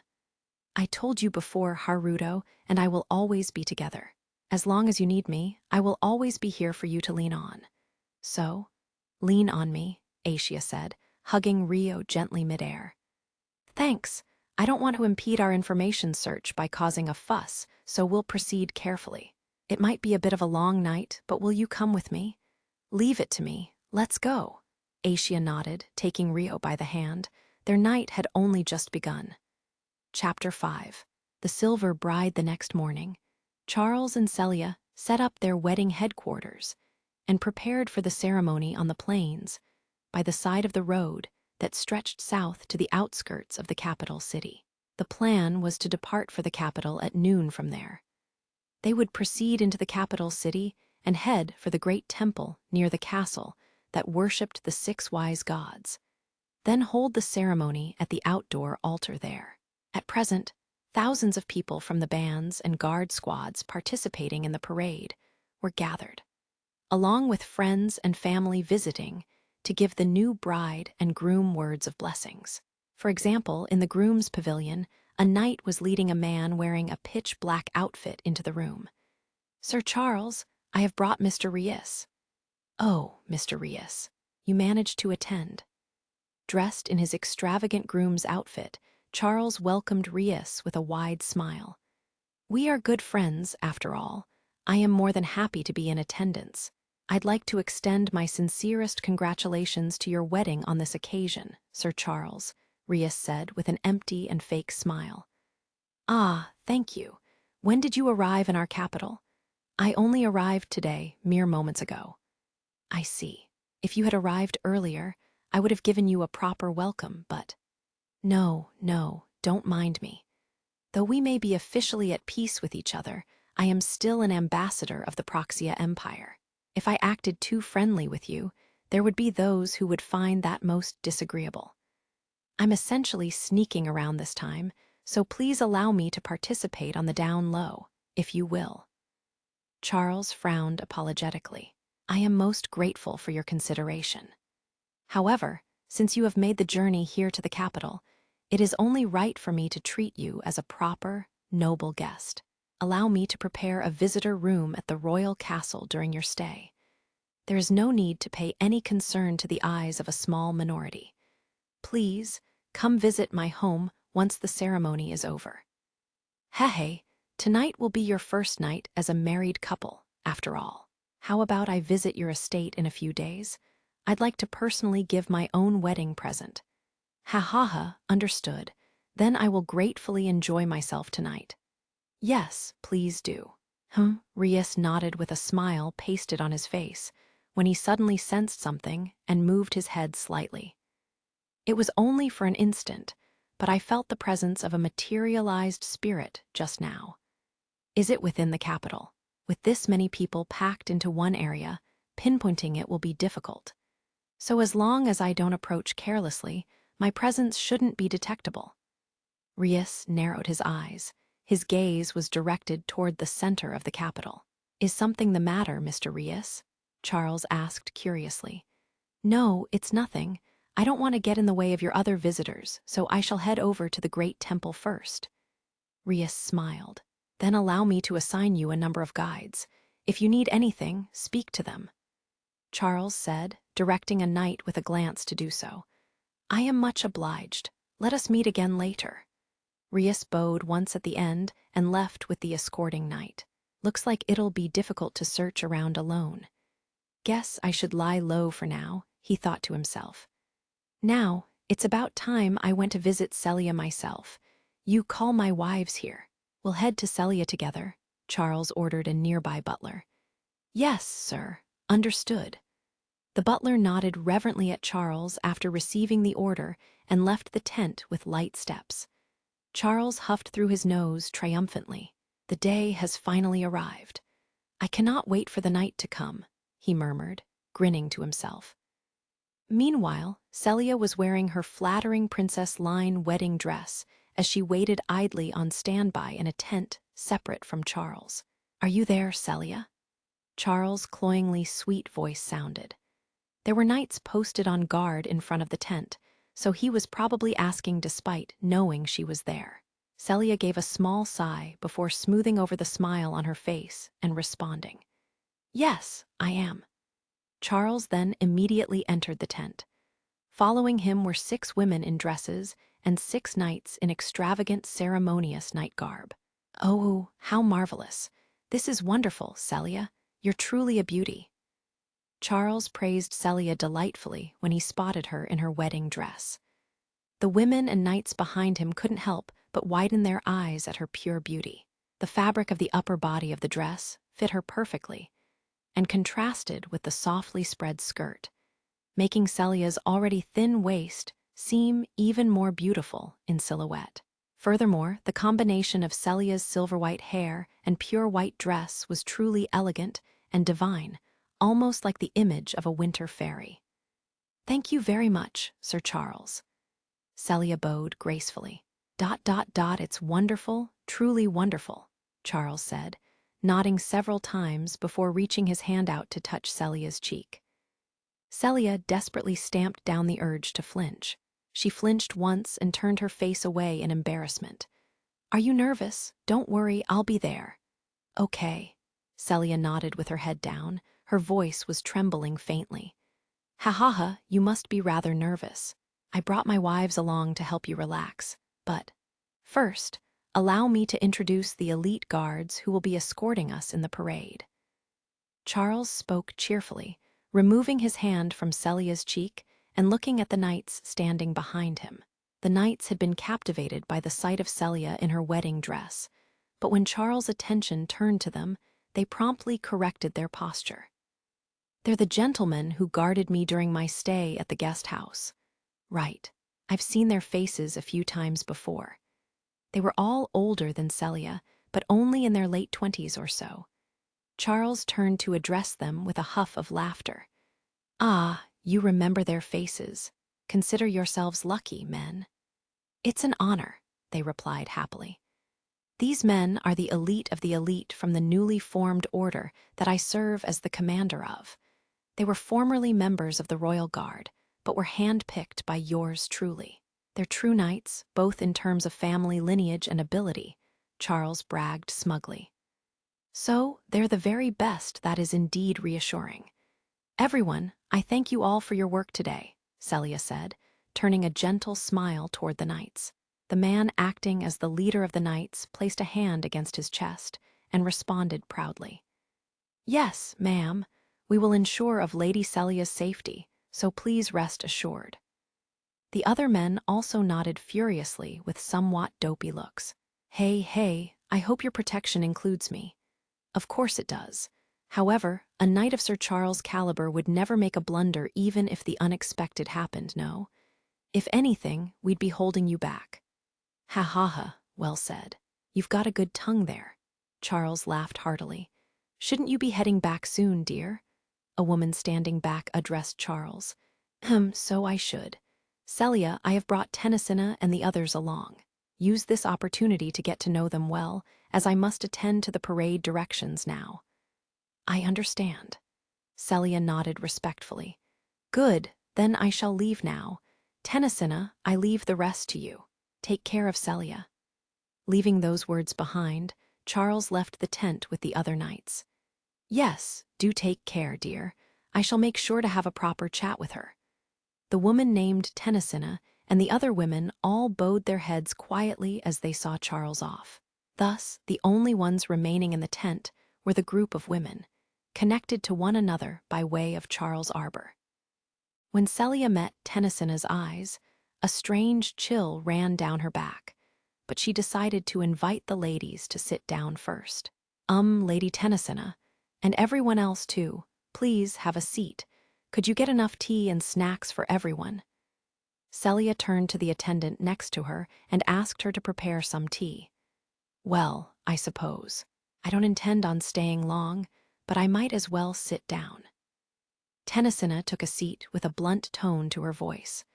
The other women silently followed her, taking their seats in what was probably a predetermined order. Once she confirmed that everyone was seated, Celia moved to take a seat herself. You remain standing there, Tennyson ordered. And you, attendant, after you've prepared the tea, go tell the guards not to let anyone inside for a while. Then wait outside yourself. Huh. Celia and the attendant girl were both taken aback. Hurry it up, Tennyson ordered with a voice faintly laced with irritation, making the attendant girl hurry out about her preparations. Why, yes, ma'am. Based on the mood in the air, Celia chose not to sit down, but remain standing instead. I believe we have met a number of times already, but I am the first wife, Tennyson. This will be our first time seeing each other as a group of 7, I suppose. Tennyson began speaking, strongly emphasizing her position as first wife. The other women all shrunk back silently as they sat. I believe there were some girls here that were Celia's classmates and students, Tennyson said, looking at 2 girls who appeared to be aged similarly to Celia. The women present were all wives of Charles, but their ages were rather scattered. In comparison to Charles being in his mid-30s, Tennyson was exactly 30 years old. After that, the ages of the wives slowly got younger as they grew in number, and the girls who were Celia's classmate and student were the 5th and 6th wife, respectively. She graduated by skipping years, so we only spent a short amount of time as classmates. I've taken your classes before, Professor. The 2 girls answered timidly. Is that so? Tennyson nodded shortly. At that point, the attendant returned to place the tea and candies on the table, before promptly leaving the tent. Once Tennyson confirmed that, she looked at Celia. Well, I'm sure you were in a higher position during your time at the academy, and your family lineage may be better than these girls too. But once you are wed to Charles, you will be the lowest rank among us as his 7th wife. Normally, it would be impossible for the eldest daughter of a count to be the 7th wife, preventing such a problem from occurring, but it seems you're particularly special. So I shall make everything clear here and now, she said bluntly. Of course, I understand, Celia nodded obediently. An admirable attitude. You are special, but that doesn't mean you can disrupt the traditional hierarchy of the family. It would be a problem if you misunderstood this. We will obey Charles' decision to wed you, as it seems Charles has taken a particular liking to you, so you may be favored at first. However, we will not tolerate any insolent behavior. Make sure you do not even consider making a fuss about anything, Tennyson said harshly. The girl just beside her was also nodding along. In other words, the higher-ranked wives, including Tennyson, feared an issue over the subject of inheritance. Going in order, the 2nd and 3rd wives would have been blessed by a share. But with Celia and her high place in society potentially overturning that appearing, they were probably rather panicked on the inside. It wasn't as relevant to the lower-ranked wives, but having Celia ranked below them gave more of a sense of superiority and prevented her from colluding with others. It wasn't the kind of treatment a woman raised as the daughter of a high-ranked noble should be able to accept, both in terms of logic and pride. I understand, Lady Tennyson, and everyone else too. I am inexperienced, so I would greatly appreciate it if you allowed me to join your ranks at the lowest position. Celia replied humbly, bowing her head at everyone present. If she had to live at this house for the rest of her life, then she wanted it to be as peaceful a living situation as possible. However, Celia's reaction must have been unexpected to the existing wives, as Tennyson and the others all turned a doubtful eye toward her, most likely not believing that her words were sincere.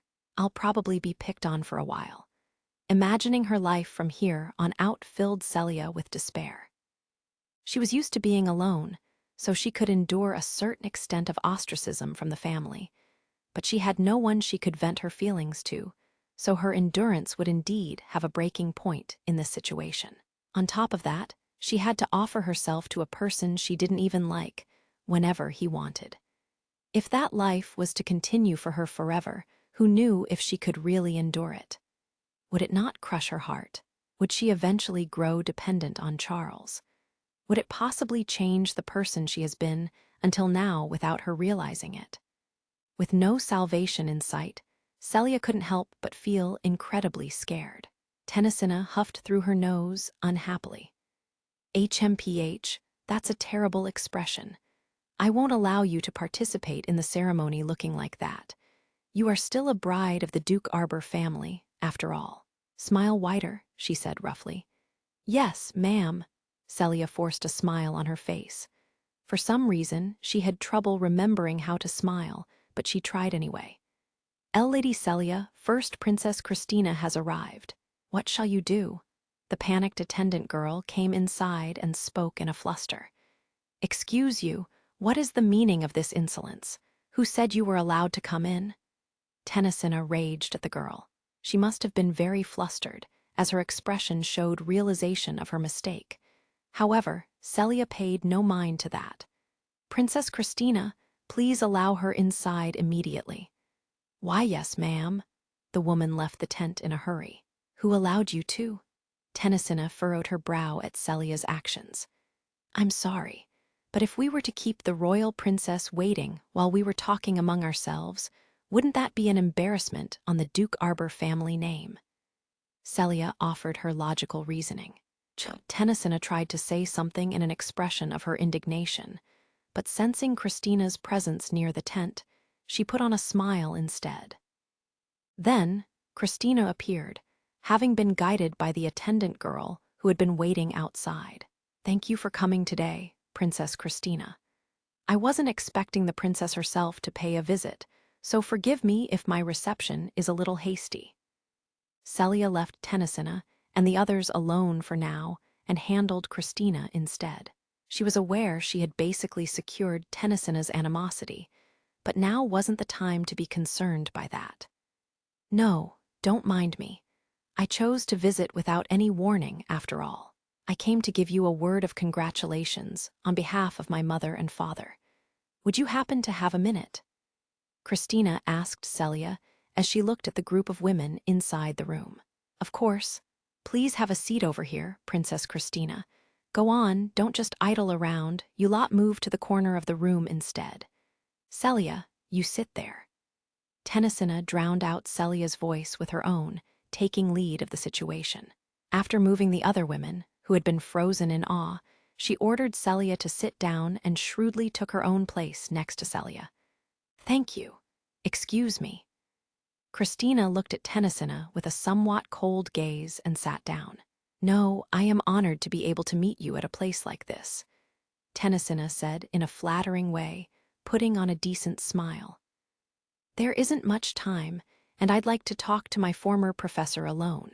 Could I have you ladies step out of the room? Christina said, heavily hinting at how she didn't have time to deal with Tennyson and the others. I understand. I'm sure you have much to discuss, so we will take our leave. Please enjoy yourself. Tennyson agreed with an uncomfortable smile pasted on her face, then left the room with the other women in tow. You may leave, too. Stand guard outside and make sure no one else comes in, Christina said to the attendant girl, who stood unsure of how to proceed with her duty. Why, yes, Your Highness, the woman left in a hurry. How ridiculous, Christina sighed and muttered under her breath. Professor, it's been a while. Now we can take our time talking leisurely. Won't you have a seat as well? She offered Celia a seat with a gentler tone than before. Thank you very much. Please excuse me, then. There's some freshly poured tea ready here, so please help yourself. Celia thanked her and poured the tea, which was left sitting for just the right amount of time, into an unused cup. She offered it to Christina before sitting down herself. "Thank you. The wedding dress suits you very well, by the way. You're beautiful, Professor Celia. The women earlier cannot compare to you," Christina praised, smiling faintly. "And no, that's not true. I am aware that I may be lacking in feminine charms, since I don't seem like a mature adult." Celia shook her head, dismissing the thought as absurd. "I don't think that's true. I believe any man that chooses those earlier women over the current you is simply blind, Professor," Christina said, with a huff of laughter, making Celia smile happily. "Ahaha, thank you. I'll accept that compliment gratefully. Your face is looking a little less pale than when I first came in. Did those ladies say something unpleasant to you?" Christina asked, while observing Celia's expression. Celia mustered a smile on her face, not about to complain. "No, nothing of the sort. I was just too nervous to sleep properly last night. But having you here has made feel better rather quickly. It's been a while since we've seen each other, after all. Ever since Duke Huguenot took Flora away with him, Duke Arbor has been keeping a vigilant eye on me. It's like house arrest, only under the name of protection. I haven't been able to leave the castle at all recently, so it's all thanks to you that I'm able to go outside today, Professor. Although there are countless supervisors acting as guards outside." Christina's face darkened with annoyance, and she spoke quietly. "You must have suffered, too, Princess Christina," Celia said, frowning herself. "No, everything about my current situation is retribution stemming from the failures of the royal family, and those failures have shifted their effects to the Count Clare family and you, Professor Celia. I have no way of making this up to you, but allow me to apologize on behalf of the royal family. I truly am very sorry," Christina said in a voice filled with shame, bowing her head deeply at Celia, who was taken aback. "Why, you mustn't do that, Princess Christina. The first princess shouldn't be lowering her head to anyone so carelessly. And I never blamed my current situation on anyone else. This marriage is something I decided on.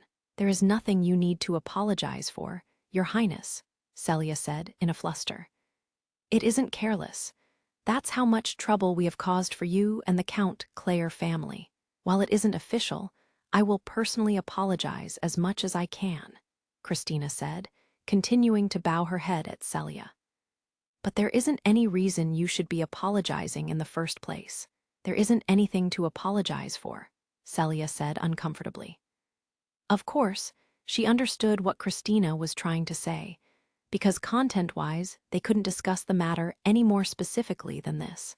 If someone were to witness Christina bowing her head, or even caught a little of their vaguely worded conversation, it would be quite the problem.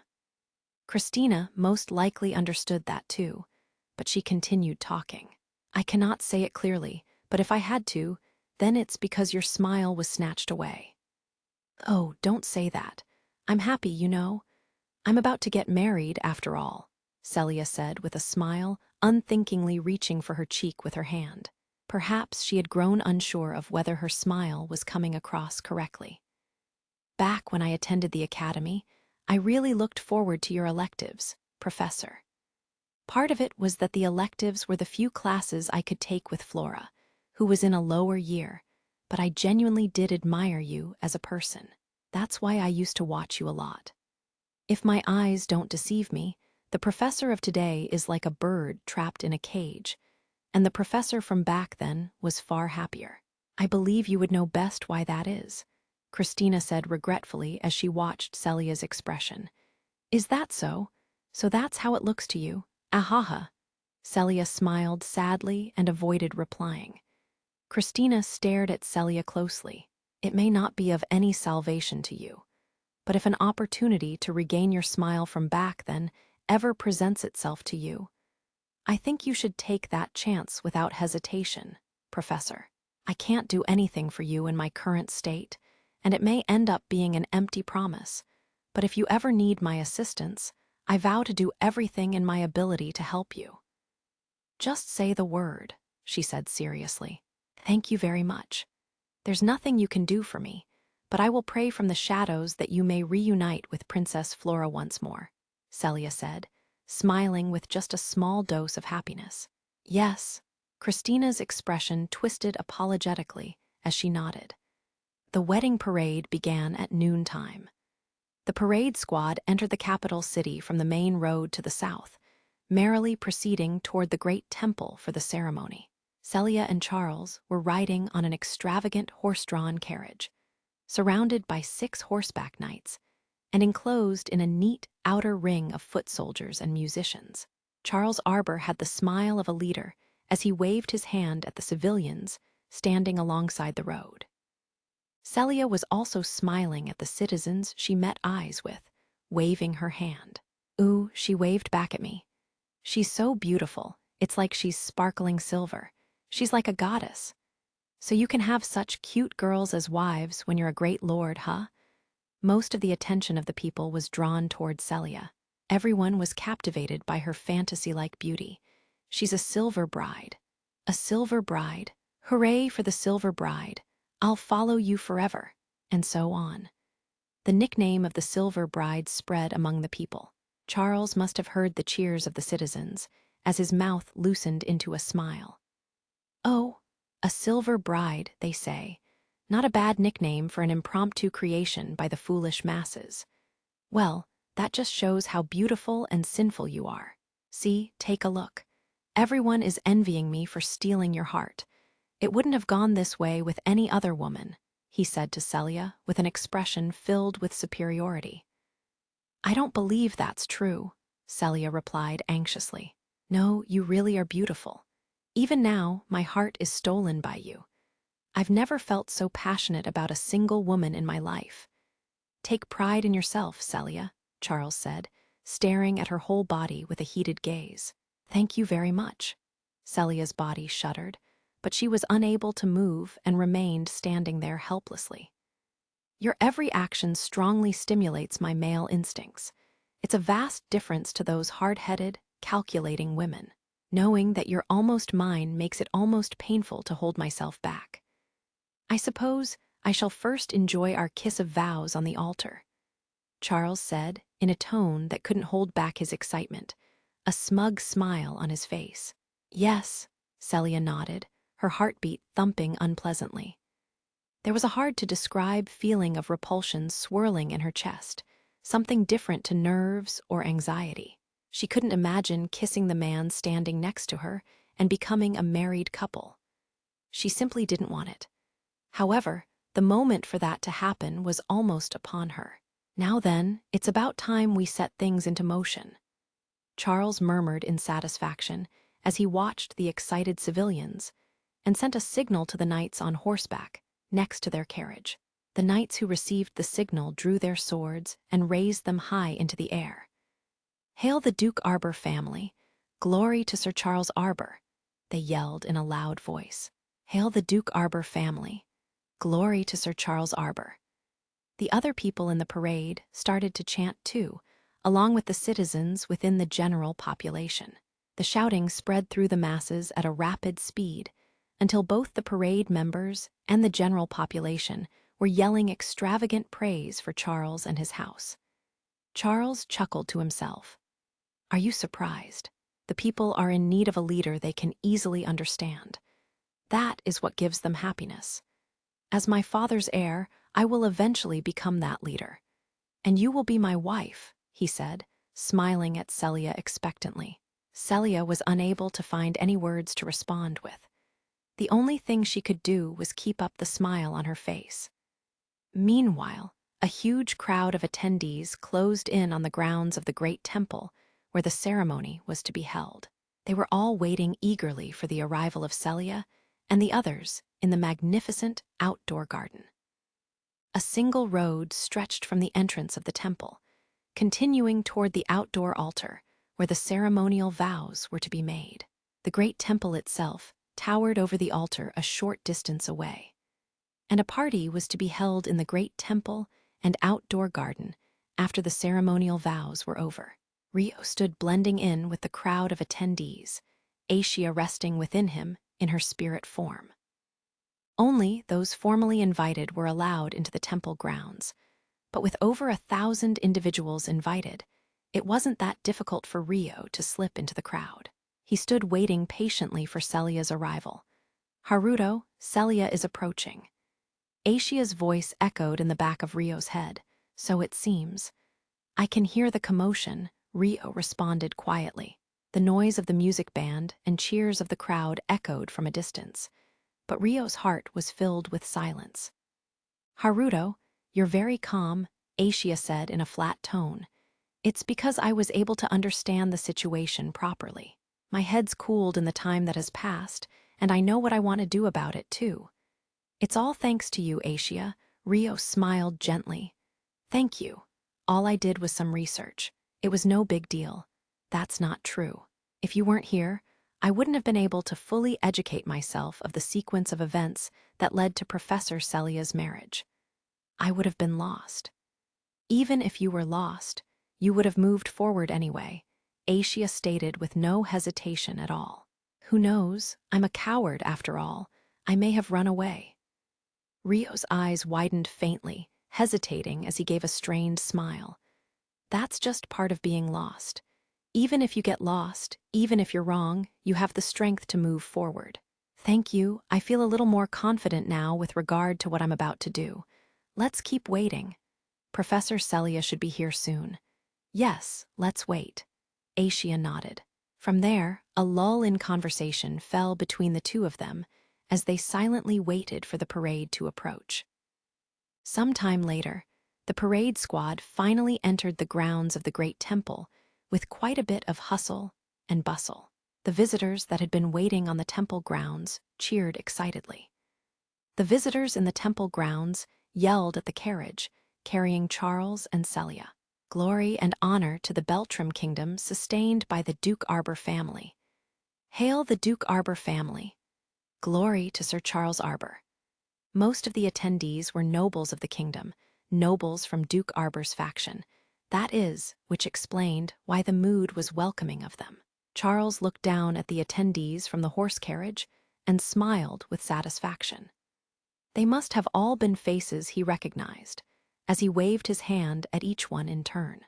Meanwhile, standing beside him was Celia, who, despite having a fleeting smile on her face, was still acting as the pure and graceful smiling wife. "Professor." Rio watched Celia with a pained expression on his face. However, he had completely blended into the crowds, so Celia didn't notice him. Rio wasn't about to yell "Professor" out loud to attract her attention, so the carriage Celia was on proceeded until the middle of the road. "Haruto, should I go now?" Aishia asked through their telepathic connection. Rio took a small breath and agreed. "Yeah, please do, Aishia. Okay."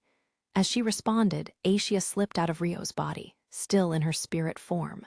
Rio was unable to see her, but he was already aware of where she was headed, so he directed his gaze in that direction without hesitation. She was headed for the carriage, where Celia stood. Celia was smiling, waving her hand at the attendees, when suddenly her entire body flinched. She glanced around at her surroundings in a slightly suspicious manner before completely freezing in place. Her expression changed with a gasp, and she shook her head in a fluster. Then, her eyes turned to where Rio was blended in with the crowd, as though she knew he was there from the very start. Her gaze wandered around shakily as she searched the area, but she eventually locked on to the sight of Rio's figure among the people. Rio stared fixedly at Celia, and when their eyes met, he smiled gently. "Why?" Celia's mouth moved minutely. Then, her expression twisted with pain as tears started flowing out of her eyes. When Rio spotted Celia's crying face, he turned on his heel and left the crowd of people, just before Celia spotted Rio among the crowd. Celia had eventually started to perceive herself as a puppet as she faced the parade, focusing on acting graceful and friendly so that she wouldn't mess up and bring trouble to her family. After all, the people congratulating her were all having fun and smiling with wonderful expressions. As she responded to them, Celia gradually felt as though she had been abandoned by the world. Then, before she knew it, they had arrived at the great temple. At the end of the road, stretching straight forward from the entrance, were the stairs that reached up to the outdoor altar. Next to the stairs were the VIP seats for people from inside and outside the kingdom. Among them were royals like Christina, the king's sword, renowned for being Beltram's strongest, the commander of the royal guard, Alfred Emerl, and the Proxia Empire's ambassador, who had a personal connection to Charles Rius. Last, but not least, standing below the altar just before the stairs, was a single boy clad in hero-like clothing, his blonde hair fluttering in the wind smoothly as he gave a refreshing smile. He was between his mid-teens to late teens. Celia knew who he was, though she had never met him directly. She had seen him once from afar when there was a commotion over a hero being summoned in the castle. He was the hero who had been summoned by the spirit stone held by the kingdom of Beltram, Rui Shigekura. His facial features and hair color were different from his friends that he had been summoned along with.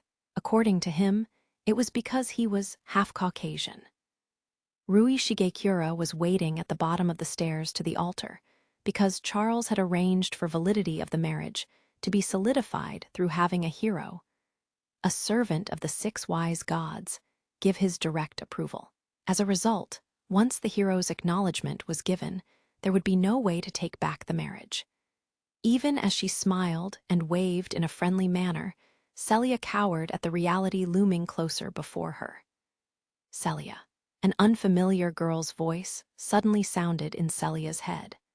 Celia trembled with a start. I'm currently talking to you by directly connecting to your mind. There's no time, so don't be afraid. The unknown girl suddenly started to speak. Who are you? Celia looked around dubiously. My name is Asia. Haruto. No, Rio asked me to talk to you like this. Celia froze. Rio. Look toward the back on your left. Celia's expression changed with a gasp as she looked in the direction as told. Don't tell me. A little further in front. Yes, around there. Celia moved her gaze, checking each and every face of the people standing among the crowd. Rio. Celia spotted Rio blending in with the masses. He smiled gently at her. Why? He had come, even though she told him not to, even though she hadn't wanted him to, even though he was the only one she didn't want to have witnessed the sight of her being married to Charles. Unable to look directly into Rio's face, tears started escaping from Celia's eyes before she knew it. Even though she knew she shouldn't cry, her tears wouldn't stop. Hey, what's the matter, Celia? Have you been moved to tears with happiness? Charles was taken aback by the sudden sight of Celia's tears. He questioned her curiously. Just go along with him, Asia's voice echoed. Celia faltered, rubbed her eyes furiously, and answered Charles. I'm not sure. There's happiness and a lot of other emotions mixed together.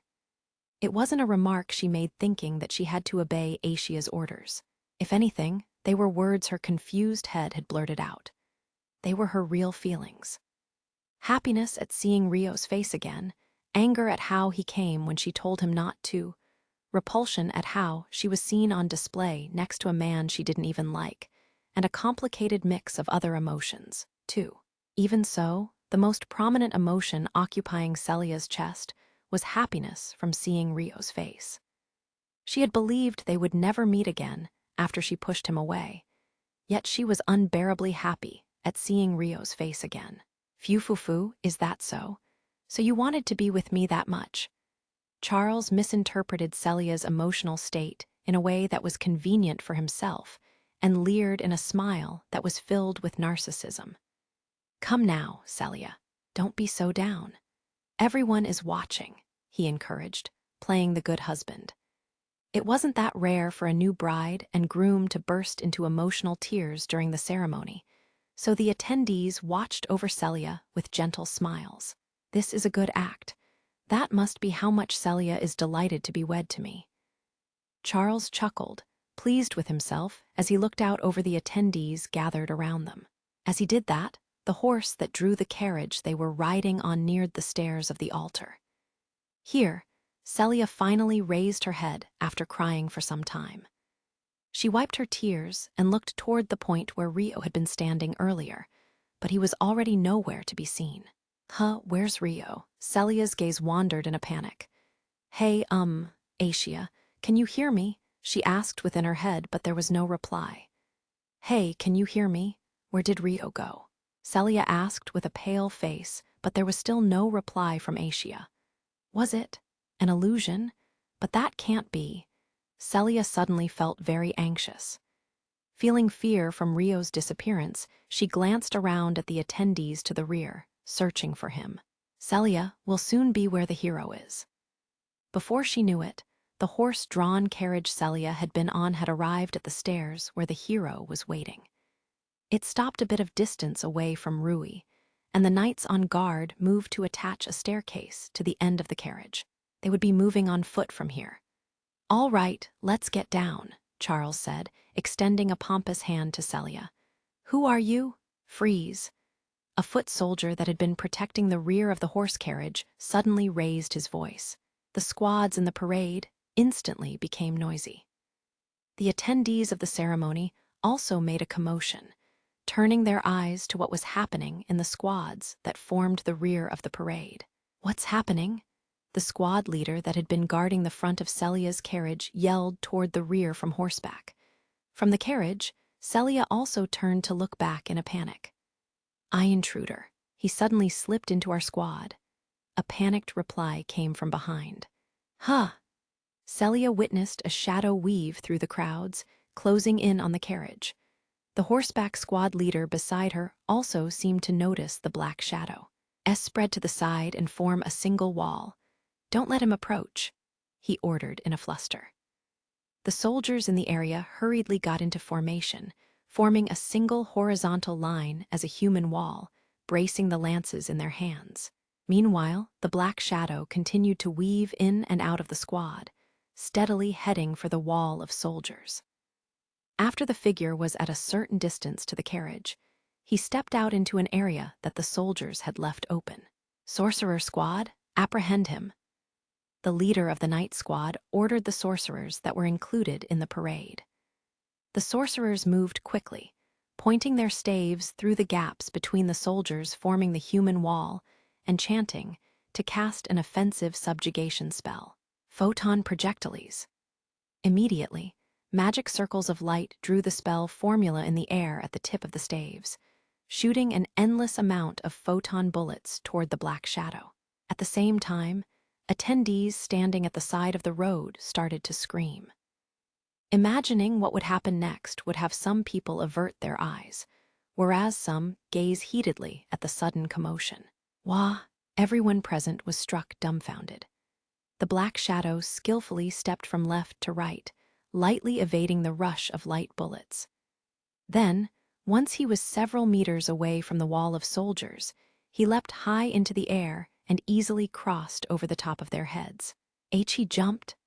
The improvised line of defense broke into chaos, greatly reducing the number of soldiers obstructing the black shadow from the carriage Celia was on.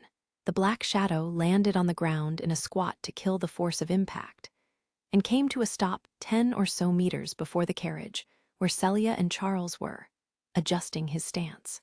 His isolated figure was clearly one of a human, but a black overcoat covered his whole body, and the hood was carefully covering his whole face. What physical ability! The soldiers in the area swallowed their breaths in fearful awe. The depths of the black shadow's hood stared straight at Celia. Celia's gaze was also drawn into the depths of the hood, and she widened her eyes in shock. The black shadow immediately adjusted his hood to secure it and started running.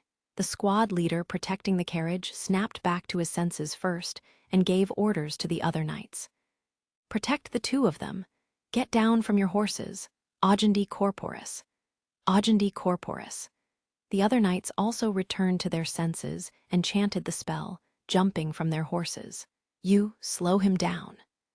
The squad leader ordered the few remaining foot soldiers standing in the way in a harsh tone. He must have realized they were no match for the figure, as his orders were a roundabout way of asking them to buy time instead. The nearby soldiers attacked the Black Shadow in a fluster, but sure enough, they were nothing more than an annoying obstacle to him. The soldiers had bought enough time for the knights to get into battle positions. Draw your swords, surround him, and capture him. I don't mind if you take off an arm or two while you're at it. We'll teach this ruffian who thinks he can intrude on this glorious ceremony a thing or two about this kingdom's prestige. Let's go, the knight leader declared loudly as he pointed his sword at the Black Shadow, and the knights began their counterattack with perfect movements. The leader and another knight hovered in the back to watch out for his leap, while the remaining 4 knights surrounded the Black Shadow and attacked him. Seeing that scene made Celia tremble with fear. Charles looked at the Black Shadow with eyes that hid none of his disdain and spoke to Celia with strong confidence. It'll be all right, Celia. Like I said before the ceremony, they are the elite of our kingdom's elite. Both their lineage and abilities have been proven to be true. It showed how much faith he had in his subordinates. There's no way the likes of a lawless bandit could overpower. What? Charles' mouth fell open in shock as he witnessed what was unfolding before him. Celia's eyes also widened in astonishment. The black figure showed no sign of cowardice as it took on 6 knights unarmed. Don't underestimate me. The 4 knights in front raged at the unarmed black figure, each exerting more strength into the hands that gripped their swords. They judged the space between them and tried to receive him from the front and sides. Wah, gah. Of the 2 knights in the front, the one on the left was suddenly attacked without warning. The knight felt the gold armor protecting him bend before he was easily blown away, flying several meters. The display of speed and abruptness of the surprise attack left the 3 remaining knights in the circle formation, frozen for a moment. The black figure did not let that moment of weakness escape him. He stopped the sword the knight to the left tried to swing with his bare hands, then dispersed that kinetic energy as he twisted the blade sharply. When the knight unthinkingly let go of his sword, he immediately stepped forward and kneed him in the stomach. Gah! In no time at all, the second knight was blown back and sent flying through the air. Immediately after, the black figure turned and ran toward the 2 remaining figures. I'll back you up. The 2 knights who had been standing to the rear as backup hurried to join the front guard in a panic. But the black figure had already reached the 2 knights in the front. The intruder carelessly closed the gap between them, but the 2 knights in the front guard no longer hesitated to swing their swords. Gah!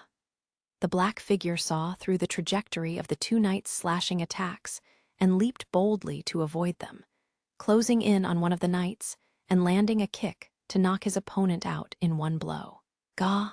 In response, the remaining knight swung his sword vertically downward in an attempt to counterattack. But the black figure veered to the right to evade the sword and released an interrupting thrust with his fist. The knight was blown away, rendered incapable of combat like the other front guard knights.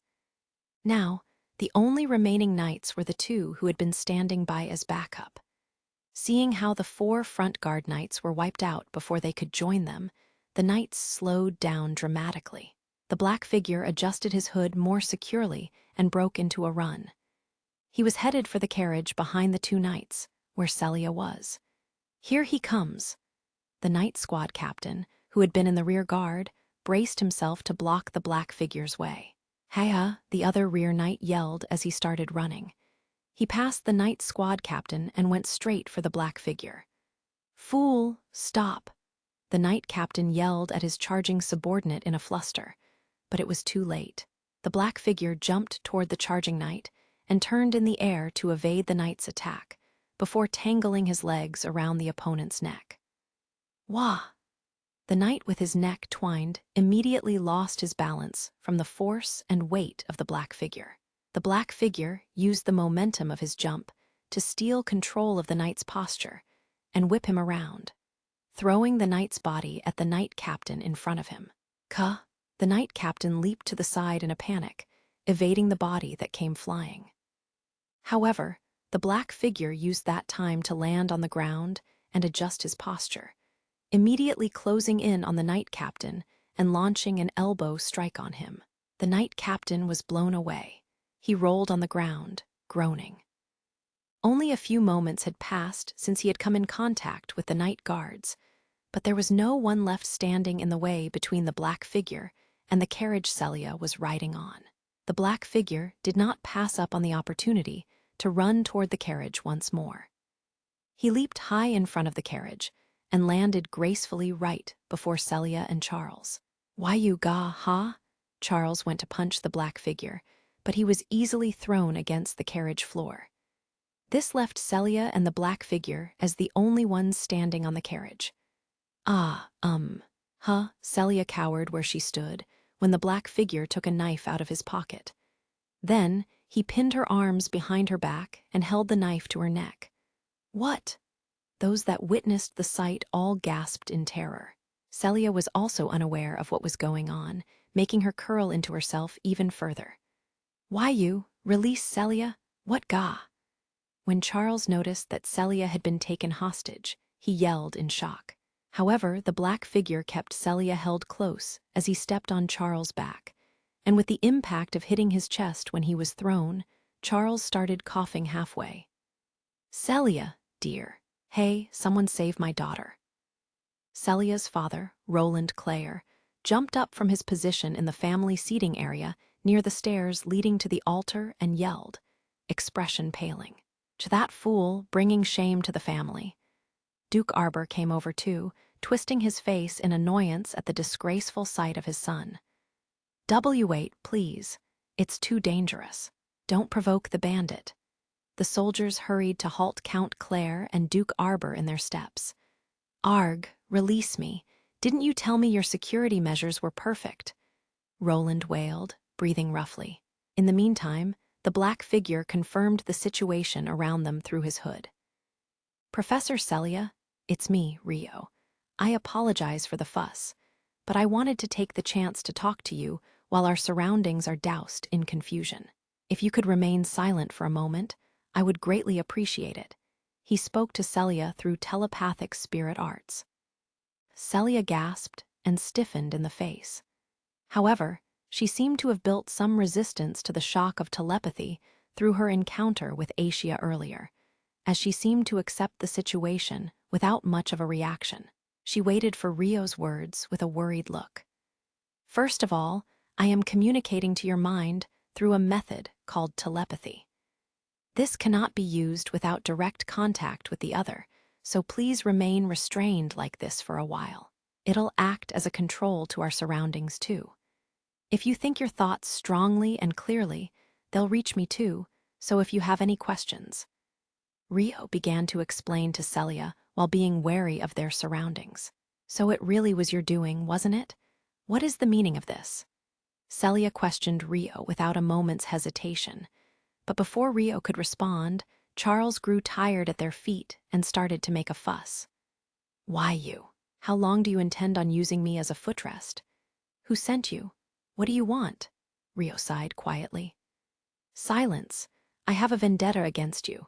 I'm considering my options right now, and I don't mind simply crushing your spine like this, honestly," he said, putting more force into the foot on Charles. "Wait, Rio.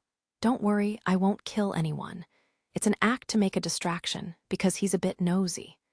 "Why, yeah." Celia nodded timidly at Rio's explanation. "NGH?" Charles must have sensed how the weight on his back was threatening his life, and immediately fell silent. Meanwhile, the surroundings were in extreme chaos, with people trying to evacuate the attendees while also trying to surrounding the horse carriage. However, they appeared to fear for the safety of Celia and Charles, who had been taken hostage, as they didn't try any bold actions. Rio decided to take that time to continue his explanation. "There's no time, so let me say this quickly. I want to hear what your true feelings are one more time before you get married." "That is why I have come," he said flatly. What do you mean? That is why. What are you thinking, doing something like this? You'll be captured, you know." Celia yelled in her head in a panic. I said I wanted to hear what your true feelings are, Professor. Even so, Rio showed no sign of impatience as he spoke in a firm tone. That's. I told you I. Pressured by Rio's determination, Celia's face fell with chagrin. You can't fool me. I came here knowing roughly the whole story behind this political marriage. About how the Count Clare house was placed under a certain suspicion, which the Duke Arbor house half threatened. I understand why you were put in this situation, Professor. Where did you hear that? Celia gasped, her expression changing. I crossed a dangerous bridge, but none of that matters right now. Rio dismissed her question curtly. It should matter. There were many things she wanted to ask about in that short exchange just now, but Rio's forceful attitude rendered Celia speechless. Won't you tell me, please? Assuming there was no need for you to sacrifice yourself, would you still want to marry this man, Professor? That's all I wanted to ask, Rio asked smoothly as he looked down at Charles below him, almost as though he could see right through Celia's heart. What will you do after I answer? Celia asked in a weak and timid way. If you so desire, I will bring this wedding to a halt. Just like how you readily accepted this political marriage, I readily accepted my choice to do that before coming here, Rio said with determination. You're being too overbearing. I am fully aware of how overbearing and forceful I'm being. I've already overstepped that line by interfering with your wedding in the first place, Professor. If you understand that much, why? Why are you doing such a thing? Celia asked timidly. Because I couldn't accept it. You're important to me, Professor. If I hadn't come today, at this moment, I would have regretted it for the rest of my life. I don't want to lose the people who are most important to me without doing anything about it. I've already lost important things to me and regretted it quite a bit. Once something is lost, you can never get it back, but there's still time before you lose it.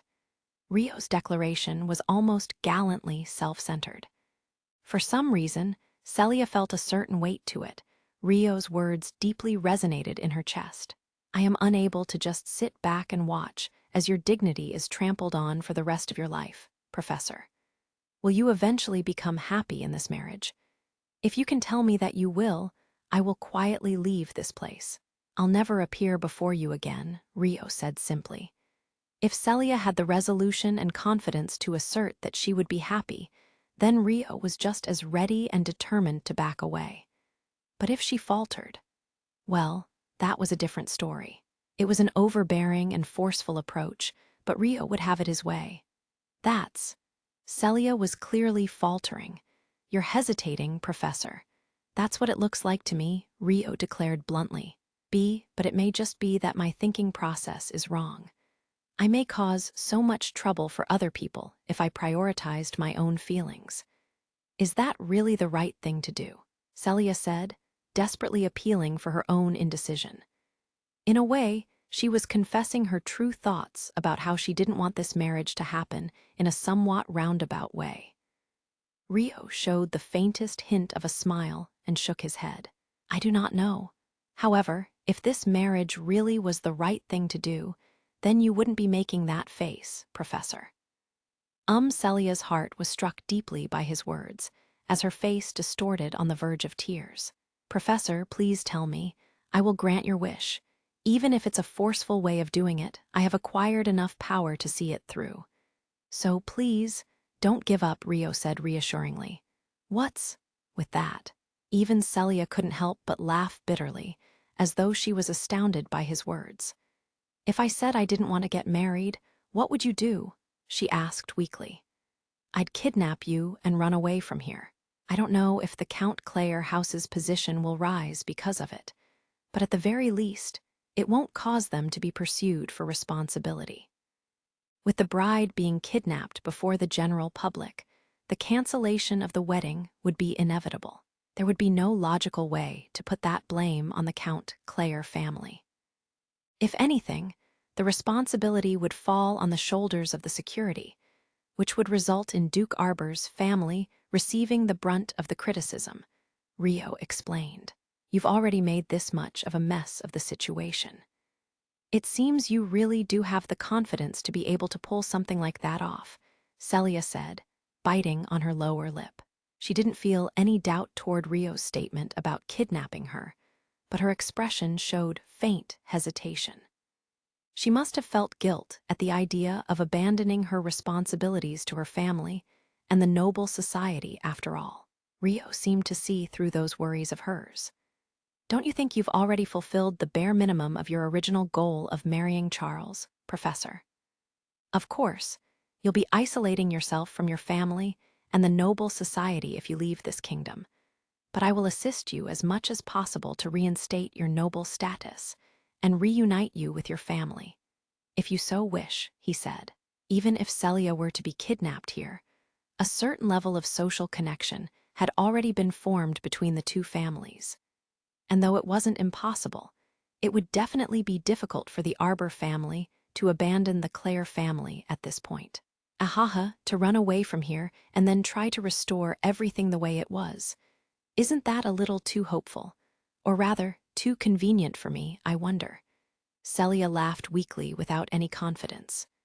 No, if it's you, Professor, it's definitely possible. You'll be able to put everything back where it should be, Rio stated in a certain tone. It was dazzlingly straightforward, expressing his trust and clear expectations toward Celia.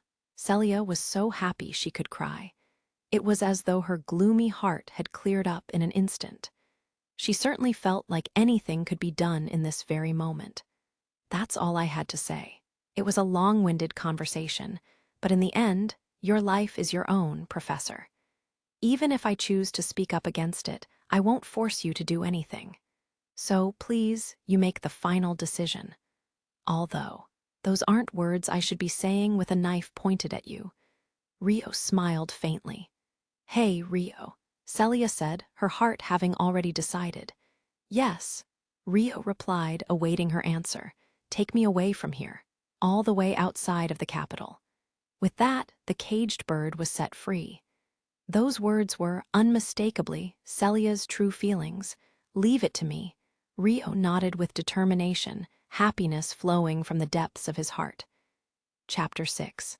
Against the Beltram royal army, I've decided, Rio suddenly murmured to Charles below him.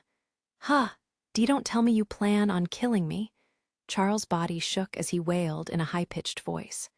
No, you disgrace. I'm going to abduct this girl. She's your bride-to-be, no? Rio said, clearly provoking Charles, who turned bright red. Why you? You think you can run away unscathed in this situation? He yelled in a rage. The carriage was already surrounded by the great army of the kingdom of Beltram. Their numbers were easily in the hundreds. Once the reinforcements arrived, those numbers would multiply. Try and catch me, then. If you can, anyway, Rio sneered, putting away his knife and lifting Celia bridal style. Gah, wait, huh? You, Sir Charles. Celia called in confusion, flushing scarlet when she was lifted. See, Celia. Shit, you bastard. Still being trampled on, Charles began to struggle in frustration. Celia? Celia's father, Roland, yelled. He was being held back by soldiers, unable to bear the sight. I am sorry, father. I will definitely come see you again. Celia's faces fell with sadness, but she mustered the best smile she could toward Roland. What, Celia?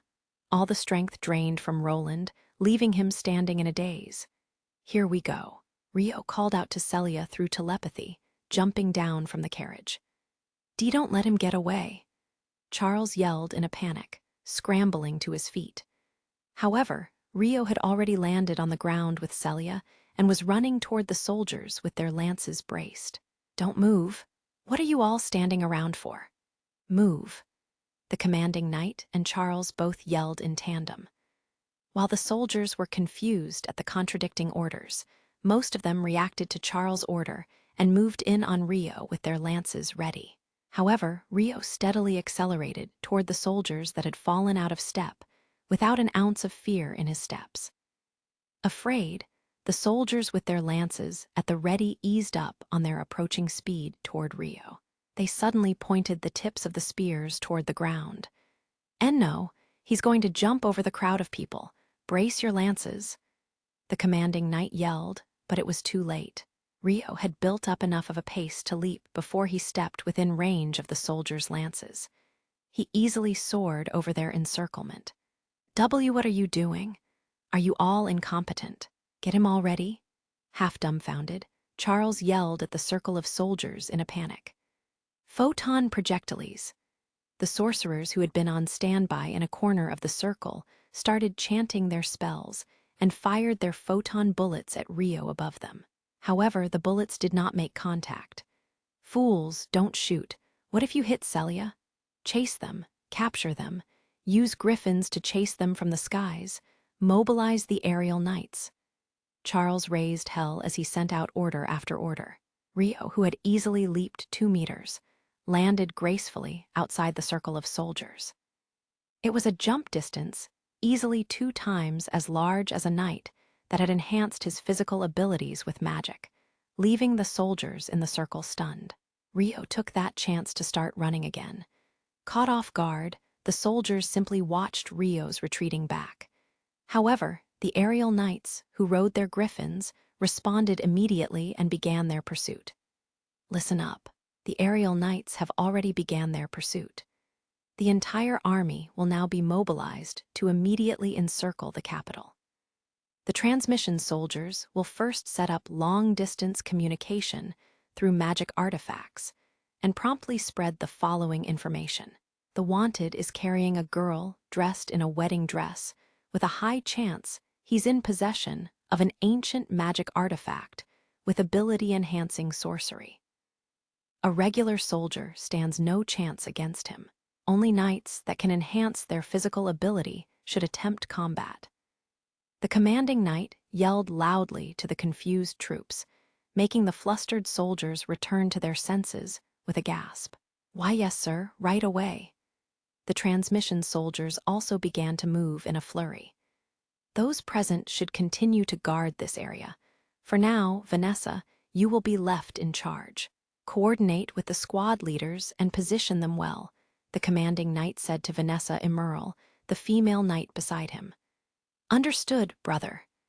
Vanessa saluted him with a quick action. Charles came over from the carriage and flared up at the knight in charge, Alfred Emerald. Why you, Alfred? What are you doing conveniently trying to give orders after you allowed the infiltrator to escape? Alfred sighed quietly. The one conveniently giving orders is you know. Earlier, when I was sending orders to the soldiers under my command, did you not send your own orders and disrupt everything? He objected. I don't recall leaving you in charge of the security on scene in the first place. Indeed, I believe that was you and your unconscious subordinate's responsibility.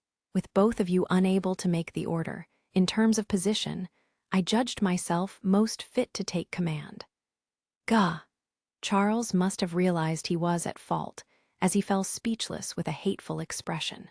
Alfred ignored Charles' blame shifting and moved the conversation on quickly. Well, whatever. More importantly, did you gain any clues on the bandit's motives? What is his goal? He said he had a vendetta against me, Charles answered with a click of his tongue. Alfred sighed quietly. I see. Well, that leaves quite the number of suspects then.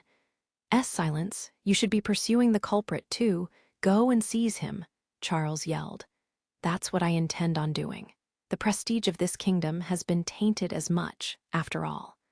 Vanessa will be left in charge of this area, but I assume you will be able to take control of the overall situation from here, right? Of course. Then I'm leaving it to you. I'll be going now. With that, Alfred kicked off the ground and broke into a run. He hadn't chanted a spell, but his speed was far above an average knight with enhanced physical abilities. Go already. Shit, shit, shit. Charles shouted, stamping his feet on the ground without watching Alfred's back. Because of this, he failed to notice the hero, Rui Shigekura, running behind Alfred secretly. Meanwhile, in a corner of the garden among the gathering of attendees, the Proxia Empire ambassador Rias watched the chaos on the temple grounds pleasantly. While things have taken quite an interesting turn, this is quite vexing indeed. As an ambassador under their protection, It would not look good if I snuck away here. An assailant bold enough to attempt such a thing, and the spirit who never revealed itself. How interesting. Ria sighed, lamenting the fact he could do nothing but watch in silence. His interest was strongly piqued by the duo who had never revealed their identities, Rio and Asia. Meanwhile, Rio was running over the rooftops in the Noble District, heading toward the western side of the capital. As most of the nobility were attending Celia's wedding, the only people remaining in the district were the servants in charge of watching the houses. The security knights and soldiers patrolling the ground would spot him at times, but were unable to catch up to him. Only the aerial knights riding on the griffins could keep Rio within their sights, and continued to give chase. Hey, wait, Rio, this is so fast. Aren't you going too fast? Celia's head was spinning. Yes, just make sure you hold on tight. The griffin squad in the air is a bit of a problem, so I'm going to increase my speed a little more, Rio said, increasing the strength with which he was holding onto Celia. All right, Celia replied hesitantly. His body was more muscular and sturdy than she had expected, revealing the growth that had happened in the time since they'd been separated. You've grown into a wonderful young man, Rio. Celia couldn't help but think out of happiness. Thank you very much, Rio replied shyly. Did you hear that just now? Startled, Celia blushed crimson red. She hadn't expected her sudden thought to be conveyed, so she wondered if she had thought something rather embarrassing. Ahaha, it's because we've been in continuous contact for so long. It seems like our sensitivity to each other has temporarily strengthened. So even if you don't think a thought clearly, it still gets conveyed. Geez. Hey, I wasn't thinking anything else that was weird, was I? Celia started to make excuses for herself in a flurry. No, there was nothing strange. Hey, what was that pause just now? Haha, it didn't mean anything. Rio laughed in amusement. Geez. Celia pouted her lips in embarrassment. Have you gotten used to this speed a little? Rio asked out of concern for Celia. Yeah, I'm fine. I've gotten used to it, so feel free to speed up all you want. Celia sensed that her earlier fluster had caused him to take more care and consideration around her, making her smile happily. Then, don't mind if I do. Rio raised his running speed by another level. Just how fast can you run? Celia asked timidly. If I really wanted to, I could go faster, but that would require a flat path. This speed is perfect for running across obstacle-ridden rooftops. I see. I wonder what kind of sorcery it is. That explanation can come later. Even if we run at this rate, it'll take some time for us to lose them, so we're going to descend to the alleyways for now. There, I'll pass the baton and meet up with you later. Pass the baton, meet up later. Rio's sudden explanation left Celia tilting her head dubiously. That's the plan. There's a place I prepared in advance with my accomplice. She's actually the girl who spoke to you first, Profs. Oh, there it is. Rio suddenly jumped down from the rooftops. Celia curled up in preparation for the landing, but Rio used his wind spirit arts to land softly in the alleyway. They were in an area for the upper middle class that served nobility, located relatively close to the castle walls that enclosed the Noble District. The alleyway had been confirmed to be a dead end in advance, and with the closely packed buildings around it, it was difficult to spot from the skies. Asia? Rio hid in the shadow of the buildings and called out the name of his partner, who had remained in spirit form this entire time. The particles of light gathered to form the figure of a beautiful girl. At the sight of Asia suddenly appearing, Celia's eyes widened in shock. Wah! Asia, take Professor Celia and get out of the capital, as planned. I'll buy us some time. Got it. Asia nodded once, taking Celia from Rio's arms. Wait, what is the meaning of this? Celia protested from how she was being carried bridal style in Asia's arms. It's exactly as I said. I'm going to become a decoy to buy us some time so that you can escape the capital with Asia. I'll definitely meet up with you later, so don't worry. As for an explanation about Asia, Ask her yourself as you're on the move. She's trustworthy. W8, it's dangerous. You might be strong, but your opponent is an entire army.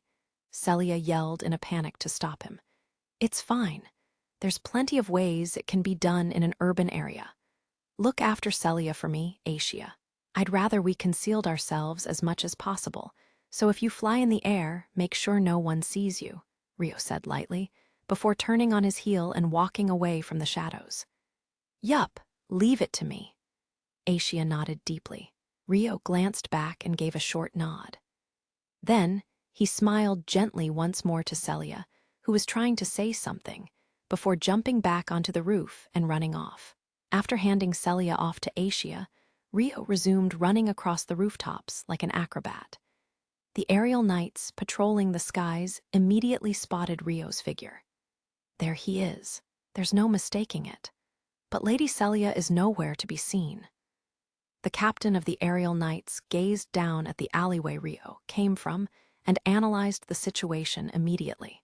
HMPH, he must have gotten desperate after being backed into a corner. The alleyway he came out of was a dead end. Tell the ground units to search the area, including the interior of the residences. Signal flare. Then, around half of the number of patrolling griffins circled back and released a powerful blast of light magic from the air. Signum ignis. Rhea gazed at the griffins in the sky above and focused himself with a deep breath. They called for reinforcements, huh? I'm not surprised. All that's left is for me to distract my pursuers in a noisy way. Photon projectiles. The knights in the air all fired magic toward Rio on the rooftop in one go. A barrage of countless light bullets rained down on Rio. However, Rio moved about on nimble feet to evade the attack. I can't hit him. Damn it, how stubborn is he? The knights frowned with impatience. Keep your wits about you. He probably has an ancient magic artifact with a powerful ability enhancer. We simply have to nail him down to one spot. In that time, ground reinforcements should arrive. Continue attacking. The captain in charge of commanding the squad instructed calmly. Photon projectiles. Obeying their commander, the knights began to fire light bullets at Rio once more. Rio did exactly what his opponents wanted by lazily evading the attacks until the ground reinforcements could come running. About a minute later, the reinforcement knights, 10 of them, arrived. The buildings were packed together tightly, but the roads were wide and allowed for a large view, helping the reinforcement knights immediately identify the alleyway Celia had been hidden in. There it is. Let's go. The knight who seemed to be the leader of the squad headed straight for the alleyway. I won't let you. Rio sensed the movements of the reinforcement squad and jumped down from the roof, blocking the way into the alley. Wah! The knights were taken aback Rio's sudden appearance. Rio did not allow that moment of weakness to escape him, charging at the knights before they could draw their swords. Caught off guard, the leader took a palm thrust to the stomach before the rest of the tightly crowded knights came under a one-sided attack. Thus, 6 knights were rendered out of commission in an instant. However, the next group of reinforcements could be seen approaching in the distance. I guess there really are a lot of them. Rio took out 2 daggers from his overcoat and stepped back for now. More photon bullets started raining down from the skies above.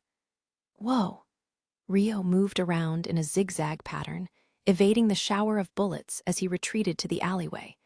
But the 4 ground knights took that chance to launch a counterattack on him. In response, Rio stepped forward boldly and charged into the knights head-on. He swung the daggers in his hands to deflect the slashing attacks of the knights and twisted his body to land a roundhouse kick to one of them. He then widened their distance once again, using a hit-and-run tactic. Don't give him time to rest. Our reinforcements will be here soon. Tire him out as much as possible. One of the remaining knights yelled, exchanging looks with the other 2 knights and splitting up to attack Rio from 3 sides at once. Yes, sir. It was a tactic that placed their willpower on the line. However, Even Rio was standing there resolved to fulfill his role as the decoy. He had no intention of backing down. Swinging his daggers, he skillfully deflected the onslaught of attacks coming from the knights. Unwavering before his disadvantage in numbers, Rio knocked his opponents out cold with his blows. First one person, then two, then three, every time they crossed weapons. However, the next night's squad arrived with no time for him to rest. It might be a little tough to get out of this one without causing casualties. Rio's expression was grim. He hadn't wanted to cause any casualties in this fight because of Celia, but it was difficult to hold back and fight against such an overwhelming number. If reinforcements continued to flow in like this, he may need to resort to using his spirit arts specialized for group combat. But I've already made my declaration. I don't want to do anything that'll leave a foul taste in my mouth at the slightest. Rio didn't give up. He was the one who told Celia not to give up, after all. He had already decided to push his ideals through to the end, even if they were too perfect to be realistic. Rio felt an unpleasant, stinging presence from before him and suddenly stepped to the side. Immediately after he did, a flash. A light strike that would have knocked him out if it had made contact flew by, striking the ground behind Rio and cracking it. Far in the distance was a towering steeple, and on top of it, Rio could see a boy with a bow held at the ready. That boy was Rui Shigekura, the hero that the kingdom of Beltrum had summoned. Rui seemed surprised that his sudden shot hadn't made contact, as he was standing there with his eyes widened in a slight daze. It'll be a pain if he continues to fire this way from that distance, Rio thought calmly. For a moment, he considered revealing his hand and firing a sniping shot back with spirit arts, but there was no need for him to resort to that. That's enough. I will now proceed to apprehend you. A single knight stood before Rio's way. The knights immediately knew who the knight was as a light sparkled in their eyes. "Sir Alfred," they called out. "Alfred, that's the name of the king's sword. He does seem strong indeed." Rio could immediately see that Alfred wasn't your average fighter. In fact, whether he intended it or not, he had begun to release an awe-inspiring aura toward Rio. The number of casualties would only increase. "All of you, step back and ask the aerial knights above to give the hero my gratitude for his cooperation," Alfred said to the knights. He looked at the knights collapsed on the ground before glancing up at the steeple in the distance where Rui Shigekura stood. Rui gave a strained but refreshed smile, shrugging his shoulders. "Yes, sir. Understood." The knights behind him nodded promptly, creating distance from Alfred. "HMPH." Alfred closed in on Rio in an instant. Then, drawing his sword in one smooth movement, he started with a lightning-fast attack. A sharp metallic clash echoed. Rio had stopped Alfred's sword with his dual daggers. The instantaneous offense and defense left the spectating knights gulping. However, Rio and Alfred's battle had only just begun. The two first drew back their own specialized weapons, then the next moment swung them again, exchanging blows of offense and defense too fast for the eyes to follow. Alfred's weapon had weight, reach, and more power behind each blow, but Rio challenged him with his sheer number of attacks. Rio swung his daggers to beat Alfred's blows to the punch, continuing to evade the sharp and heavy slashes. Every time the blades clashed, fireworks sparked and scattered. Then, after they had exchanged blows for a while, the two parties paused. "He's strong.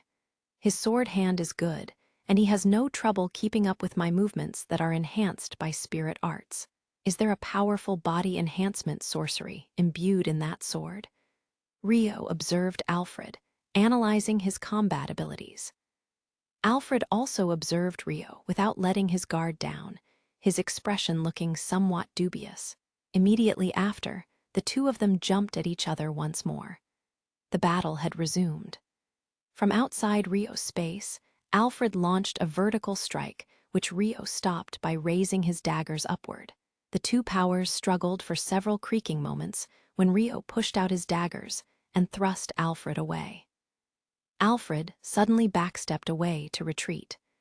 Rio used the opportunity to step forward firmly and corner Alfred. Then, swinging the dagger like a dance, he ran freely around Alfred, attacking incessantly. Alfred only barely managed to block the endless numbers of blows approaching him with his single sword. The knights in the area gulped as they watched over the fierce fight before them. The battle between the two had already reached inhuman levels of strength, leaving no room for third-party interference. As Sir Alfred is being pushed back. The sword flashes of the two parties were already impossible for the human eye to perceive, but the knights beside them could tell that the exchange of offense and defense was beginning to lean in Rio's favor. The trigger had been Rio cornering Alfred. When they both put each other within reach, it was obvious that Rio, using the flexible and multi-hitting weapon, had the advantage. If Alfred tried to swing widely, the moment Rio evaded him, a fatal opening would inevitably reveal itself. Since Rio had been attacking him persistently for a while now, Alfred was unable to swing his sword at will and was being pressed to handle Rio's attacks. That being said, Alfred showed no panic in his eyes, using his long years of battle experience to move his body optimally, calmly waiting for the chance to counterattack. Then, at one point, Alfred went for the match. While blocking Rio's swinging daggers, he first leaped backward to widen the distance from Rio. There, Rio stepped forward, immediately trying to close the gap between them. Alfred also stepped forward with force, accelerating as he charged toward Rio. The move backwards had been a feint. His true aim was to create an opening in Rio and land a sharp, slashing attack there.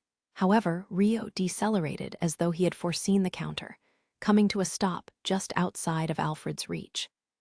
The next moment, Alfred's sword slashed through thin air, passing just a hair's breadth away from Rio's face.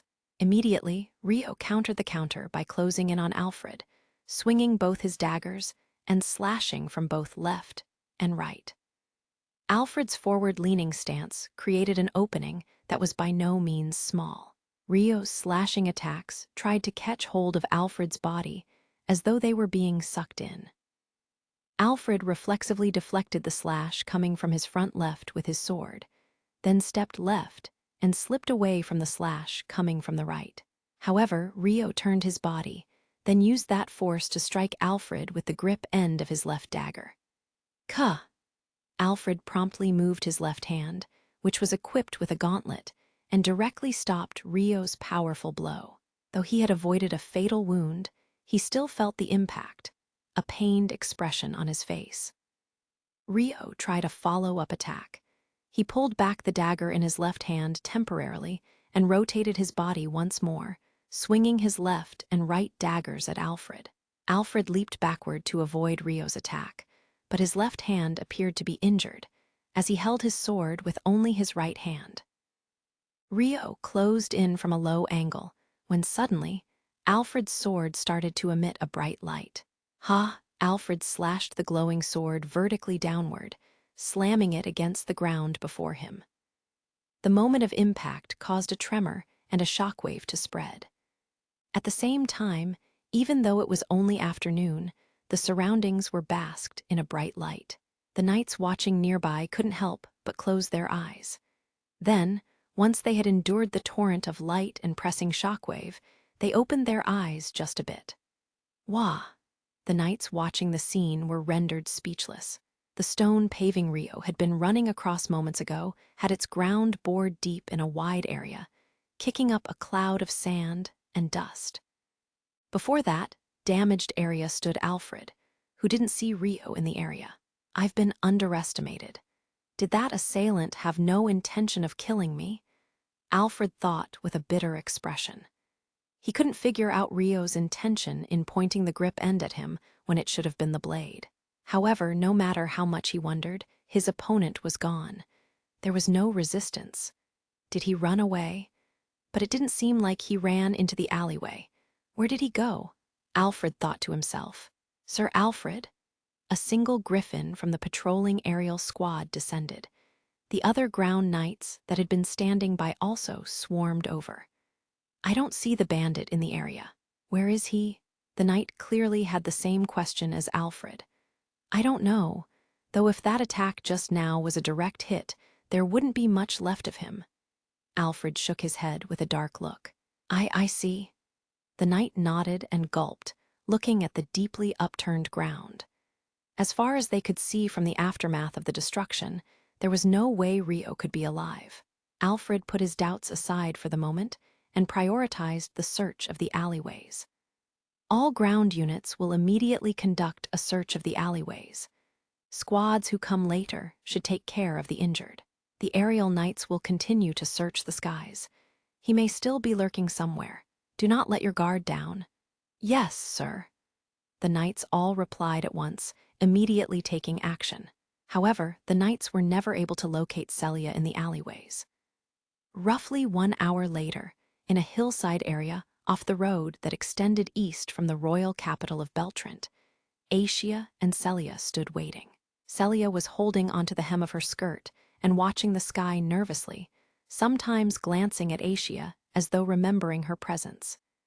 Hey, Acia, will Rio really be all right? She asked her for the umpteenth time. He'll be fine, Acia nodded calmly. He's coming, she added, suddenly looking up at the sky toward the capital. Huh, how do you know?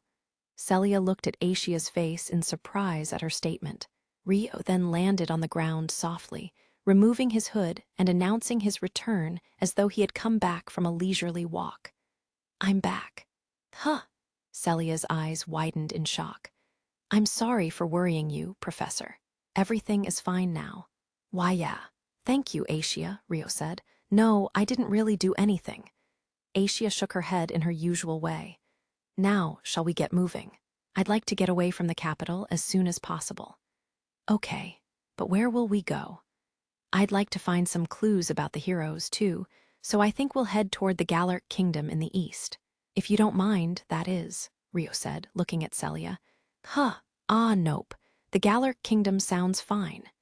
Celia nodded readily. Rio noticed Celia's awkward behavior and questioned her curiously. Professor, is something the matter? And nothing. It just hasn't quite hit me yet, so I'm wondering if this is really okay. Celia replied with an expression that showed her heart wasn't quite present. Do you want to return to the capital?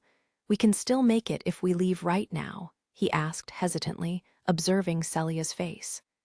And no, that's not it. Don't misunderstand. I was just wondering if I was really allowed to be so happy. It just doesn't quite feel real.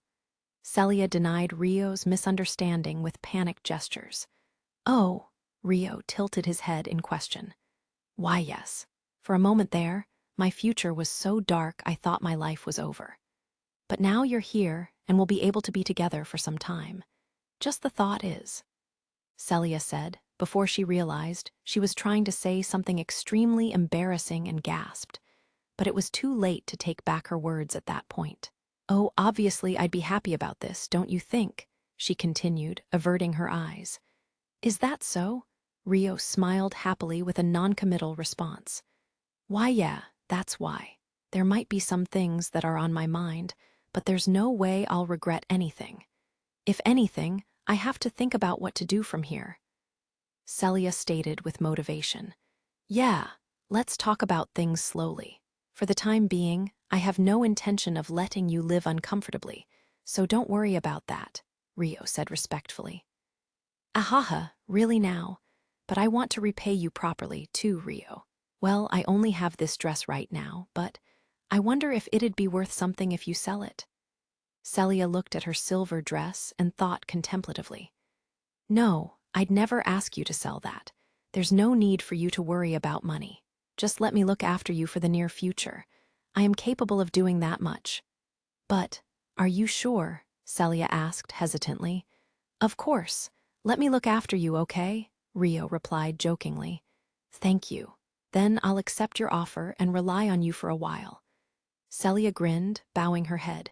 Rio nodded acceptingly. Of course. Same here. Acia joined in on the conversation, making Celia nod happily. Then let's get a move on, Rio urged. Understood. I'm counting on you for a safe flight, Rio. Celia held onto the fabric of her dress and stood before Rio nervously. Yes. Then, if you'd excuse me. Rio nodded, lifting Celia awkwardly in the bridal style once more. Fufu, let's talk lots while we're moving to make up for all the time we couldn't see each other, okay? Celia asked with a faint blush, but her smile was radiating brightly with happiness. Epilogue. The cerulean lady that night, in a room of the guest building inside the Beltram Royal Castle premises. The noble daughter of the Gallic Kingdom's great Lord Duke Crescia, Lyslot, was eating her dinner alone. The business talk that was planned has been placed on hold, so it looks like our return to Amend will be delayed, Lyslot muttered listlessly. She had been invited to Celia's wedding as a noble and great merchant of the Kingdom of Gallic, but with the ceremony suspended, she had been forced to stay in the guest house until now. Because the Kingdom of Beltram was in an uproar over Celia's kidnapping, she had been forbidden to step outside under the name of protection. We'll be able to leave the guest house in a few days, but with the situation being what it is, please forget your work and allow yourself some time to relax, Arya, the attendant standing next to Lyslot, said. You say that, but there isn't really anything to do. The current collapse of the Arbor House is fairly interesting to the Gallic Kingdom. Or rather, something to be thankful for. You think the same, no, Lyslot said with a giggle. It is indeed exhilarating to witness, although I am concerned for Celia. Even the usually emotionless Arya showed some conflict in her tone. Who do you think the culprit is? Lyslot suddenly asked. Considering the options, I believe it is very likely to be one of the opposing forces to Duke Arbor's faction. If that's the case, then I don't think she'll be treated badly, since there's still value in using her. But the number of people who could make such a mess is fairly limited, no. Would you be able to pull something like this off? It may be possible for me if I had a powerful magic sword, imbued with physical ability enhancement like an ancient artifact. But honestly, it would be a struggle. There would be a high chance of failure, Arya explained. Even someone as skilled as you would hesitate at the risk. If I were to plan an ambush, it should be easy to gain the advantage and reach the carriage. The problem is how to take Celia and run away successfully. It would be one thing if the opponent only had ground units, but when the pursuers can cover the skies, it gets quite troublesome, Arya said, giving an orderly answer to the question. I see, Lyslot nodded, sighing in thought. All of the kingdoms have been acting so shady lately. I don't know if it's related to the incident this time, but the Proxia Empire in particular cannot be ignored. It feels like they're planning something big. While Lyslot wondered such things, Arya stood silently beside her, waiting for her master to speak up. Well, like you said, let's enjoy this short break and relax. Tell those who accompanied us here that they should rest once in a while too. Things will get busy once we get back to Amend, Lyslot said, giving a small shrug of her shoulders. Understood. Arya nodded respectfully. The Gallic Kingdom will have to work harder. The hero that was summoned in the castle, Satsuki Sumeragi, is going to be announced soon, too, Lyslot thought as she took another sip of her slightly cooled soup. Bonus short stories at the end of a long road in a world somewhere far away from Earth. Rio once had his happiness snatched away from him unfairly, leaving him as an orphan in the slums. In his life without salvation, in a world without mercy, there was nothing but despair for him. There was no hope.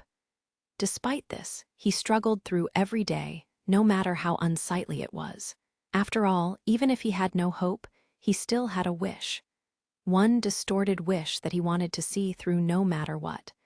That single wish was why Rio wanted to live, why he scavenged for leftovers, why he begged on the streets, why he endured all the violence from the strong. Perhaps, then, it was some twist of fate that Rio regained his memories as Amakawa Haruto, a former university student from Japan, and started attending the Royal Academy of Beltram, a place of learning for royalty and nobility. Rio gained an enormous power in acquiring knowledge and education. He was discriminated against, but it was a much better lifestyle than his days as an orphan. However, there was no salvation in this world. Even when he had turned 12, he thought this way. Even now, he continued to hold his distorted wish within his heart. And yet, despite that, Rio, Russell. Rio opened his eyes a crack, raising his head. Apparently, he had fallen asleep in the self-study area of the library. Professor. There was a girl there, smiling gently. Her name was Celia Clare. She was 5 years older than Rio, the daughter of a count, and a genius sorcerer lecturer who left her name in the history of the Royal Academy of Beltram. Fufu, were you asleep? She asked with a soft laugh. Yes, so it seems, Rio nodded shyly. Then how about we have a cup of tea in my laboratory? It'll wake you up. I'd like that. At Celia's invitation, the corner of Rio's mouth twitched upwards. Rio, who had lost everything in the past, found happiness in moments like this. In the middle of an unfair, irrational, long, and painful road, Rio found himself thinking that maybe there was salvation in this world after all. Several days had passed since Miharu, Aki, and Masato began living in the spirit folk village. Rio and the others were seated on the sofa in the living room, each doing their own thing. For example, starting with Miharu, the Earth group were earnestly playing a game connecting words in the Strawl common tongue to help memorize them. Aishia was leaning on Rio's right side and sleeping soundly. Oni-chan. Latifa, who had been studying by herself, suddenly paused in her studies to snuggle up to Rio on her left. What's wrong, Latifa? Rio replied gently, moved his gaze from the book he was reading to Latifa. Will you pet my head? Latifa had a carefree smile on as she sought Rio's affection. She would sometimes act playful with Rio like this. Since it was normal behavior from her, Rio petted her head in a familiar manner. Latifa grinned happily, sticking her body close to Rio and rubbing her cheek against him like a needy dog. Rio smiled and continued to pet Latifa's head. The others present in the living room glanced over at them repeatedly. Latifa, Miharu, and Rio's other guests are here, too, so be a little more considerate of them. The silver werewolf Sarah cleared her throat quietly and warned Latifa with a scornful look. But my time with Oni-chan is limited, and Aishia's also clinging to Oni-chan, too. Latifa pouted her lips and complained. Lady Aishia is simply taking an afternoon nap. I'm only taking a break, too. Then I guess I'll take a nap like this, too. Unable to argue when an upper high-ranked humanoid spirit like Aishia was brought up as comparison, Sarah found herself at a disadvantaged loss for words. Aishia stretched cutely and opened her eyes. Were you awake, Lady Aishia? Sarah said hesitantly. Aishia rubbed her eyes sleepily and nodded before snuggling languidly into Rio. The movement was almost like that a graceful cat, natural and charming. Wah! The high elf Orphea widened her eyes as her gaze was captivated by the sight of Aishia. The elder dwarf Alma was also staring at her fixedly. Me too. Latifa clung to Rio from the opposite side. Ahaha! Even Rio was unable to move any further, closing the book in his one hand as a troubled look fell over his face. Geez, Sarah sighed sulkily, but the look she sent Rio and the others was somewhat envious. Oni-chan, pet me, Latifa begged for Rio to pet her head. Rio complied. Ehiha. Latifa grinned as happily as ever. Then Aishia, who had been watching Latifa, get petted from the other side. Haruto, me too, she said bluntly. Rio asked in return, taken by surprise. Pet me? Aishia asked, looking up at Rio's face from point-blank range. Her clear eyes were very beautiful and held a power that was hard to say no to. Aishia would often cling to him out of the blue, but she had never requested for her head to be petted before. She may have been influenced by Latifa. Like this? Rio hesitantly petted Aishia's head. Yup, good. Aishia's mouth turned upwards gently. She normally didn't show any emotions, but in this moment, her expression was very warm. I'm an elemental fox, you know. Ding dong, dong ding. At a private elementary school somewhere in the city, the bell rang to signal the end of lessons. The class of 6-1 wrapped up their end-of-day greetings. Stand, Bo. Goodbye, goodbye. Endo Suzune ran out of the classroom, letting her pleated skirt flutter behind her. Ha, ha, panting for breath, she took short and quick steps as she ran towards the school gate. Her goal was the bus stop beside the gate. It was the exact timing just as the bus arrived at the stop. Hey, class ended a little later than usual today. Ah, the bus is here. Suzune increased her running speed. Ha, ha, I'm getting on. She briefly paused to catch her breath and got on board. There he is, the Onii-chan. Suzune immediately cast her gaze throughout the bus and spotted the person she had been looking for. His name was Amakawa Haruto, a third year in high school. He was an agreeable young man who had helped Suzune out 2 years ago, when she was still in 4th grade and had fallen asleep, missing her stop. Suzune headed towards the back of the bus nervously, sitting down 2 rows behind Haruto. She wanted nothing more than to sit beside him and chat, but they were unfortunately not that close, only knowing each other's name and faces from that past incident. Several months after Suzune had been saved by Haruto, another high school girl had started sitting next to him.